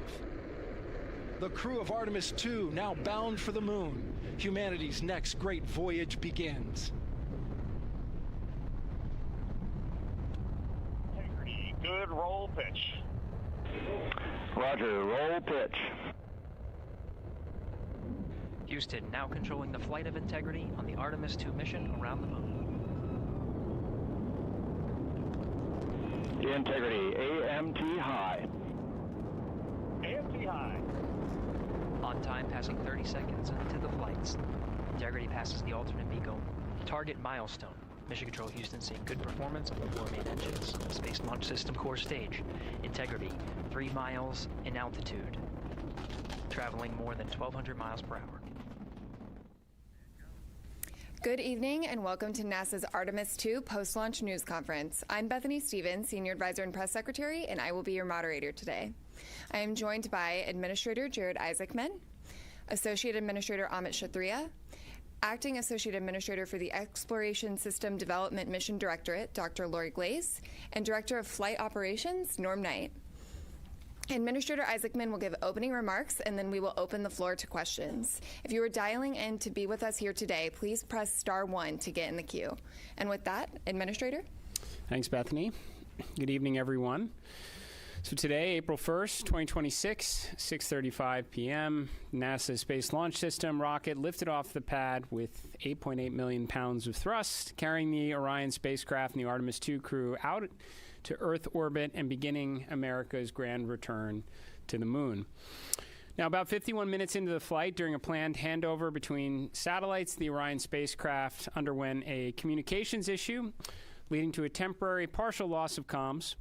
The uplink from Capcom to the crew was being heard by the crew, but we cannot hear the responses for a brief period of time. There were no issues with the vehicle itself. Comms with the crew have been restored. We're actively working the issue, and we'll keep you informed. The Orion spacecraft has successfully separated from the core stage, and its solar arrays have been deployed as planned. Soon, the crew will execute the apogee raise burn, placing the spacecraft into a stable, high Earth orbit as we prepare for the translunar injection and the journey into cislunar space. NASA astronauts Commander Reed Wiseman, Pilot Victor Glover, Mission Specialist Christina Koch, and Canadian Space Agency Mission Specialist Jeremy Hansen are safe, they're secure, and they're in great spirits. We will continue to monitor their health and the status as we move into the next phase of the Artemis II mission. So after a brief 54-year intermission, NASA is back in the business of sending astronauts to the moon. We have arrived at this point through a sustained effort and national commitment and the work of thousands across the agency, our industry partners, and our international allies. I want to personally thank the ground crews, pad controllers, the entire workforce here at Kennedy Space Center. This mission belongs as much to you as it does to the crew. The crew is now in the capable hands of Mission Control Houston, the Johnson Space Center, where teams will guide Orion through each phase of the mission with the same discipline and precision that has brought us to this moment. We've certainly been here before. We know the challenges ahead. We have a lot of checkouts to get through before TLI. And when, if all goes well, everything is go, Artemis II will be moonbound. You have our commitment to keep the public as informed as possible on this historic mission. And we will celebrate when this crew, we will hold our celebration until this crew is under parachutes and splashes down off the west coast of the United States. Thank you. So with that, we will open this up to questions, and we will start here in the room if we have any takers. We'll start right up here. Congratulations to all of you on a successful launch so far. My name is Jim Siegel. I'm with Florida Media Now. And I'm curious about when the astronauts will have their first meal on this mission. And secondly, is somebody on the Earth here, back in Houston or somewhere, keeping track of what they eat during this entire mission? And how do they go about doing that? Do they tell them what to eat, or do they kind of select what they want? What do you think? Well, let's see. I'll jump in on this one. Well, what I'll tell you is they do have planned meals, okay? So they have a planned meal today. I will tell you they're very busy. So ascent day is very tough. It's tough physiologically, and it's tough from a workload issue as well. And so this timeline between now when the crew goes to sleep, so MET of about 8:30 is pretty packed. They're going to snack. They probably have some pre-positioned meals. I know they did in their flight suit. Some of the snacks that they can use if they need. But I will also tell you that flight day 1 and flight day 2, you might not feel like eating a lot, and that's just part of it. Your body is acclimating to 0G. Your physiology is transitioning from a 1G environment to 0G, and it takes a little bit of adapting. So right now they're working hard. They are doing what they need to do. They sound great on the loops. That was really a good signal to us that they're feeling well. But just know that that's part of the equation, when they get on orbit. As far as the food being tracked, yes, we have a food lab, and we have folks at the Johnson Space Center tracking what they eat, the nutrition, the calories. It makes a difference. They do this on Artemis. They do it on Space Station as well. So we're well versed in that. We want to make sure that they're healthy, and we also want to make sure we know what they're doing, what they're eating, so we can also track that and make sure that they don't need any supplements or anything additional. Thank you. We'll head over to Joey.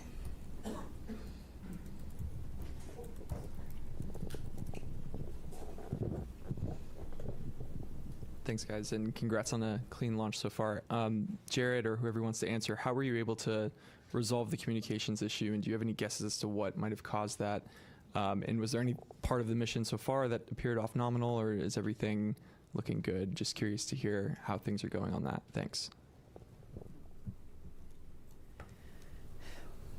Well, on the comms issue, and I don't know, there may be someone here that has a little more detail than I do of having to run around quite a bit, but I think they're still looking into trying to really understand exactly what was going on there. But it's restored, which is important. I think it just...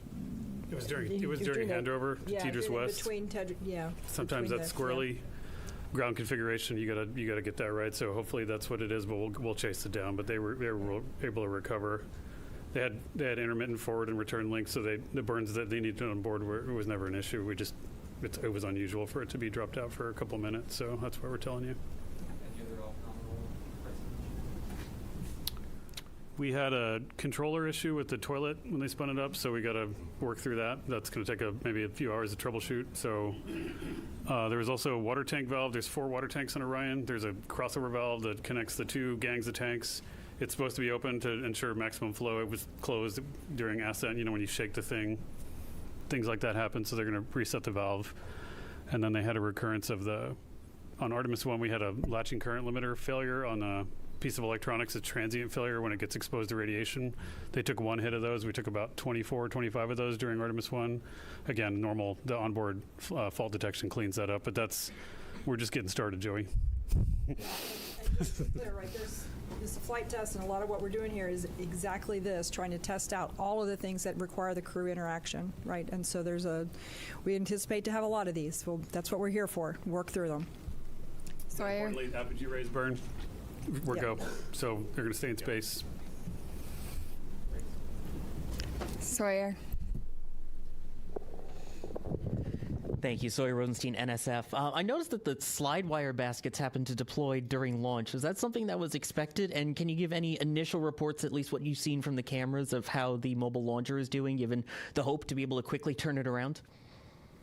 Yeah, do you have something on the baskets? I can talk about the turnaround. The baskets they're supposed to get out of the way. That's part of the plan.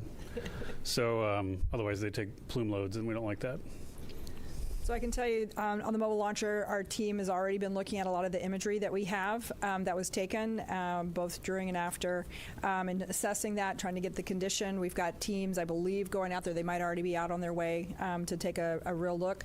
Some of the good things that we've seen relative to Artemis 1, one of the issues we had was that the water that was supposed to be spraying down the launch pad, so that there were some issues there that didn't happen. We saw a lot of corrosion. The water was working, so things were getting washed down. We're still also going to remove some of the parts so that we can do some of that cleaning to make sure we don't have those corrosion issues. We haven't seen evidence of things like after Artemis 1, like the elevator doors were blown off. We haven't seen that.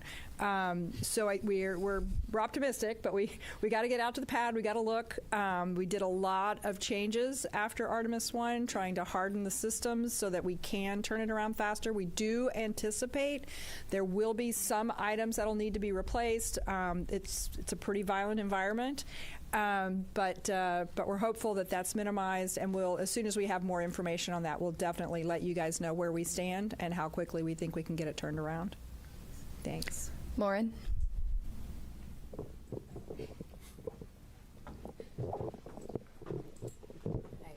Lauren Gresh with Bloomberg. I just wanted to get a gut check on how we're feeling about the upcoming proximity and ops operation. Do we have any concerns with that TDRS delay, or is that not an issue for that? I would say right now we're on for the proximity operations demo. Haven't heard anything that's keeping us from that, Norm? No. On track, ready to go. Victor Glover's going to be flying it. Reed's going to be working the procedure with him. And cross-checking, and Jeremy and Christina are going to be looking out the windows, also spotting, cross-checking, using cameras and imagery. And it should be beautiful, so we can't wait. We'll go right over here. Yes, Bert Dicht from Ad Astra Magazine, National Space Society. Just wondering if the astronauts reported what the ride was like to orbit. I know with the space shuttle, it was a pretty rough ride until there was SRB SEP. Was this similar? Have you heard? I have not heard a report yet. I know we will get a report. Again, yes. When MECO happened, immediately they were getting prepped to do their perigee raise maneuver. That's critical. Otherwise, they come back to Earth, which we don't want them to. So they got that. They are working to get their spacesuits off. They just got the ARB burn, which was very important. So now they're working to get their suits off. So they are very busy. Now, later today, I anticipate they will call down and give us a full brief as to, how the Proxox demo went, how the ride uphill went, and I personally can't wait to hear the comparison between this massive rocket and the shuttle. Sounds great. Thank you. Micah.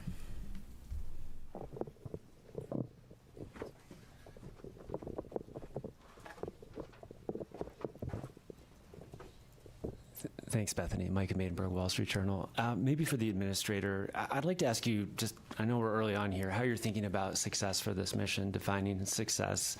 A lot of tests ahead. And just what happens if you don't kind of meet that standard as the flight unfolds? Thanks so much. Well, I mean, to me, success is undershoots and in the water safely after a 10-day mission duration. So no early off ramps there. I think we're, right now we're already getting good ECLIS data. We've never flown Orion with crew on board, so that's pretty important. I mean, understanding the Orion spacecraft is, is paramount in this one to progress on to integrated operations of Orion with a lander. Every day we're getting data. It says, it was mentioned from the get-go, this is a test mission for sure. No crew have ever ridden this before. We'll keep gathering data over the next 10 days. We'll share updates, but we'll call success when they're in the water safely, and we'll start working on the next mission. Jackie. Hi. Right here. Sorry if I missed it. I just wanted to check in on the status of the perigee and apogee burns. Are those both finished at this point? And then I also wanted to check how best way to explain to the audience why we're doing that apogee raise maneuver and why we go into that high Earth orbit. Thanks so much. Do you want to take it? I mean, I can certainly say we completed the perigee raise maneuver. That was done pretty quickly, as you heard, and the apogee raise burn should have already happened. That should have been happening while we sat here. They were getting ready as we were walking in. And then if you want to talk maybe about the rest. So we go into a high Earth orbit. Roughly, the perigee is about 1,000 nautical miles, rough, give or take, of the Earth, 25,000. So it's pretty elliptical. That's getting us, everything we do is getting us set up for the translunar injection burn. And so it's getting these burns, it's all converging down to what we call TLI. So we got to get the ECLIS system checked out. We got to make sure we have a redundancy. We got to make sure these burns go off where they should go off and get Orion and the SM configured exactly where it needs to be. So when it comes around and it's time for the translunar injection burn, off we go. And that takes us really, that puts us outbound to the moon. That's a real big commit point. And so you'll be hearing more about that tomorrow. You might mention it not only sends us outbound to the moon, but it also sets us up for the gravity assist that brings us back. So we are set all the way. Yes. Once we make that burn. Go right back here. Hi, TJ Muscara with the Epoch Times. Thank you all so much. Something that hasn't been really talked about is that the Space Launch System predates the Artemis program. We got going all the way back to 2011, so 15 years really invested in this. And just how does it feel to finally see it, launch with the human crew on board? Yeah, I mean, right now, like I said, we're focused on the next 10 days.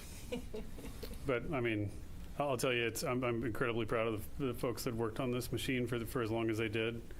And one thing we didn't talk about earlier was, one of the big objectives is getting the organization and getting our qualification standards and getting our certification rigor up to the standard for crewed flight.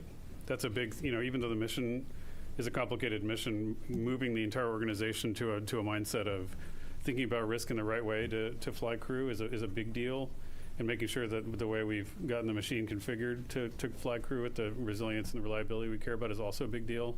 So it takes time. I mean, we got a lot in front of us, but I mean, it's for the guys that were out there, there's a big celebration in launch control for the rocket guys. The rocket guys can go out and play now, but the spacecraft guys got a lot of homework, so they're going to go work on that. But yeah, for them, I could see it on their faces. Jeff.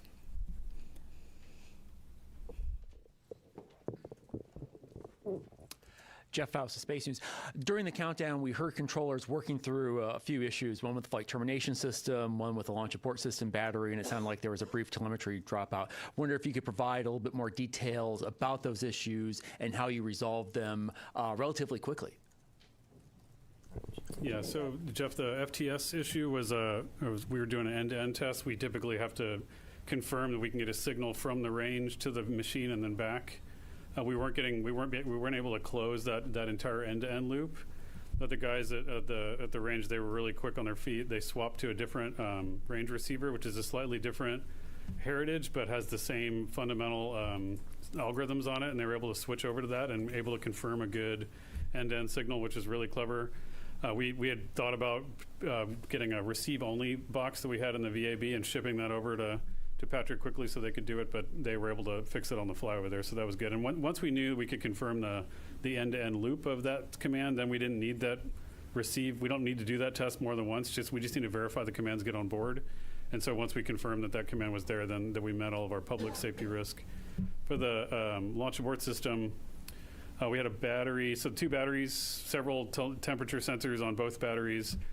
We had one poke out of family. We want to make sure all of them are tracking within certain limits, but we could confirm, given the locations of the temperature sensors, where they are on the battery itself, that the reading was instrumentation, because there wasn't a credible physics-based explanation for why that sensor would be that far high. It was an order of magnitude off scale high from the rest, and so we were able to quickly vote that sensor out.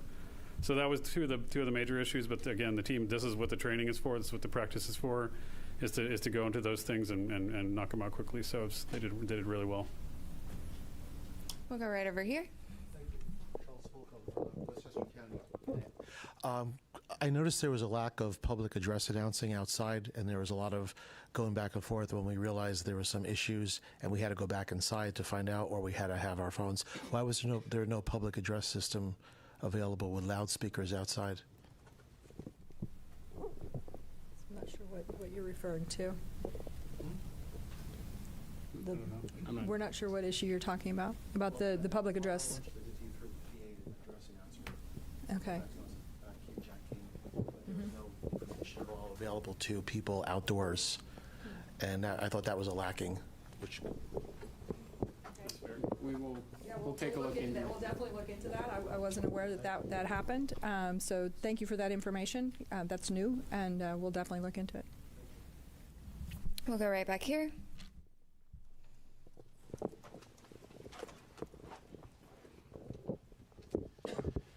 Thomas Moore, Sky News. Administrator Isaacman, as a fellow astronaut, what were your feelings watching your crew rising above Pad 39B? And do you feel that extra sense of responsibility for the crew as they head further into space?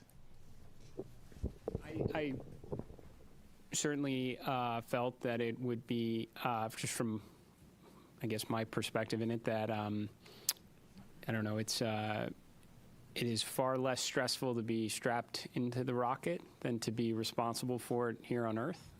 So I definitely had those feelings quite a bit.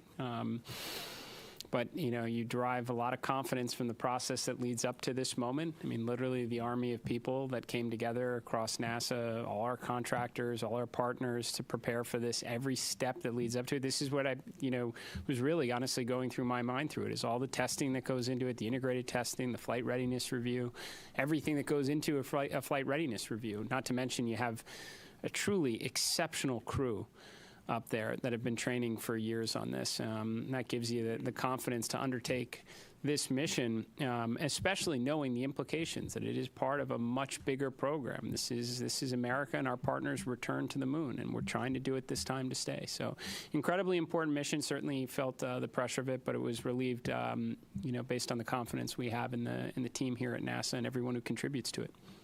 Thank you for the question. We'll come right up here.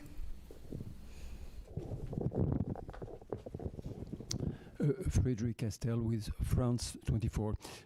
First, of course, congratulations to NASA for the grand return to the moon. Mr. Administrator, I have this question that they ask me constantly in Europe and in the States. In the 60s, NASA was using just the slide rule to go to the moon, and they could launch almost every 3 months. Of course, they had more money probably, but what happened in 50 years? Why is it so difficult to make it again? What has changed? Thank you.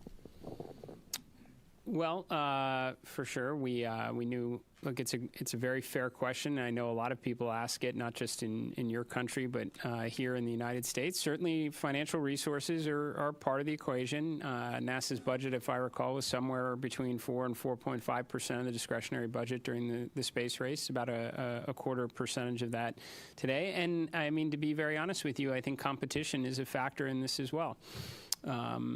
it's a great way to mobilize the resources of a nation and concentrate on something extremely challenging, and that's what we did in the 1960s. And I think with absent some competition, we focused a lot on partnerships and all that we could do collectively with respect to science and discovery. But competition can be a good thing, and we certainly have competition now. I think that's why you're seeing us start to concentrate our resources back to the objective, and do it with a great coalition across the NASA workforce, our contractors, all our partners that have come together, our stakeholders in Congress and the administration who came here to witness this launch, is because they know we have competition, and this one's going to be close. And I think as a result, you're going to see a lot more progress, more so than you have in the, since when this was originally conceived under Constellation. We're going to get back into the business of launching rockets on a regular cadence, and we're going to bring the world along with us. So. We're going to take a couple of phone bridge questions for just a moment. Reminder that you can join by pressing *1 to get into the queue. We're going to start with Will Robinson-Smith from Spaceflight Now. Hi, thank you, Bethany, and congratulations everyone on a good mission so far. Question about the upcoming TLI burn tomorrow. At what point during the day will the team conduct a poll on readiness to proceed into the TLI, and what are the main criteria that you'll be assessing to make that final determination? Thank you. Okay, well, the TLI burn actually happens about the time that launch happens, so it's one day into the mission. So tomorrow, Eastern time, would be about 6:35-ish. Obviously, those burn times can change, so check that before tomorrow. But what are the teams looking for before TLI? We're looking to make sure that the life support systems work, that the vehicle's healthy, the life support systems have been checked out, they're ready to go. We assure that those are functional, because once we commit to TLI, they have to function. And so we want to make sure. So that's why we spend a day checking out the systems. Ascent is, you shake, rattle, and roll a little bit, the vehicle. You saw that today. And you can imagine what that does to the systems. The systems, though, are performing very well. We anticipate that they continue to, but we want to get some track record on them before we do that. We also want to make sure we have redundancy in the system for comm, for environmental life support, propulsion, those type things, before we embark on that TLI mission. So that's what the mission control team in Houston will be doing tomorrow. Jeff Radigan and his team, as the lead flight director, will be well into that. The teams are well versed on it. They have trained for it. They work very closely in conjunction with the engineering team, the mission evaluation room in Houston, where the engineers that have the intricate knowledge of Orion come together with the operations team, and together they work with the crew to make sure that the vehicle, is doing what we want to and accomplishing the mission objectives that we need to. But it always comes down to crew safety, vehicle safety, and mission objectives in that order. I might also mention, as those teams are checking out all of those systems, there will also be a meeting of the mission management team that's led by John Honeycutt, whom I think many of you have seen before, and they'll be meeting tomorrow afternoon to hear all of the results from what's happened over the last day, in preparation to make the decision on whether or not we proceed with the TLI burn. We will next go right back here to Manuel. Thank you so much. Manuel Masante with Exploración Espacial. I understand that the CubeSats are going to be deployed like 5 hours into the flight. Is there any chance we're going to see live images of the deployment? And then when is the crew, I know they're super busy right now, but when are they going to start using the flywheel machine on its way to the moon, when everything is more like... The second question was to do when they start doing the manual as far as... flywheel machine. Oh, the flywheel machine. Sorry, thank you, the exercise machine. I guess after the TLI. I'll do this exercise. Yeah, I'll hand that to you, but I can answer the CubeSats. So the CubeSats are installed in the Orion stage adapter, which is actually a part of the upper stage piece, right? So once Orion separates from the upper stage, we'll do the ProxOps demonstration. right? And then once Orion has cleared and we're away, then they will be deployed. So Orion won't be there to take images of them. And once they are deployed, they each of them have their own plans for being able to communicate back down to Earth to various ground stations. They have their own communication plans. So we'll start to get information back from those individual CubeSats. So that's kind of the plan and the path forward on the CubeSat deployment and what you can expect. We're going to take one more question from the phone bridge from Christopher Mick of the Hudson Star Observer. Thank you very much. Congratulations to all the teams thus far. I had a question from an earlier media availability with Jeremy Hansen. He made mention of if the mission launched on April 1st, they would be experiencing a lunar eclipse. And I just want to follow up on that, if that's where that would be happening in the mission timeline, and if there would be any video perchance of that happening, or is that just going to be on the astronauts' photography at the time? So you may have to answer the question on whether or not there'll be the availability of the what kind of real time. I'm not sure what we'll have there, but the crew will get to observe the eclipse. This is pretty unique. It's kind of interesting. It actually doesn't happen when they're out of comm, so they will be having communication during that eclipse time. But during the eclipse, the moon will be blocking the sun. They will be able to see the sun's corona, which is kind of cool. So they've been having a lot of science lessons over the last couple of days to learn about that and the eventuality that we actually launched today. So they're prepared to make those solar observations. It'll be a pretty cool and unique opportunity. I'm sure we'll get some images down at some point. I just don't know if they'll be live. Tarek. Thank you very much. Tarek Malik with Space.com for the administrator. There have been a lot of comparisons of Artemis 2 to Apollo 8, a pioneering mission, daring, that sent astronauts on an untested crewed vehicle around the moon.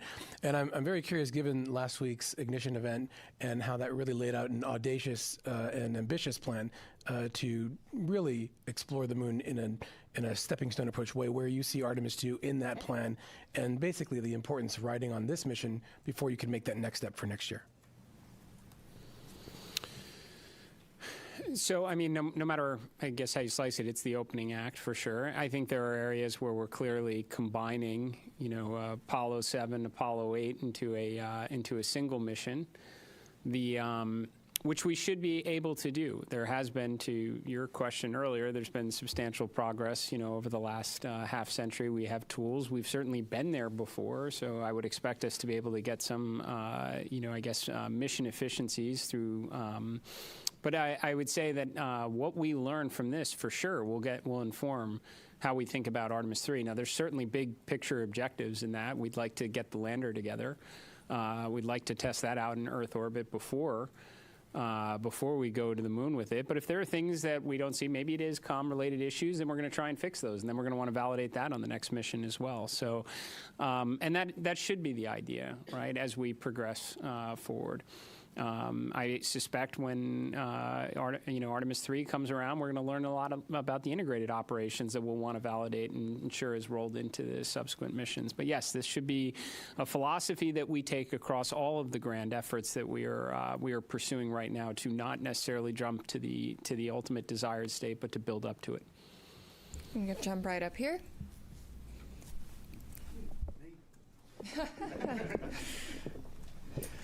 Hi, Richard Hollingham, BBC Future.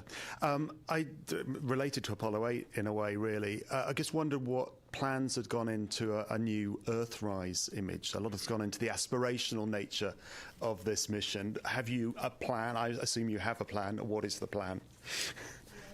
Oh, go ahead. I do know that the teams have been looking at what the opportunities might look like. They've looked at the different launch dates, and so I know that they're really going to try to make that happen. I can't give you a confirmation on that yet, but stay tuned.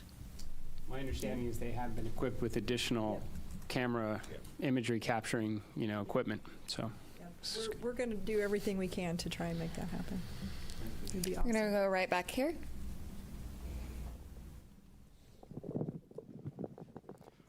Thank you. I'm from a Japanese news agency, Kyodo News. My question is to the administrator. The United States and China are competing over moon development.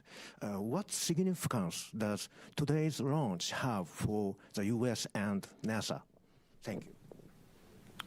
Well, it's certainly an incredibly important step. I mean, this is the first crewed mission into this environment in more than a half century on a rocket that has never flown human beings before, along with a spacecraft. So it's incredibly important because we're going to learn an awful lot from this to inform subsequent missions. So, yes, this is the beginning.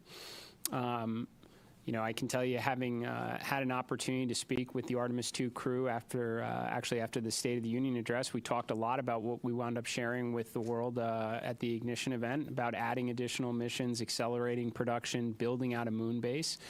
I think it was very energizing for the crew because they knew that they were, this is a risky mission for sure. Any type of new test flight mission going in this environment is going to be challenging, and they knew it was building up to something bigger.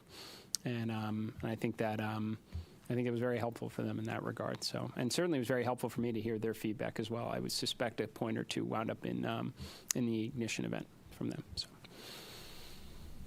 We're going to go back here to the white shirt. Thanks, Denise Chow with NBC News. I think for Lori or Norm, I'm curious what you anticipate could be some of the biggest challenges over the next few days, whether that's from a spacecraft or system standpoint or crew workload. I'll jump in. Flight day one from a crew workload is pretty tough. Between now and TLI, we're working the crew really hard. In fact, when they go to sleep tonight, they're woken up in the middle of their sleep to do the perigee raise burn, and so their sleep's disrupted.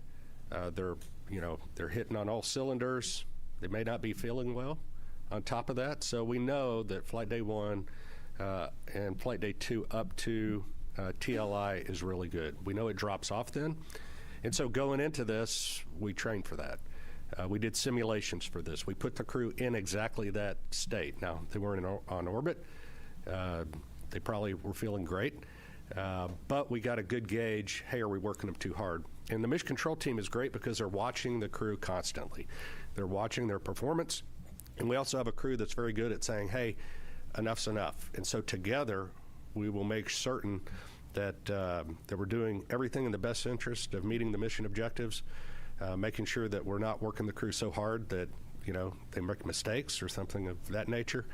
And again, we work as a collective team going forward. So this is our best opportunity, and they may add more stuff to the timeline before it's all done, and they may take some stuff out if we need to, but we adjust all the time on those things. So that's leading up to TLI. That's probably one of the bigger challenges, making sure we get those done.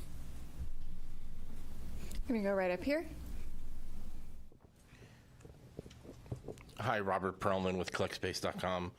For the administrator, you mentioned the 53-year hiatus, and in that time, now most of the world's population wasn't alive for Apollo, like I think you and me.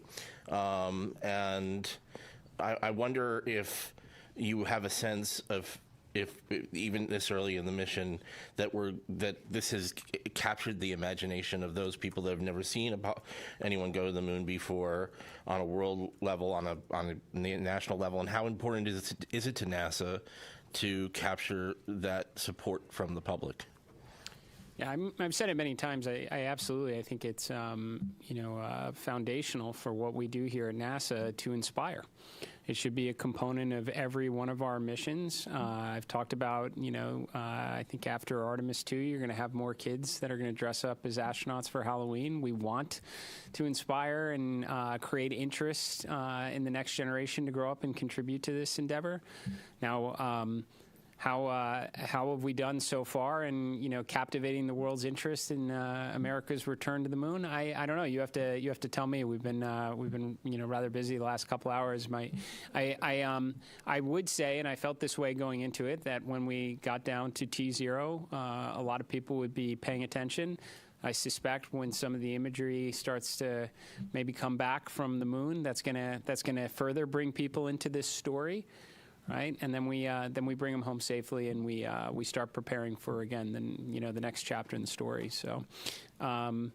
Yeah, I think inspiration is extremely important. I think people, despite, some of the commentary up to now, how many people really know we're going around the moon? I'm willing to bet right now a lot of people do. And I think we'll only draw in their interest further as the mission proceeds. I'm going to go right here.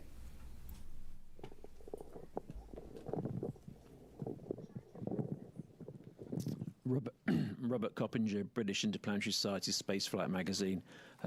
Commander Wiseman said during the crew news conference in September last year that when they get off the planet, they may only spend 3 or 4 days going around the Earth. What sequence of events would need to happen for that to occur? I was quite surprised to hear him be so specific about such a scenario. I know you all talk about it being a test flight. So what would need to happen for the mission to be curtailed in such a fashion? I didn't cover the question. So I think the question had, just confirm, it's kind of hard to hear, but the question is that the commander talked about one of the alternate missions where they maybe would stay in Earth orbit for 3 or 4 or 5 days, yes, that sort of thing. What would need to happen so for one that? One of the scenarios that would have led to that is if for some reason during the launch that the SLS did not quite deliver us to where we needed to be, or the upper stage didn't deliver us to the orbit that we needed to be in. That would have been one of the scenarios. I think that's probably the main scenario that would have ended up in that one of those kind of alternate missions. Yeah, but I don't think we're going to need to worry about that, hopefully. But the other thing is if for some reason we're able to stay, but we're not able to do the TLI burn, we would stay in Earth orbit. So there's a couple of scenarios where that could happen. We're right back here. Hi there, Joey Vars with the Gabber for anybody. In the weeks leading up to the launch, we were talking about some of the distance records and altitude records and speed records that would be achieved that were contingent on the specific day and time of launch. I was wondering if we had a better concept of what those might be now that we are successfully off the ground. Thank you. Norm has that data for you. Well, based on the predicts right now, assuming all the burns go as planned and the timeline is executed as we think it's going to be, it'll be on flight day 6. At an MET of about, 18 hours, 18 and a half hours. And again, check that as we get closer because burn durations and things like that matter. But that's where we will exceed or beat the Apollo distance record, or at least that's where we believe that's going to happen. So that'll be an exciting day, and we'll stand by to see what transpires. You're right here. Hi, I'm Hanju Yang from Kungmin Daily in South Korea. And first of all, congratulations on today's successful launch. And my question is for administrator. And this mission also carried a Korean satellite on board. From your perspective, why does a crewed lunar mission like Artemis II matter not just for United States, but for the global community? I think we say often that when we undertake these type of endeavors, we never go alone. We go with our international partners. We have a Canadian Space Agency astronaut that's on board this mission. We are carrying a lot of CubeSats from our Artemis Accords partners, and we are going to continue to do this going forward. JAXA is contributing a pressurized rover, a major contribution to our efforts of having an enduring presence on the lunar surface itself. The Italian Space Agency, just a few days ago, we signed a memorandum of understanding for a habitation module on the surface of the moon, a component of the moon base. And to be honest, it was also a key component to the ignition event from last week. Half of the Artemis Accord partners were present. We spent a good portion of the second day talking together, recognizing that some of our partners can make contributions like a pressurized rover or a habitation module, and many others are going to work with their academic institutions and universities for science instruments that could wind up on the Phase 1 component to the moon base itself, or interesting tech demonstrations. This is something that NASA is extremely proud of and will continue to do so as we as we continue to press forward under this program. So we're going to do last question here. I'm going to go over to you in the back. It's Paul Brinkman, Aerospace America. Can you just talk a little bit about the propellant loading this morning? Was it flawless? Were there any leaks detected? Was it a repeat of the wet dress rehearsal? Did you learn anything? Yeah, go ahead. I think it went extremely well. What I heard this morning, and Amit may have an update from later, but some of the leaks that we'd seen of the hydrogen during the tanking for the hydrogen, we saw leaks below 1%, which was significantly lower. Again, the seals that we replaced seemed to perform extremely well. We did a pressure test kind of partway through, and the leak went up to about 1.4%. Still, well within the constraints, which 16% is the bound that we have. So I think it performed extremely well. We actually, I think, finished the tanking early, from what I understood. So I think it went extremely well. So again, the seals that we had replaced out at the pad after wet dress number 1, I think that was proved to be very successful. And with that, thank you all for coming out and covering humanity's return to the moon. Stay tuned for updates on NASA's social channels, including our continuous coverage on YouTube and NASA Plus. Go Artemis. Thank you.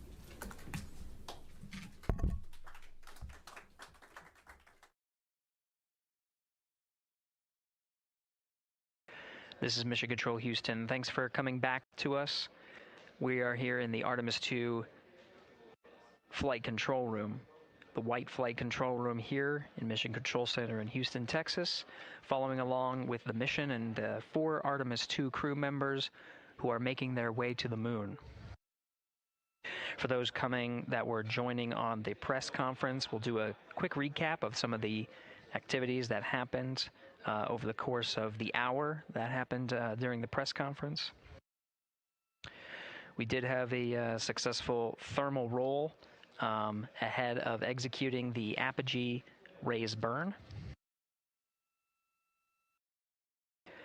The apogee raise burn occurred with an updated time of MET 1 hour, 46 minutes, and 7 seconds.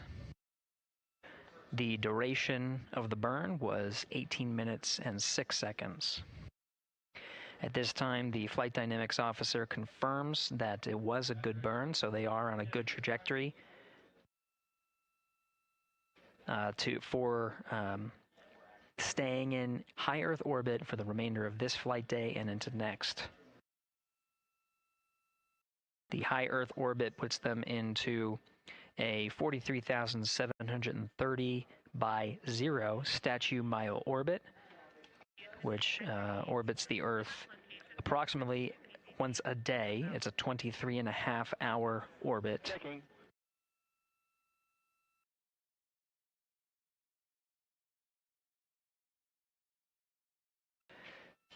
At this point, the crew is working through a number of steps to prepare for their first day in orbit, their first night.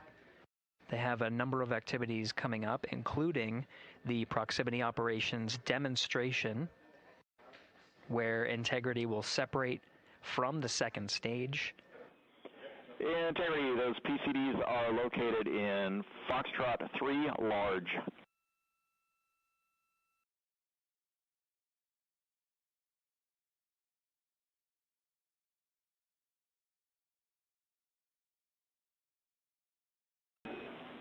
Integrity, good. String 1, helium clearing. Integrity copies. And stand in the docking camera checkout, step 9. Would you like me to go ahead and configure for RPOD at this time? Checking.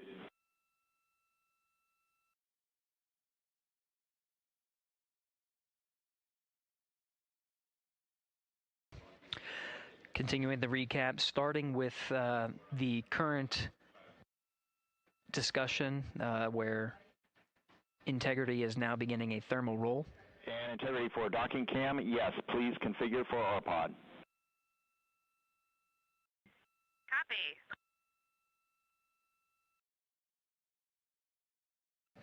Mission Specialist Christina Cook is setting up the docking camera ahead of the proximity operations demo for later today.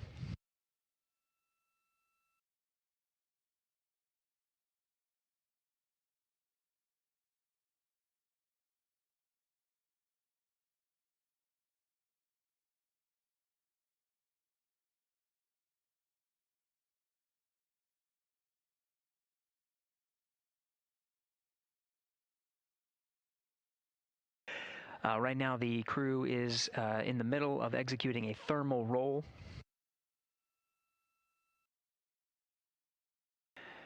This procedure allows for more even distribution of heating on the interim cryogenic propulsion stage, as well as the Integrity spacecraft.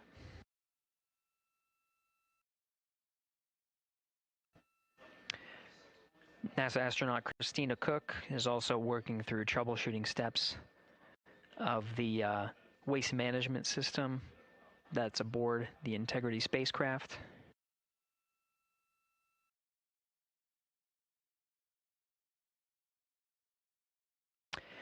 The toilet fan is reported to be jammed. Now the ground teams are coming up with instructions on how to get into the fan and clear that area to revive the toilet for the mission. In the meantime, they're getting their contingency, their backup waste management capabilities, specifically for urine. The fecal collection of the toilet, that specific capability can still be used with the waste management system aboard Orion.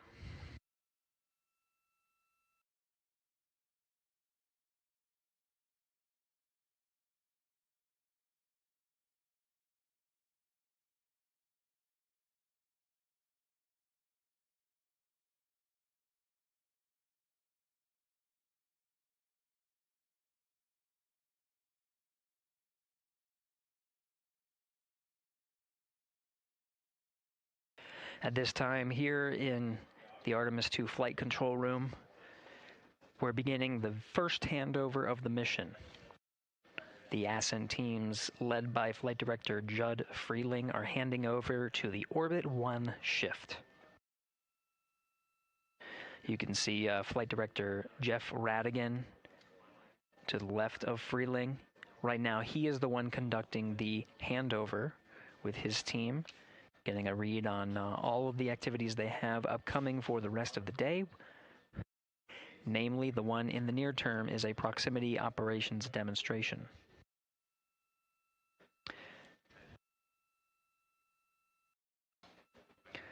We are also anticipating a crossover of the tracking and data relay satellites. Integrity Houston for GNC. System is still performing nominally, but we are updating unfiltered in BFS with channel 1 again.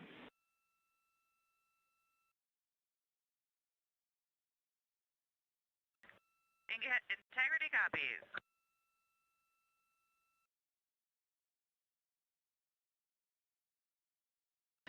That call from Capcom Stan Love addressing the guidance, navigation, and control system navigation source, specifically channel 1.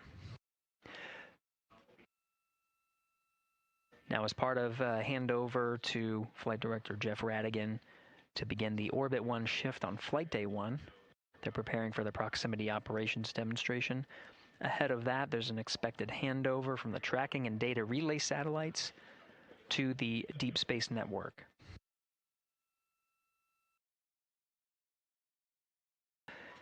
The successful execution of the apogee raise burn puts the crew in the high Earth orbit, which will take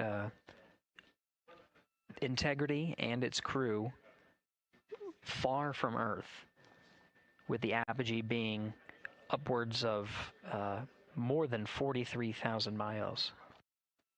With the geosynchronous TDRS satellite network in a geosynchronous positioning around 23,000 miles, the crew of Integrity will pass the near-Earth network.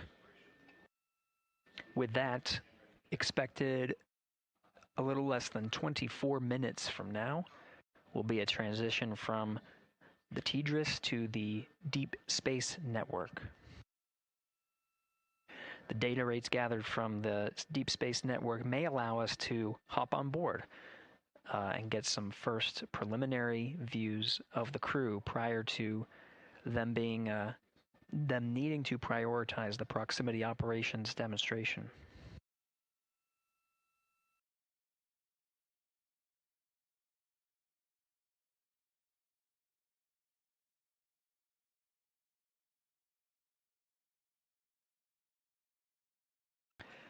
We'll take a pause here and listen for some Orion to Earth communications as the team goes through their handover procedures, so we can listen in on the next steps for the Orbit 1 team.